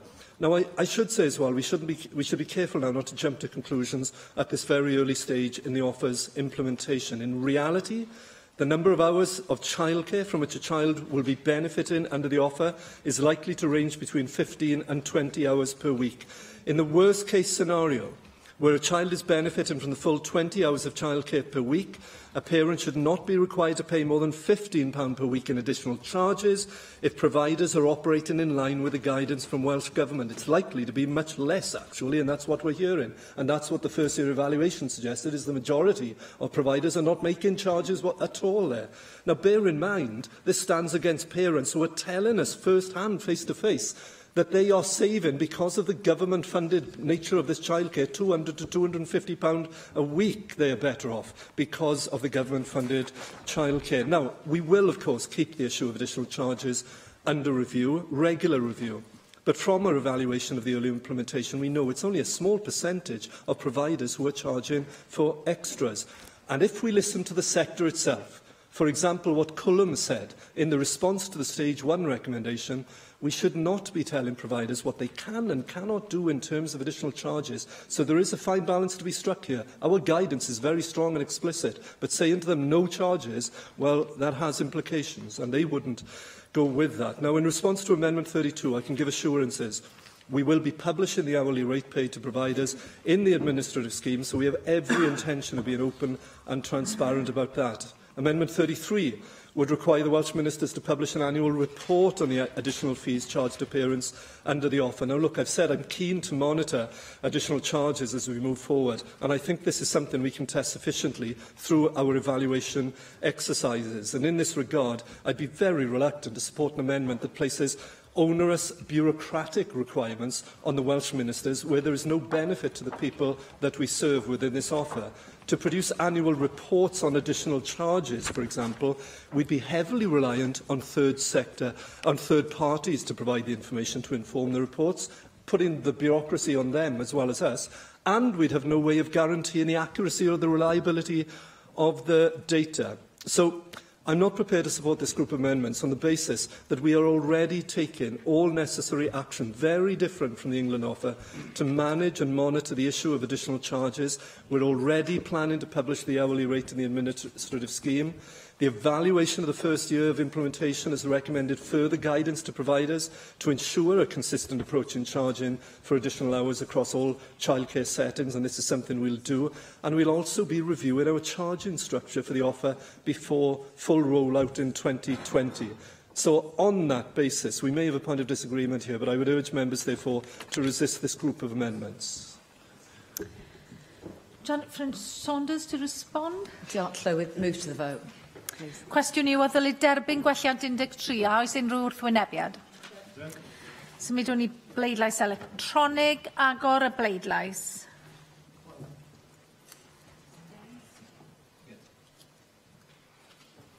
Cau'r bleidlais. O blaid 18, neb yn ymatal, 25 yn erbyn, felly gwrthodwyd gwelliant 13. Grŵp Sian Gwenllian, gwelliant 8. Yn ffurfiol? Cwestiwn yw a ddylid derbyn gwelliant 8. A oes unrhyw wrthwynebiad? Agorwn y bleidlais, felly.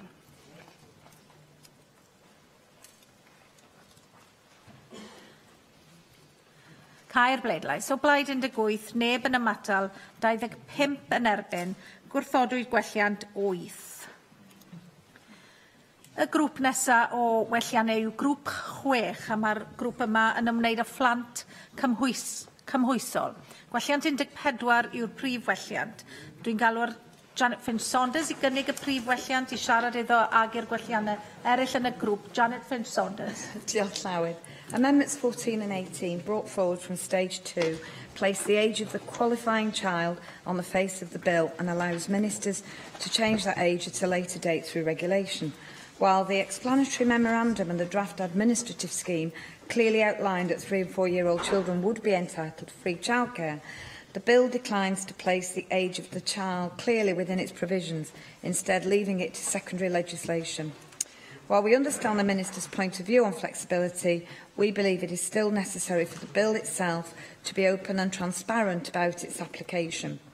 We recognise that the Minister tabled an amendment at Stage 2 to state that funding will only be available to those under compulsory school age and has clearly included the age within the draft administrative scheme. However, this brings us no further forward to a transparent piece of legislation. as it is again left to secondary legislation or non-statutory guidance. Therefore, Amendment 18 is somewhat of a compromise to the Minister's wishes for future flexibility, allowing Welsh Ministers to change the age should evidence show that younger children need to access the offer. For example, evidence from the East LGC Committee inquiry into parenting and employment highlights the need for the childcare offer to be extended to 0 to 2-year-olds to ensure higher employment rates. They also found that the biggest barriers to employment was for parents who are seeking work soon after their first child is born. Although there are concerns about Henry VIII's powers, this places the current aim clearly on the face of the bill, while providing Welsh Ministers some flexibility to change the age at a later date should evidence show further extension to the offer is needed. Turning to Amendment 15, my colleague Susie Davis AM ably outlined why we had to table these at stage 2, and this sets out the reasoning why we will do so again at stage 3. Essentially, this is about what actions the Welsh Government must take so the bill can even function, and if they are not, would simply leave the bill as an empty vessel. There are duties here which Welsh Ministers must undertake to make the bill work. As a result, we call on the Welsh Government to accept this amendment in the true spirit of which this was intended. As to Amendment 16, this is intended to ensure that whatever the eligibility requirements asked for by Welsh Government to apply for the offer is underpinned by giving parents information.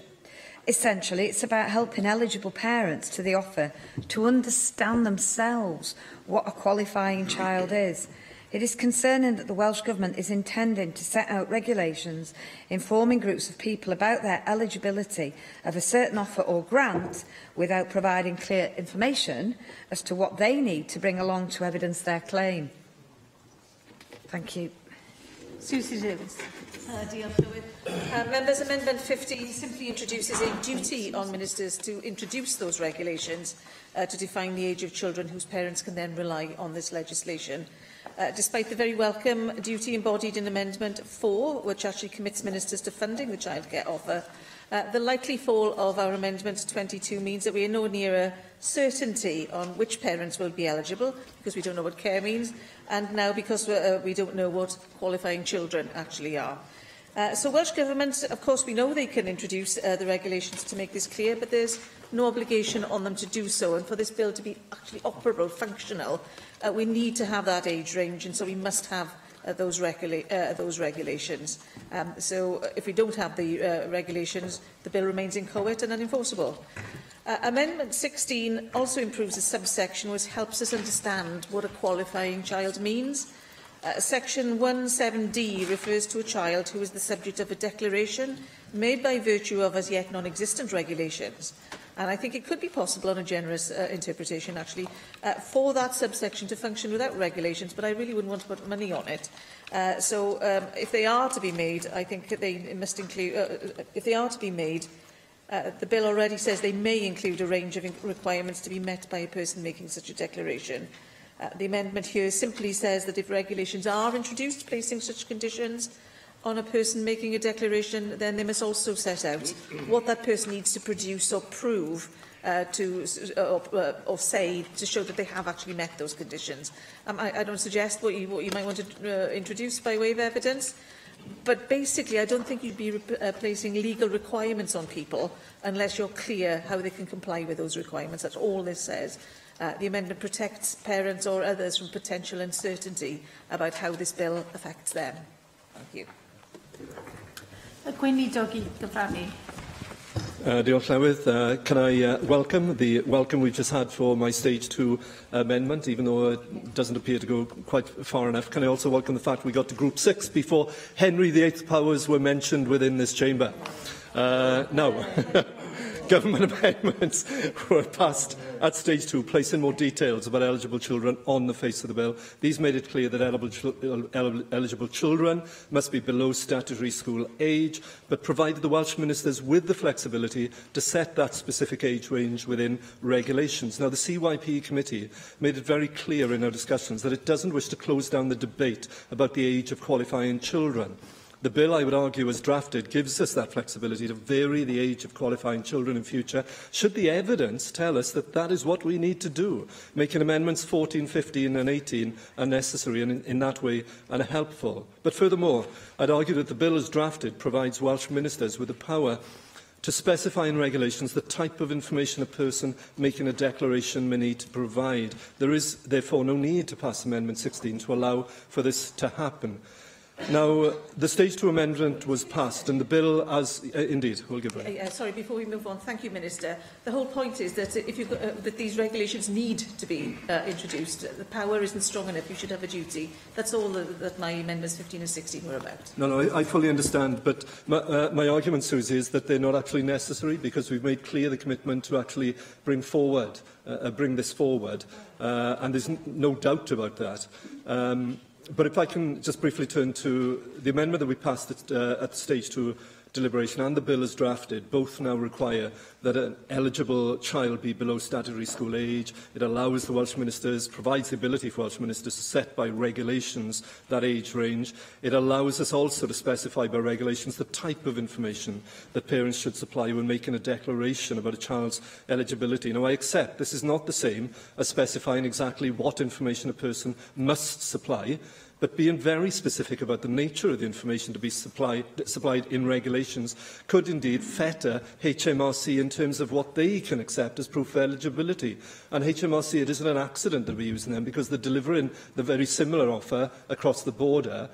So that saying to HMRC, well, if things change with them, we're going to have to come back to our legislation and change it, that seems the wrong balance. Now, I don't see what is added by these amendments, which seek to both specify a child must be 3 years of age to access the offer, but provide the Welsh Ministers with the power to change that age and require Welsh Ministers to include details of the information to be provided in support of a declaration and regulations. I just don't see that they are necessary beyond what we're already doing and what we've committed to do. And on that basis, although I welcome the welcome you had for the amendment that we brought forward in stage 2, I would urge members to reject these amendments 14, 15, 16, 18. Janet Finch-Saunders to respond. Let's move to the vote.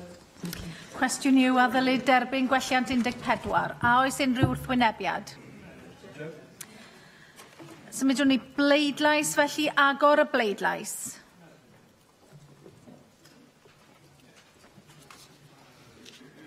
Cau'r bleidlais. O blaid 13, neb yn ymatal. Yn erbyn 30, gwrthodwyd gwelliant 14. Janet Finch-Saunders, gwelliant 15. Amendment 15. I move. Cwestiwn yw a ddylid derbyn gwelliant 15. A oes unrhyw wrthwynebiad?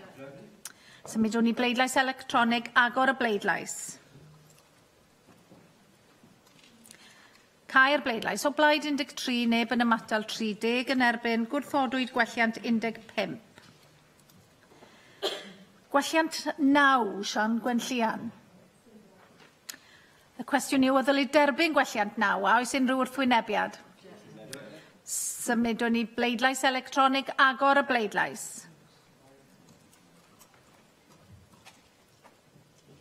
Cau'r bleidlais. O blaid 8, neb yn ymatal 35 yn erbyn, gwrthodwyd gwelliant 9. Gwelliant 16, Janet Finch-Saunders, Amendment 16. Is moved. Y cwestiwn yw a ddylid derbyn gwelliant 16. A oes unrhyw wrthwynebiad? Symudwn ni bleidlais electronig, agor y bleidlais. Cau'r bleidlais. O blaid 13, neb yn ymatal 30 yn erbyn, gwrthodwyd y gwelliant. Gwelliant 17, Janet Finch-Saunders. Cwestiwn yw o ddylid derbyn gwelliant 17 a oes unrhyw wrthwynebiad? Agor y bleidlais.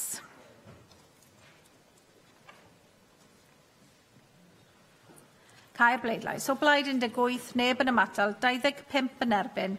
Gwrthodwyd gwelliant 17. Gwelliant 18, Janet Finch-Saunders. 18. I move. Cwestiwn yw, a ddylid derbyn gwelliant 18. A oes unrhyw wrthwynebiad? Symudwn ni bleidlais, felly agor y bleidlais.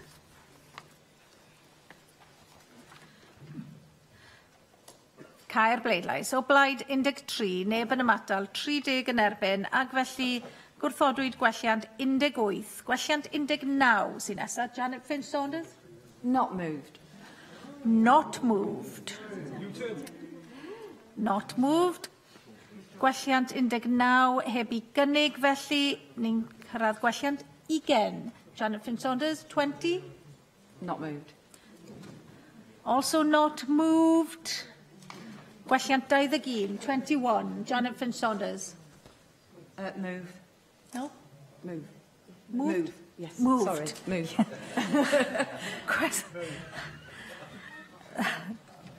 Amendment 21 is moved. Y cwestiwn yw a ddylid derbyn gwelliant 21. A oes unrhyw wrthwynebiad? Symudwn ni bleidlais, agor y bleidlais. Cau'r bleidlais. O blaid 18, neb yn ymatal, 25 yn erbyn, gwrthodwyd gwelliant 21. Sian Gwenllian, gwelliant 10. Cwestiwn yw, a ddylid derbyn gwelliant 10, a oes unrhyw wrthwynebiad? Symudwn ni bleidlais, agor y bleidlais.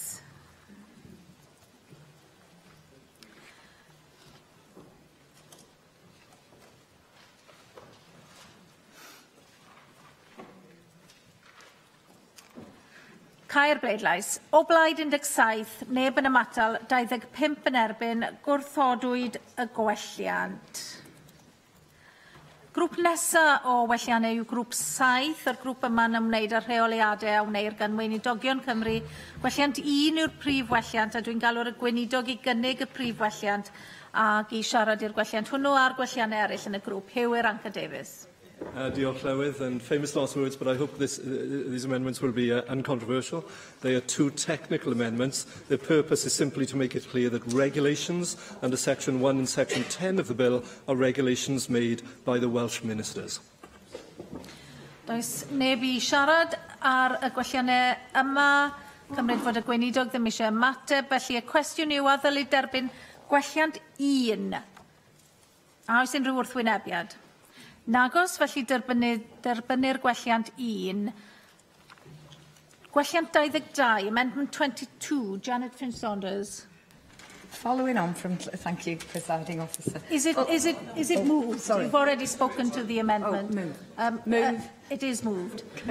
Cwestiwn yw, a ddylid derbyn gwelliant 22. A oes unrhyw wrthwynebiad? Symudwn ni bleidlais, agor y bleidlais.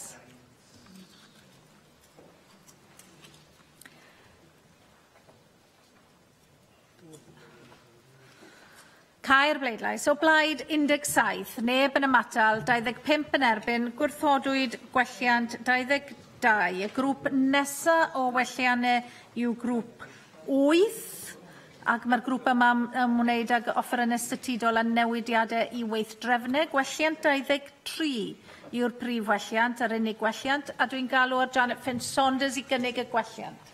Janet Finch-Saunders. Presiding Officer. Following on from Llair Griffiths' amendment in stage 2 of the bill, we believe that the super-affirmative procedure for the bill should still be followed, hence the reason why Amendment 23 is being tabled.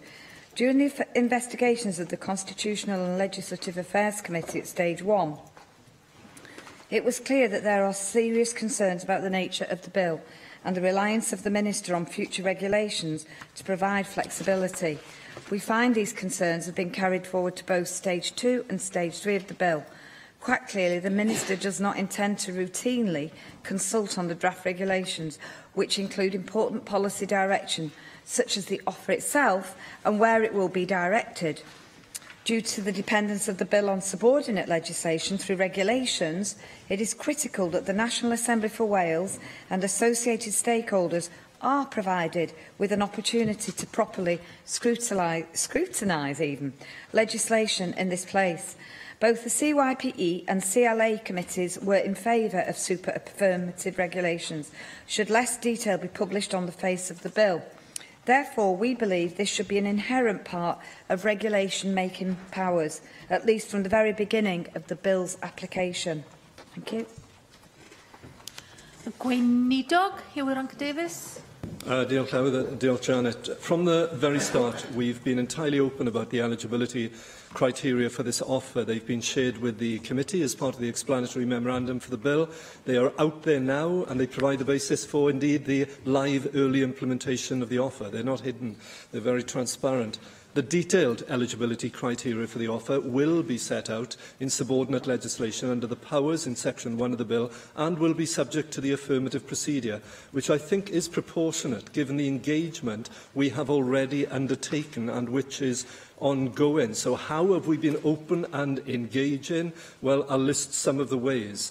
The Welsh Government has made significant efforts to engage with parents and providers and local authorities about the offer. We're continually evaluating and ensuring that lessons learned from early implementation pilot areas continue to influence and shape and inform aspects of the longer-term policy. Indeed, the findings of the first year of implementation was published on the 22nd of November. We've also heard directly from thousands of parents since we launched our Talk Childcare campaign, and parents are telling us that finding that affordable, available, accessible childcare is one of the biggest challenges facing families in Wales. And they're also telling us that juggling work and the logistics of early education and childcare is far from easy, as we've heard. We've also undertaken an extensive engagement process with childcare providers and the umbrella organisations that represent the sector. We are also in the early years of Phase 2 of our Talk Childcare campaign, which will focus on engaging with providers. We are also working with our early implementer local authorities as they begin to deliver the offer, and they're fully engaged with local authorities who are yet to come on board. So, I'm not convinced that we need to consult on subordinate legislation under Section 1, given that we've placed more detail on the face of the bill about what we mean by an eligible child, addressing one of the Constitutional Legislative Affairs Committee's fundamental concerns. We're already into early implementation of the live offer. This is, in effect, a national consultation on and a test of the offer. We aren't embarking on something completely new and unknown here. We are taking reasonable steps to evaluate the offer. There is ongoing and constructive engagement with key stakeholders through our stakeholder reference groups. And we have also listened to what members have been saying about the need for a review clause in the bill. Government Amendment 2, which will be debated as part of a later Group 12, proposes we build into the bill a requirement to pause and review the effectiveness of the legislation. But can I remind members again that this is a narrow technical bill to facilitate the application and eligibility check-in process. The regulations that will be made under Section 1 of the bill will detail the eligibility criteria, which will then form the basis for the eligibility check-in system. So, the procedure we're proposing for making these regulations, we would argue, is entirely proportionate, and I would urge fellow members to join me in not supporting these amendments if they are pushed. This amendment. Janet Finch-Saunders to respond. I will therefore move to the vote. Cwestiwn yw, a ddylid derbyn gwelliant 23? A oes unrhyw wrthwynebiad? Symudwn ni bleidlais, agor y bleidlais.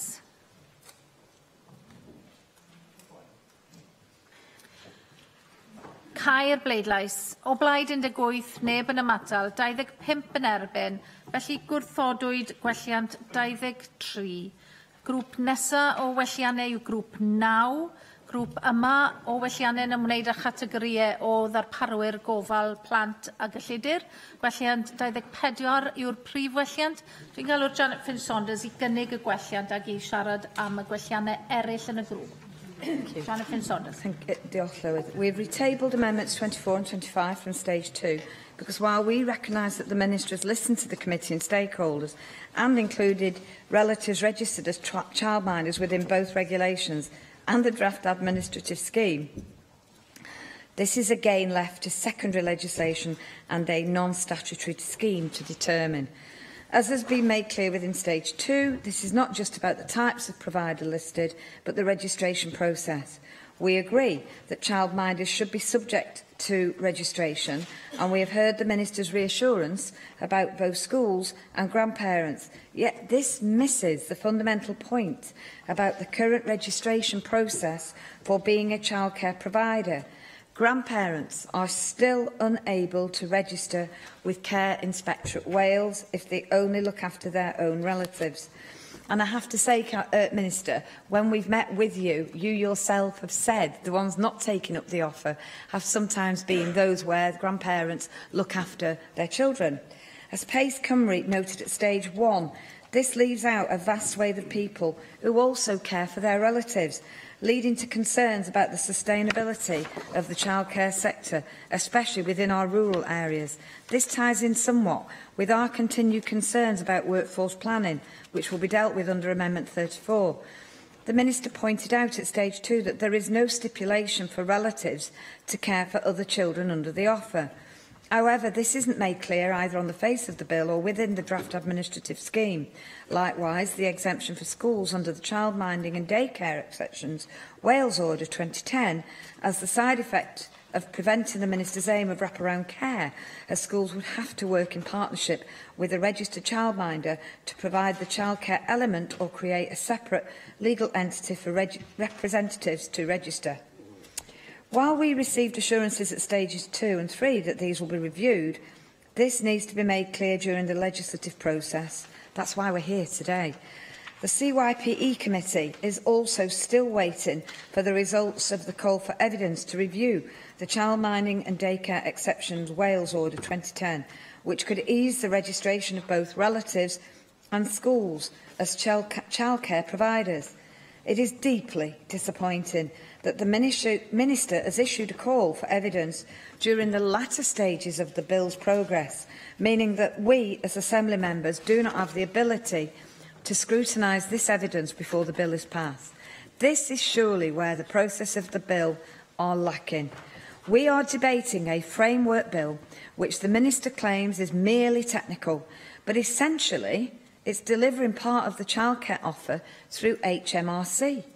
The bill was at stage 1, 6 months into testing the pilot areas, at stage 2, before a call for evidence on childcare registration, and at stage 3, before the first evaluation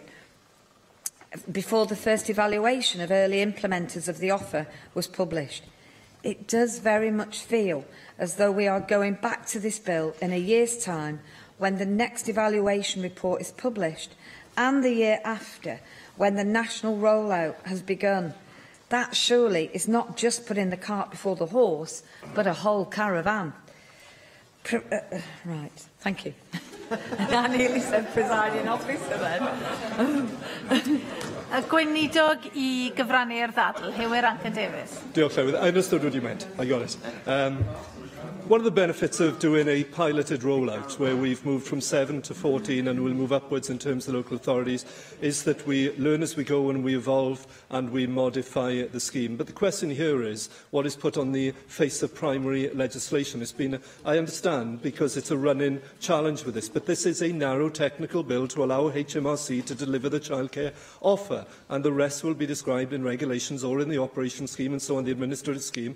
And the administrative scheme, as I said, I've made clear I will bring in front of the committee, and I'd be happy to have it reviewed and to discuss this and to analyse it. But look, we've been very, very clear from the start about who can provide childcare under the terms of this offer. It is only registered providers can deliver this childcare offer. These providers are regulated and they're inspected. That for us is important as a measure of quality and standards. It provides us with the assurance that the funding used for the childcare offer is being spent on childcare that meets a number of requirements. Now, providers who sign up to things such as voluntary approval schemes, which are very, very welcome, such as the one run for nannies by CRW, they're very useful schemes, they really are, but they're not registered, they're not inspected, and therefore they cannot deliver this offer.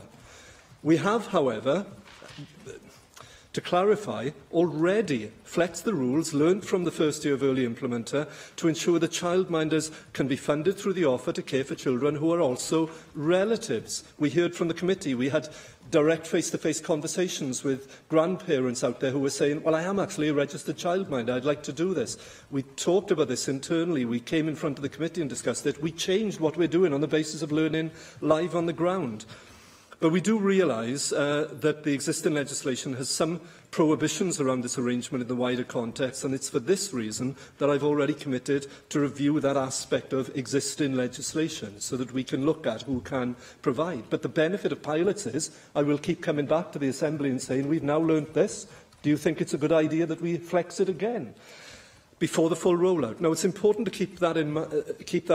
Childminding and daycare are already defined in other pieces of legislation. Replicating this within this context is unnecessary. I've said that already. It raises the risk that those definitions could actually fall out of sync in the future, resulting in confusion or having to revisit primary legislation.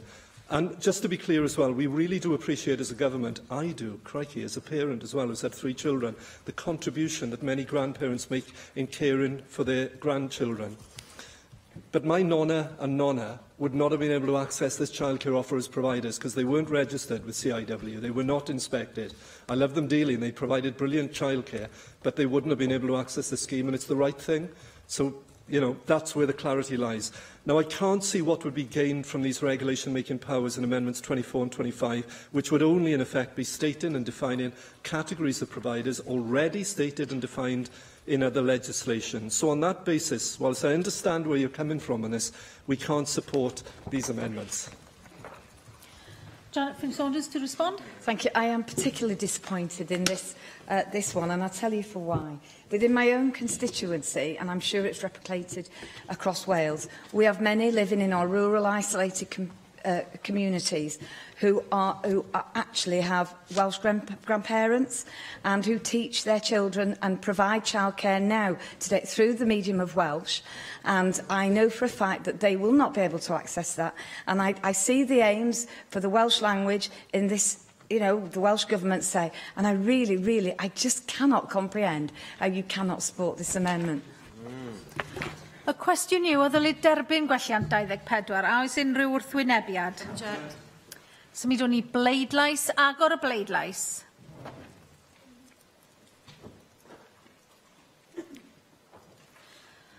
Cau'r bleidlais. O blaid 18, neb yn ymatal, 24 yn erbyn, gwrthodwyd gwelliant 24. Gwelliant nesaf yw gwelliant 25, Janet Finn-Saunders. Moved? Move. Cwestiwn yw, o ddylid derbyn gwelliant 25, a oes unrhyw wrthwynebiad? Symudwn ni bleidlais, agor y bleidlais. Cau'r bleidlais. O blaid 18, neb yn ymatal, 25 yn erbyn, gwrthodwyd gwelliant 25. Y grŵp nesaf o welliannau yw grŵp 10, ac mae'r grŵp yma'n ymwneud â threfniadau gweinyddol ar gyfer darparu gofal plant a gyllidur. Gwelliant 26 yw'r prif welliant. Dwi'n galw'r Janet Finn-Saunders i gynnig y prif welliant ac i siarad i'r gwelliant yma a'r gwelliannau eraill. Janet Finn-Saunders. Diolch Llywydd. We have retabled Amendment 26 as this is to help clarify who will be responsible for delivering the childcare offer at the point of national rollout. The bill is currently silent on whether it will be the Welsh Government at a central level or our local authorities. While the bill's regulatory impact assessment mentions that without the need for legislation, the implementation model delivered by local authorities at the pilot stage could be rolled out nationally. The explanatory memorandum states legislation is needed to create one national application and eligibility checking system, avoiding any differences. Furthermore, the Welsh Government has indicated that its preferred option is to use HMRC as a vehicle to receive and check applications. At stage 2, I felt that the Minister's response slightly missed the point of this amendment.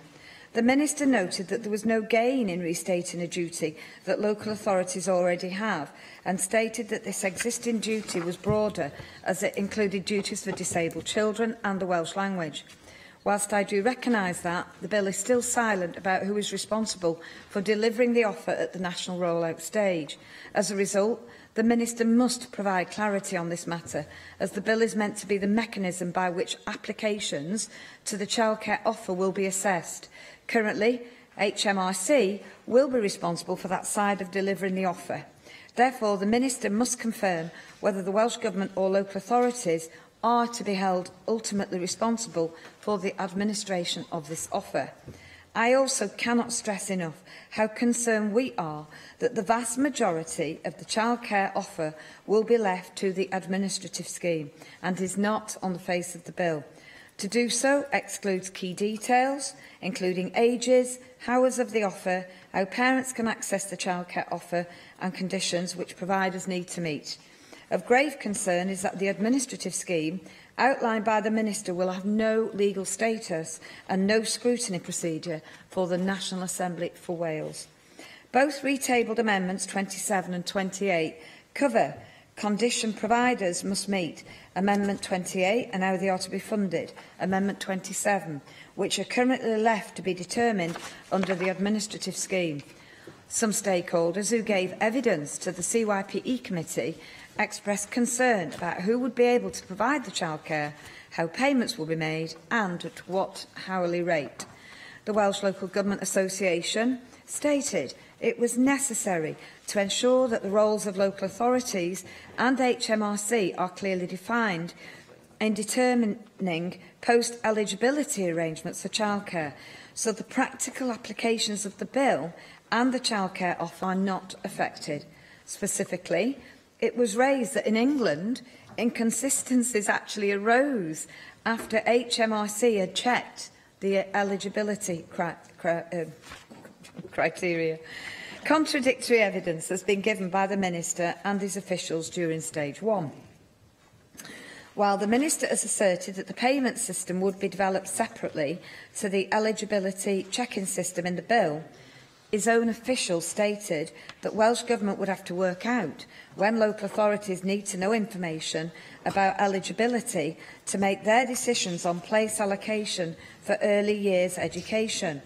This suggests that eligibility and post-eligibility arrangements are already being linked.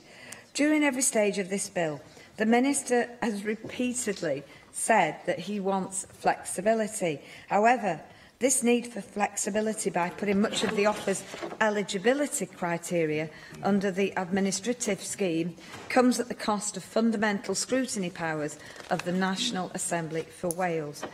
So therefore it is again welcome that some concessions have been made, but placing the administrative scheme before the CYPE committee in the spring does not mean the same scrutiny processes will be undertaken as it would if it was placed on the face of the bill. Therefore, more clarity is needed for post-eligibility arrangements to ensure that the new childcare system will operate smoothly. It is clear from the evidence the CYPE committee heard that arranging to pay childcare providers is just as important as ensuring that the application system for the offer is correctly administered. So I therefore ask members to support this amendment. Diolch. Y gweinidog I gyfrannu, Hugh Irranca-Davies. Thank you, Llywydd, and I think that helps explain something for me. I think we genuinely have a misunderstanding. What this bill is about is the checking of eligibility and the application through the mechanism of the HMRC, eligibility for parents to access the childcare offer. What you were talking about, Janet, then, was the aspect of actually delivering the offer. I will be back in front of Assembly members, well, if I'm still in this post, in some time in the future when we come to the full rollout, to do what local authorities have asked us to do, which is then to put in place the structure of how we actually coordinate delivery across the whole of Wales. It's separate. It is separate. So let me just turn to the amendments here. You rightly I restate what I've said previously in terms of Amendment 26.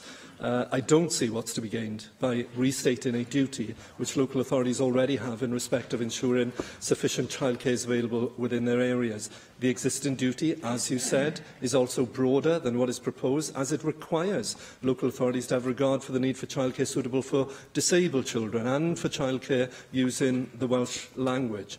Amendment 27 seems to be seeking to bring within the scope of subordinate subordinate legislation, much of the operational detail we're planning to include in the administrative scheme. Now, we're going to learn, we're going to continue to learn from experience with this offer, and the administrative scheme is exactly the mechanism which gives us the important flexibility to adjust and review those administrative operational front-end arrangements as we go. The administrative scheme is not some excuse to hide issues from Assembly members. I've already brought it forward in framework form to share with members, and I would genuinely welcome further scrutiny of the scheme in the spring. And in terms of Amendment 28, I'd like to reiterate what I've said previously about the need for providers to be registered and inspected to take part in the offer. We've always been clear about that and our reasons for this. And simply to refer to the remarks you made in closing a moment ago in the previous bunch of amendments, if there are relatives, grandparents and others out there who want to actually make use of the scheme, including in provision for their own children, as well as others as well, because I've seen some very good provision of people operating in houses with 6 children there, 2 or maybe of their own, and grandchildren and so on. They can do that. They just need to register as well. And there are grandparents who do that, I have to say. Now, I think we should also keep in mind this is already a suite of standards childcare providers are required to comply with. They're fully detailed in our national minimum standards, and they were only revised, in fact, in April 2016. So on this basis, with those explanations, I hope that's explained why we can't support Amendments 26, 27 or 28. Janet Finn-Saunders to respond. Therefore, move to the vote, please. Cwestiwn yw o ddylid derbyn gwelliant 26. A oes unrhyw wrthwynebiad? Symudwn ni bleidlais. Agor y bleidlais.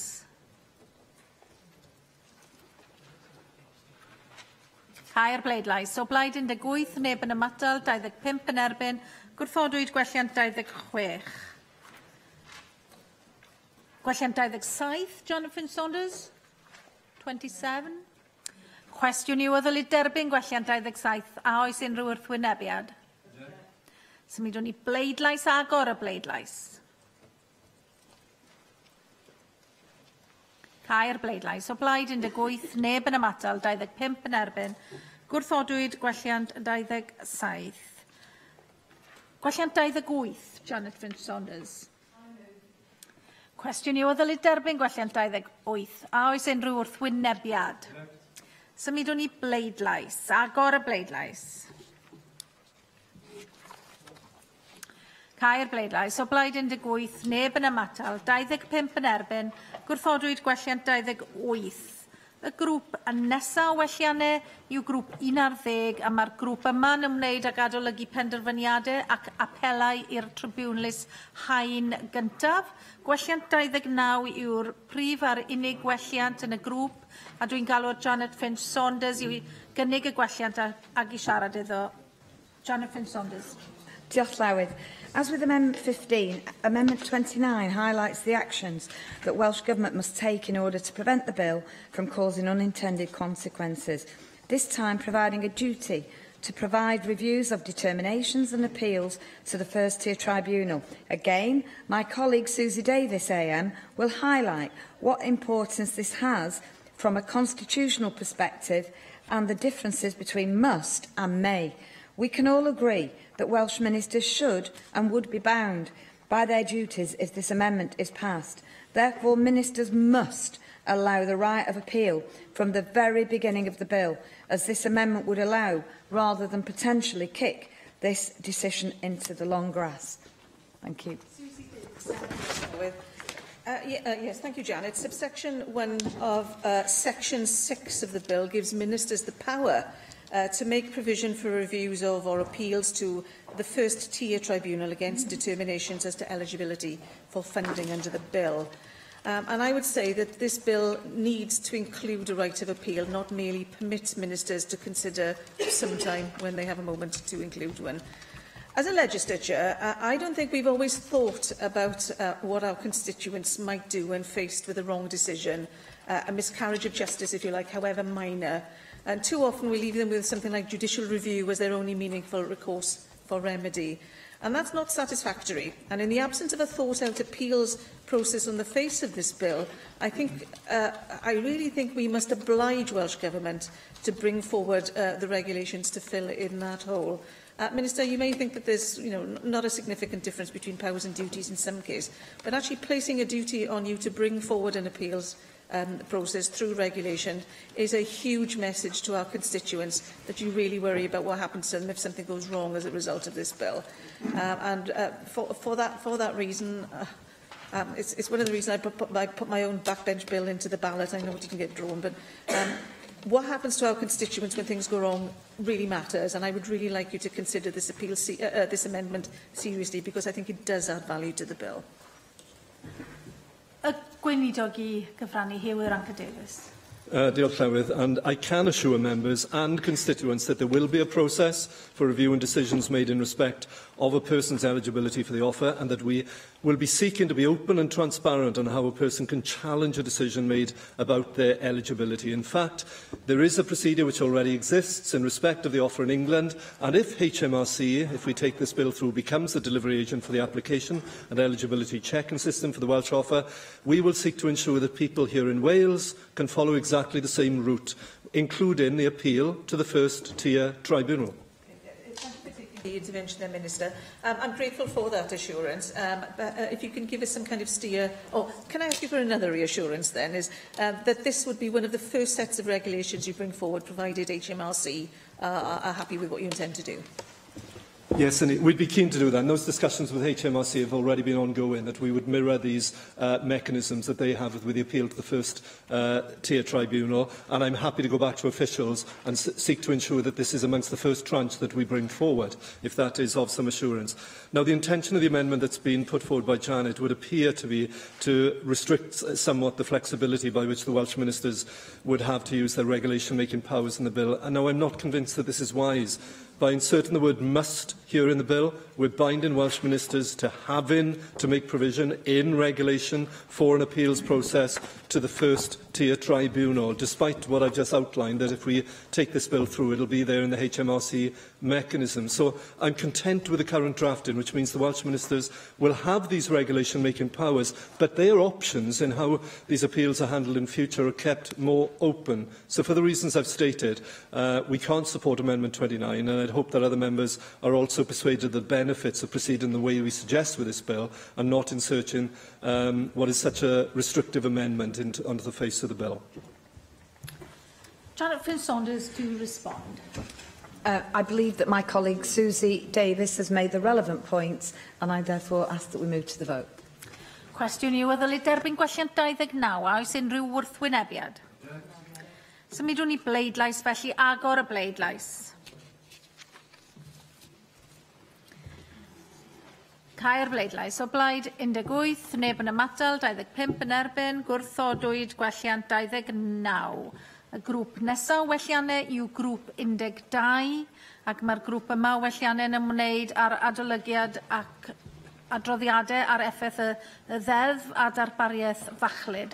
Gwelliant 30 yw'r prif welliant yn y grŵp, a dwi'n galw'r Janet Flynn-Saunders i gynnig y prif welliant i siarad iddo ag i'r gwelliannau eraill yn y grŵp. Janet Flynn-Saunders. I speak to Amendments 30, 2A, 2B, 2C, 2D, 2E and 35.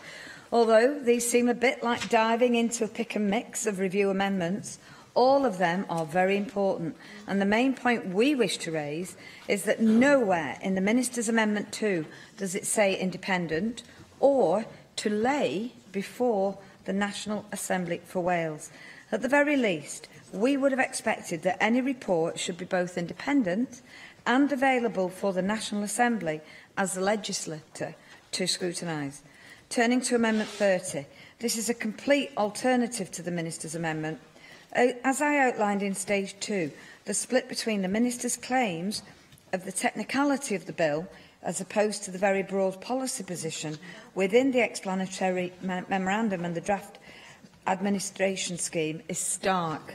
By agreeing to scant detail on the face of this bill, the National Assembly for Wales would be allowing the powers of the executive to increase, whilst at the same time, indeed, limiting its own. The Minister throughout Stages 1 and 2 emphasised that the detail of the offer should be left to secondary legislation to allow for flexibility. However, subordinate legislation could change both the offer and the policy intent completely. without the National Assembly for Wales using its function as a legislator to scrutinise it in depth. The first evaluation of the offer was also published less than 2 weeks ago, and more than 7 months after this bill was introduced by the Welsh Government. It therefore seems to support the Constitutional and Legislative Affairs Committee's observations that the Welsh Government is legislating for the childcare offer before the conclusion of the pilot programmes and the appraisal of the policy's effectiveness. As to Amendments 2A, 2B, 2C, 2D and 2E, these amendments seek to improve upon the Minister's own ideas about reviewing the bill. The concerns we have around the transparency of the bill and previous Welsh Government legislation are borne out through the 7 powers provided to Welsh Government to make secondary legislation contained within just 13 sections of the bill. The National Assembly for Wales cannot have just 40 days to vote through unamendable subordinate legislation without meaningful consultation. Throughout stages 1 and 2, the Minister has sought to assure the Children, Young People and Education Committee that key concerns surrounding transportation, between childcare settings, workforce planning and the charging of additional fees would be investigated, and the draft administrative scheme also makes some concessions on the details of the offer. We therefore welcome some of the concessions and assurances the Minister has made in these areas. For example, we are pleased that the Minister has committed to add research questions to the evaluation of Year 2 of early implementation of the offer on transportation, as well as adding both the offer and additional charges to the draft administrative scheme. Yet there is still no inclusion of the National Assembly for Wales within the process of evaluating the offer and its effects. Listed before us within Amendment 2C are just a few of the areas the Minister has refused to consider placing on the face of this bill, and has instead either dropped, made promises about, or relegated to the non-statutory administrative scheme. It is also of note that the Welsh Government's own evaluation of early implementation of the childcare offer, published just 2 weeks ago, recommended that further research is needed over a longer period of time in order to provide conclusive evidence on impact.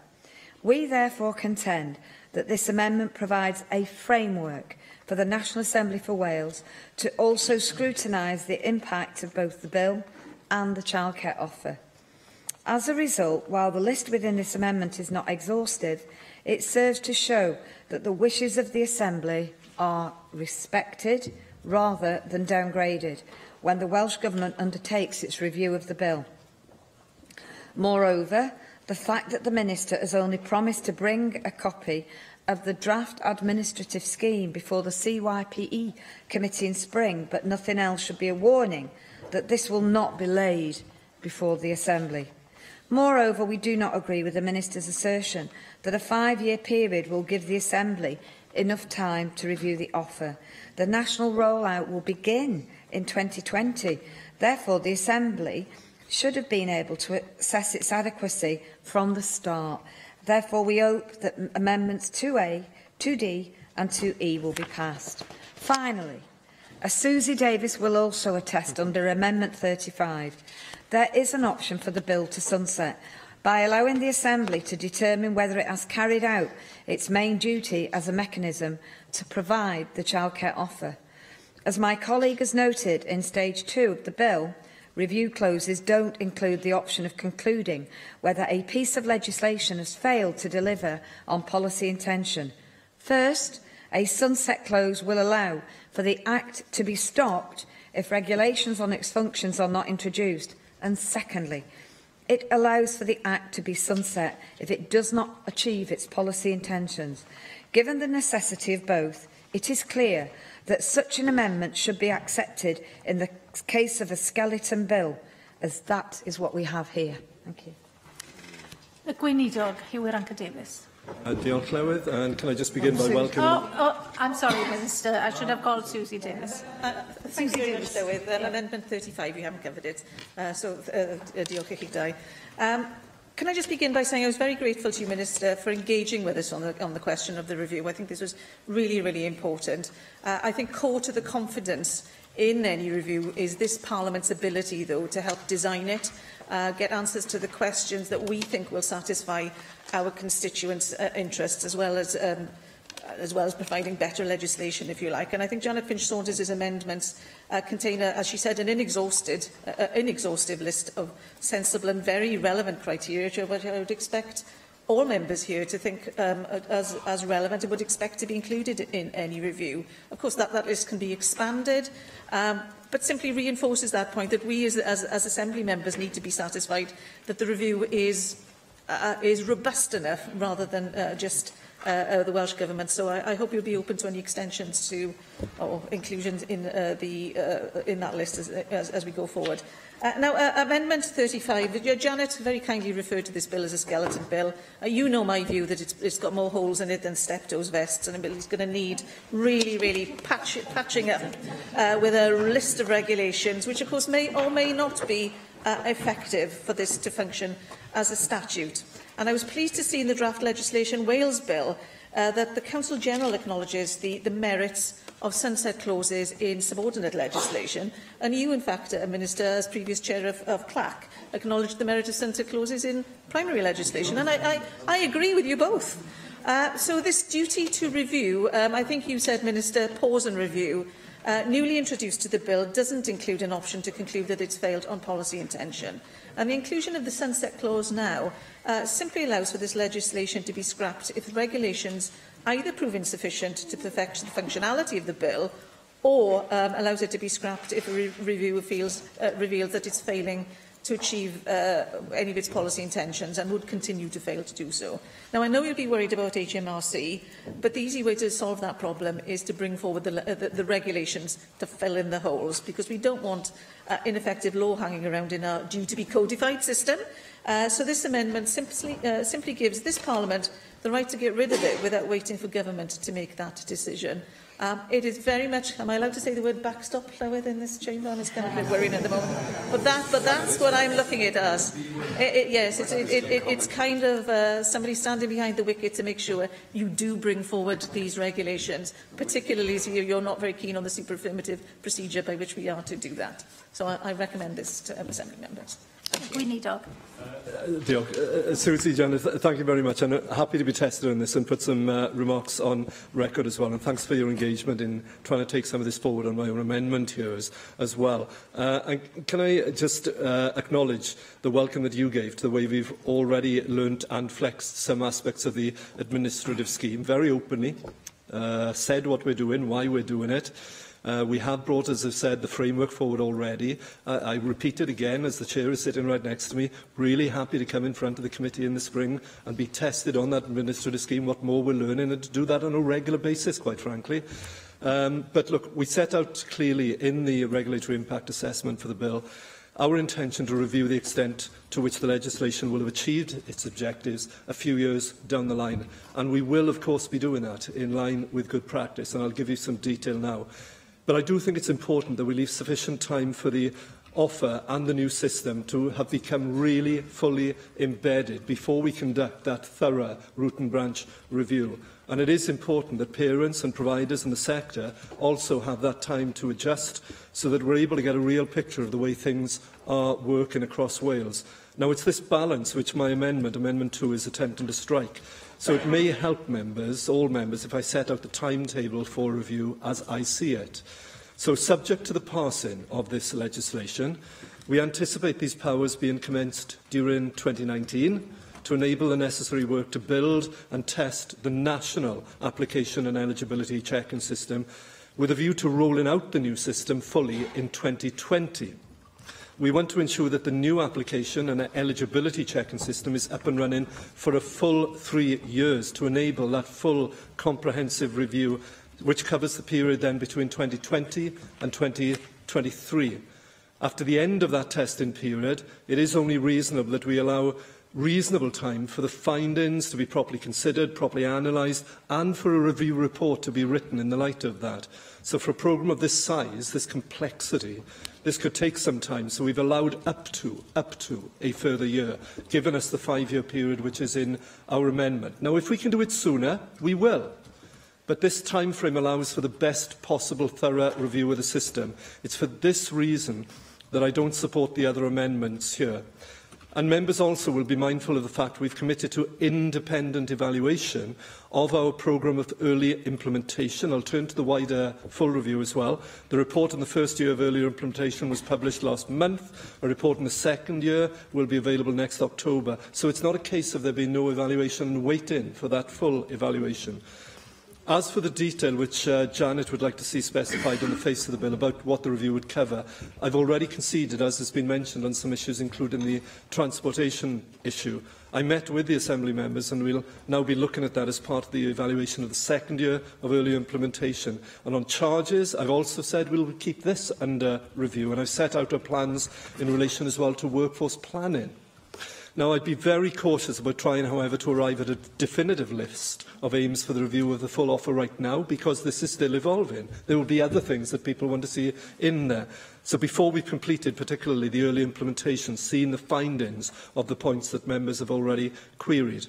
Now, I can also confirm that this review, the major review, will not be undertaken in-house, and that we would appoint an external independent evaluation company. I'm keen to give them the broadest remit possible and not to fetter them, and as a consequence, I can't be supporting their amendments 2B or 2E.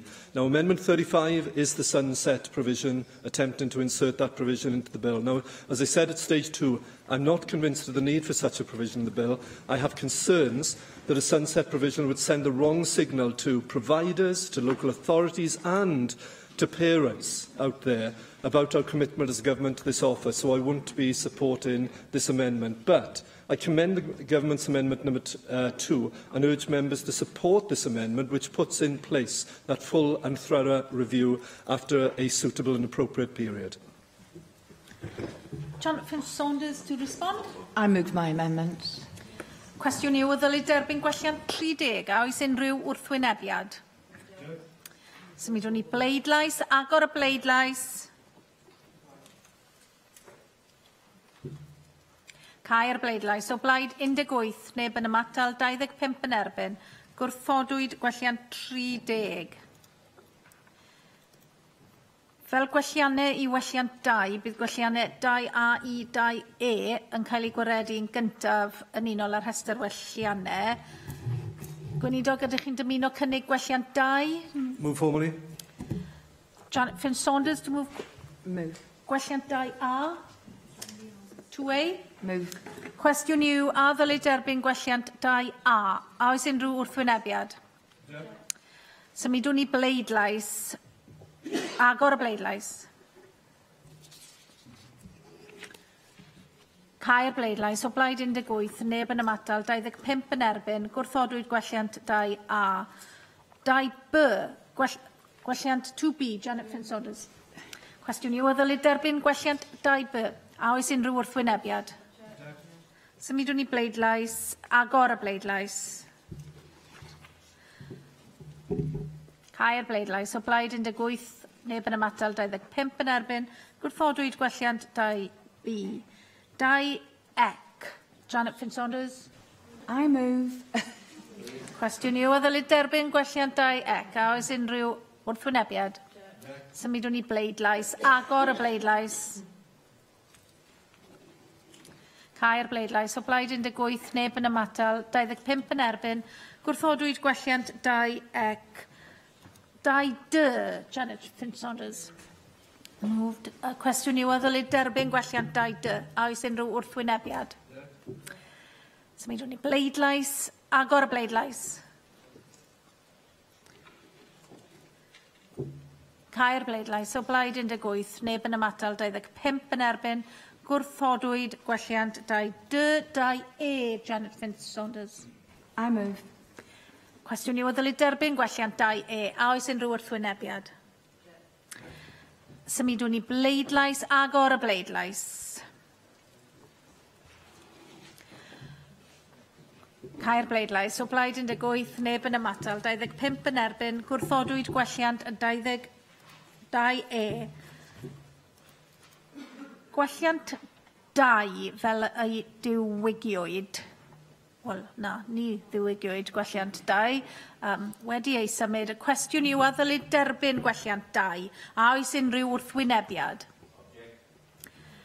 Symudwn ni bleidlais. Agor y bleidlais. Cau'r bleidlais. O blaid 32, neb yn ymatal, 11 yn erbyn, derbyniwyd gwelliant 2. Y grŵp nesaf o welliannau yw grŵp 13, mae'r grŵp yma'n ymwneud â'r ddyletswydd i hyrwyddo ymwybyddiaeth.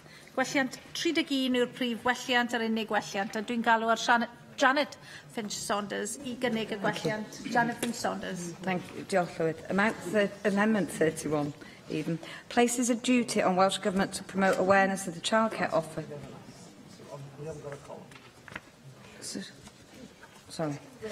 And eligibility. In Wales, the dual stream nature of the offer is evident, split into the foundation phase, nursery, early years education, administered by local authorities for at least 10 hours per week, and the childcare offered. I'm on the wrong one, I do apologise. Next one. No, 13, yeah, I was on the rank. What? Right. In evidence to the committee, the WLGA stated that local authorities remained responsible for administrative systems for early years education, meaning parents would have to apply separately to their local authority and HMRC to access the full 30 hours. However, it has been noted by childcare providers as well as Estin that this could cause widespread confusion among parents. At a national level, HMRC's representative confirmed there was no reason at all why the correspondence couldn't include what a parent is eligible for, and alluded to the fact that the childcare choices could be updated to include Welsh data. We recognise the Minister's admission that there will be potential for confusion arising as a consequence of the bill, but had mentioned that the Welsh Government had funded a family information service within each local authority in the pilot areas, in order to give clear signposting between the two systems. He further noted that a communication strategy was being tested within the pilot areas to signpost parents on the offer, as well as additional support such as tax credits. As such, it is important that Welsh Government continue with their efforts to inform parents of the offer and provide alternatives if they are not fully eligible. This amendment covers the Minister's commitment and will simplify the offer for parents, so that no further barriers are placed before them during application. Furthermore, local authorities already have systems in place to signpost parents to the foundation phase childcare offer, enabling a smooth transition towards a national system. Furthermore, the evaluation of early implementers has recommended that promotion and awareness raising should be considered. The evaluation also noted that more and clearer information is needed to help parents of qualifying children to work out the costs of childcare. As a result, we believe that a duty on the Welsh Government to provide information will help to continue funding for local authorities in this respect, as well as to coordinate information services at the point of national rollout. Thank you. Gwynidog? I am indeed aware that there have been a range of communication challenges for local authorities, parents and providers in relation to the offer to date, and I've considered carefully the findings of the evaluation report on the first year of early implementation, covering many of these points.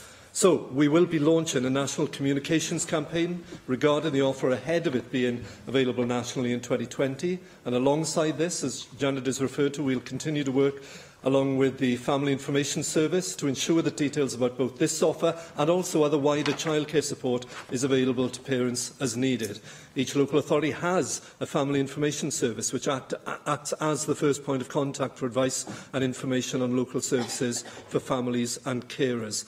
It is, of course, also important to make sure parents have access to information about childcare at the point when they make decisions about jobs and careers. So we've been working with the Department of Work and Pensions to ensure employment advisors have that information as well as with our own Welsh Government-funded employability programme. So, given that all of this work is already underway and that we have a service dedicated to providing families with advice on their childcare choices, I don't see that we need to add additional duties in this regard by way of this bill. So we won't be supporting this amendment. Janet Saunders to respond. I would like to proceed to the vote. Cwestiwn yw, a ddylid derbyn gwelliant 31, a oes unrhyw wrthwynebiad? Object. Symudwn ni bleidlais, agor y bleidlais. Cau'r bleidlais. O blaid 18, neb yn ymatal, 25 yn erbyn. Gwrthodwyd gwelliant 31. Gwelliant 32. Janet Finch-Saunders? I move. Cwestiwn i o ddylid derbyn gwelliant 32. A oes unrhyw wrthwynebiad? Symudwn i'r bleidlais, agor y bleidlais.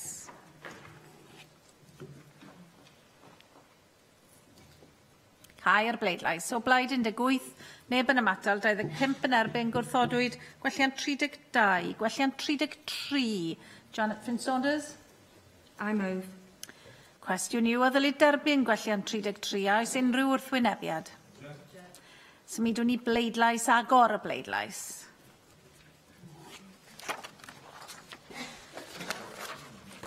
Cau'r bleidlais. O blaid 18, neb yn ymatal, 25 yn erbyn, gwrthodwyd y gwelliant. Y grŵp nesaf o welliannau yw grŵp 14, ac mae'r gwelliannau yma'n ymwneud â chynllunio'r gweithlu. Gwelliant 34 yw'r prif a'r unig gwelliant yn y grŵp, a dwi'n galw'r Janet Finch-Saunders i gynnig y gwelliant. Janet Finch-Saunders. Diolch, Llywydd. We are retabling Amendment 34 as the Minister's responses on workforce planning throughout stages 1 and 2 have simply not been satisfactory enough. This amendment ensures ministers are under a duty to examine the capacity of the childcare workforce so enough childcare is available for parents to take up the offer. It is essential that capacity is scrutinised, as evidence has highlighted, particularly during pinch points, during academic years, especially during school holidays, there have been problems. Furthermore, Culham, the umbrella body for 5 childcare providers in Wales, noted that there was a lack of qualified staff, difficulties in staff retention due to low wages and insufficient hours, a lack of registrable venues and availability of school and community buildings to hold childcare services.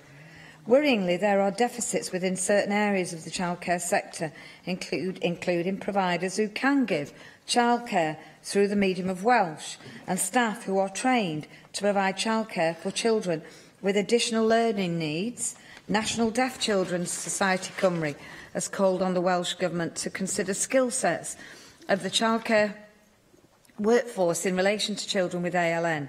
Furthermore, as the recent revaluation of the offer's pilot areas showed, low usage rates of the Welsh Government's SEN budget for early implementer local authorities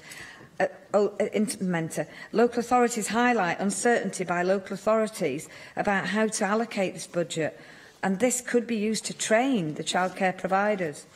Social Care Wales also estimates that 21,000 additional full-time equivalent places would be needed to meet demand if the anticipated number of parents take up the offer, and 2,637 extra workers would be needed nationally by the full rollout in 2020.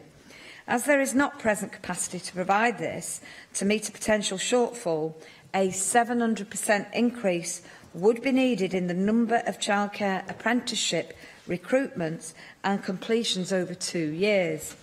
Additionally, the recent evaluation on the early implementers of the childcare offer has noted that while few providers have concerns about capacity to accommodate the current demand, many note that they were already operating at full or near full capacity, and others did not wish to expand as this would adversely affect the character of their childcare setting. It is also concerning to see that 1/3 of childcare providers in the pilot areas now do not have capacity to expand should demand increase. So there again, not only does this contradict the Minister's assertions at stage 2 that early implementer authorities were not showing strains within the system, it makes a review of workforce capacity even more necessary. While the Minister is promising more robust reviews of workforce planning in years 2 and 3 of implementing the offer, this still leaves out the Assembly's functions to scrutinise whether the childcare workforce does have capacity to deliver this offer. Thank you. Y Gweinidog. Can I begin by just refreshing members? knowledge and recollection of the significant contribution that we're actually already making as a government through the 10-year workforce plan published last year in terms of building exactly what the member has requested, which is that additional capacity and capability across the childcare and the play sector. That 10-year plan aims to professionalise the sector, create a highly skilled workforce capable of offering high-quality, flexible, affordable childcare. And in terms of investment in the skills and quality of the workforce, there is indeed a new suite of childcare qualifications being developed, ready for introduction in the later part of 2019, alongside the rollout of the childcare offer. The apprenticeship programme, which provides part of this, will support providers and their workforce to access these qualifications. But we've also been working already on new ways to encourage real diversity in the workforce. So in partnership, for example, with the NDNA, the National Day Nurseries Association, we've run the Childcare Works project. I've seen it firsthand myself. It targets those who are currently economically inactive, but who have the right skills and personal attributes to work with our young children. It's produced a number of successful outcomes, including job creation, and we're considering now going ahead with a second phase. But I do also recognise the financial challenges the sector faces, and that's why we're prioritising investment into the sector. It's targeted at business support measures, as well as skills, and it'll help the sector to build its own capacity and capability. And one of the key drivers for this will be, indeed, the exemption of business rates for all registered day nurseries from next April. This exception will be for a period of 3 years, alongside the rollout, supporting existing providers to become more established and to support new start-ups in local areas as we continue to roll out the childcare offer and roll out the expansion of the workforce. But we do have to remember that the sector is a mixed economy. It's made up of private and third sector organisations, as well as some in the public sector. And the job creation, therefore, within the sector is dependent on a number of factors. Not all are within the gift of Welsh ministers to influence or control. But we will continue to monitor how these plans can be improved to best support the sector to be able to take full advantage of this exciting childcare offer commitment. So in light of the current and the planned activity by this government to support and develop the workforce across what must be said is a very diverse sector, we will not be supporting the amendment. Janet Finch-Saunders to respond. I'd like to proceed to the vote. Sorry. Cwestiwn yw o ddylid derbyn gwelliant 34. A oes unrhyw wrthwynebiad? Symud o'n i bleidlais, agor y bleidlais. Cau'r bleidlais. O blaid 18, neb yn ymatal, 25 yn erbyn. Gwrthodwyd gwelliant 34. Gwelliant 35, Janet Finch-Saunders. I move. Cwestiwn yw o ddylid derbyn gwelliant 35. A oes unrhyw wrthwynebiad? Symud o'n i bleidlais, agor y bleidlais.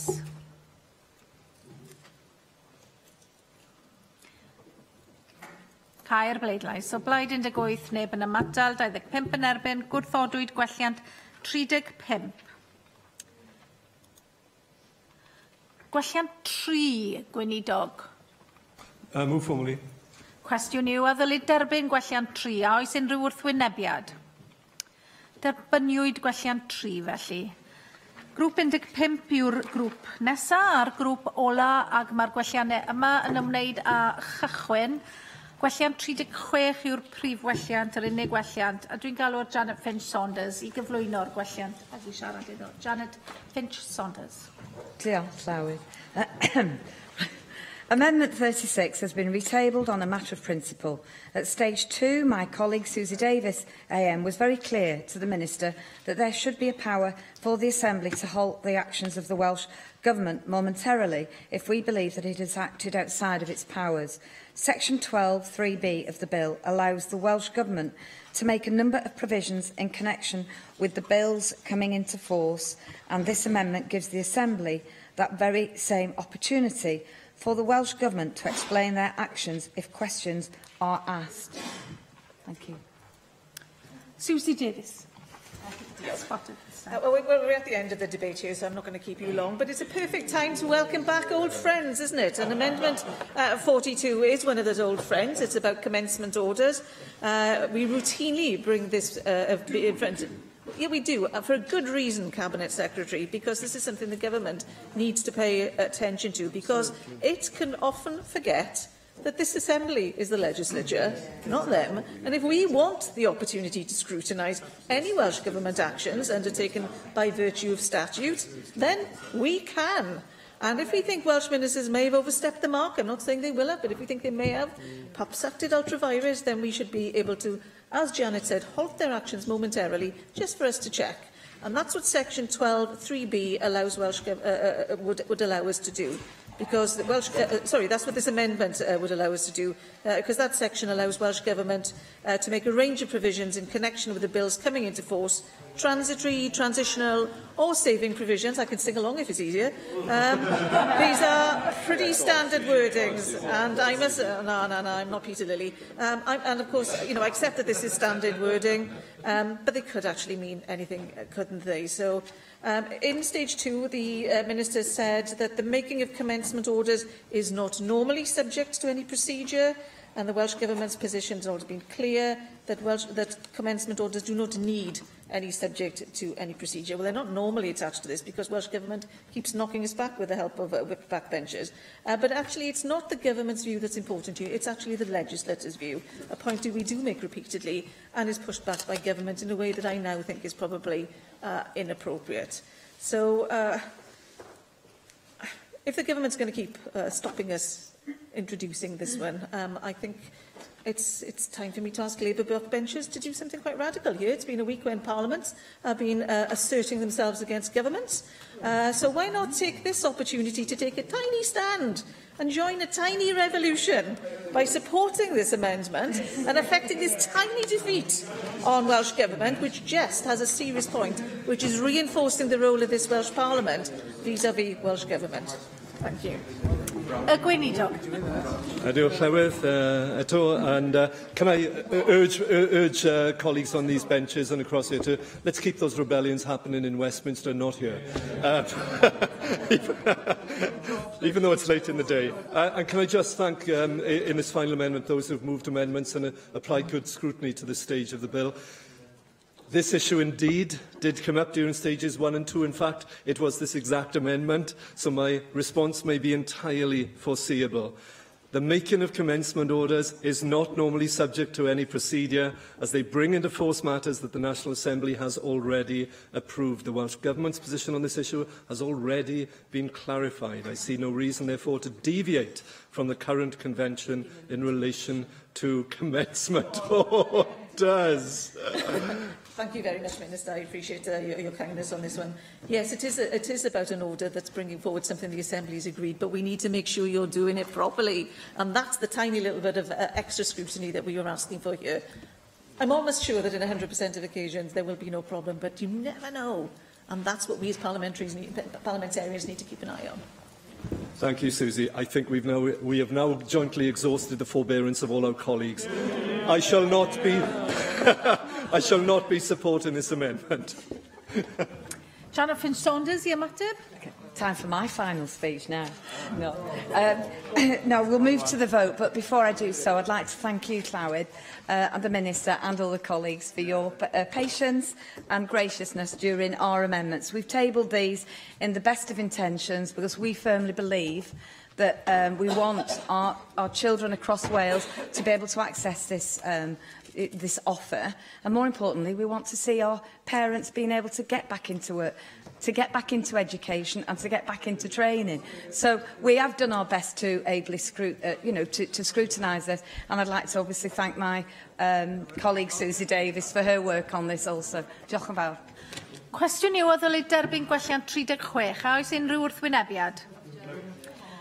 Symudwn i'r bleidlais felly. Agor y bleidlais. Cau'r bleidlais. O blaid 18, neb yn ymatal, 25 yn erbyn. Gwrthodwyd gwelliant 36. Gwelliant ola felly i bleidleisio arno yw gwelliant 5. Sian Gwenllian? Symud hwn yn ffurfiol. Y cwestiwn felly yw a ddylid derbyn gwelliant 5. A oes unrhyw wrthwynebiad? Symudwn i bleidlais ar y gwelliant yma. Agor y bleidlais.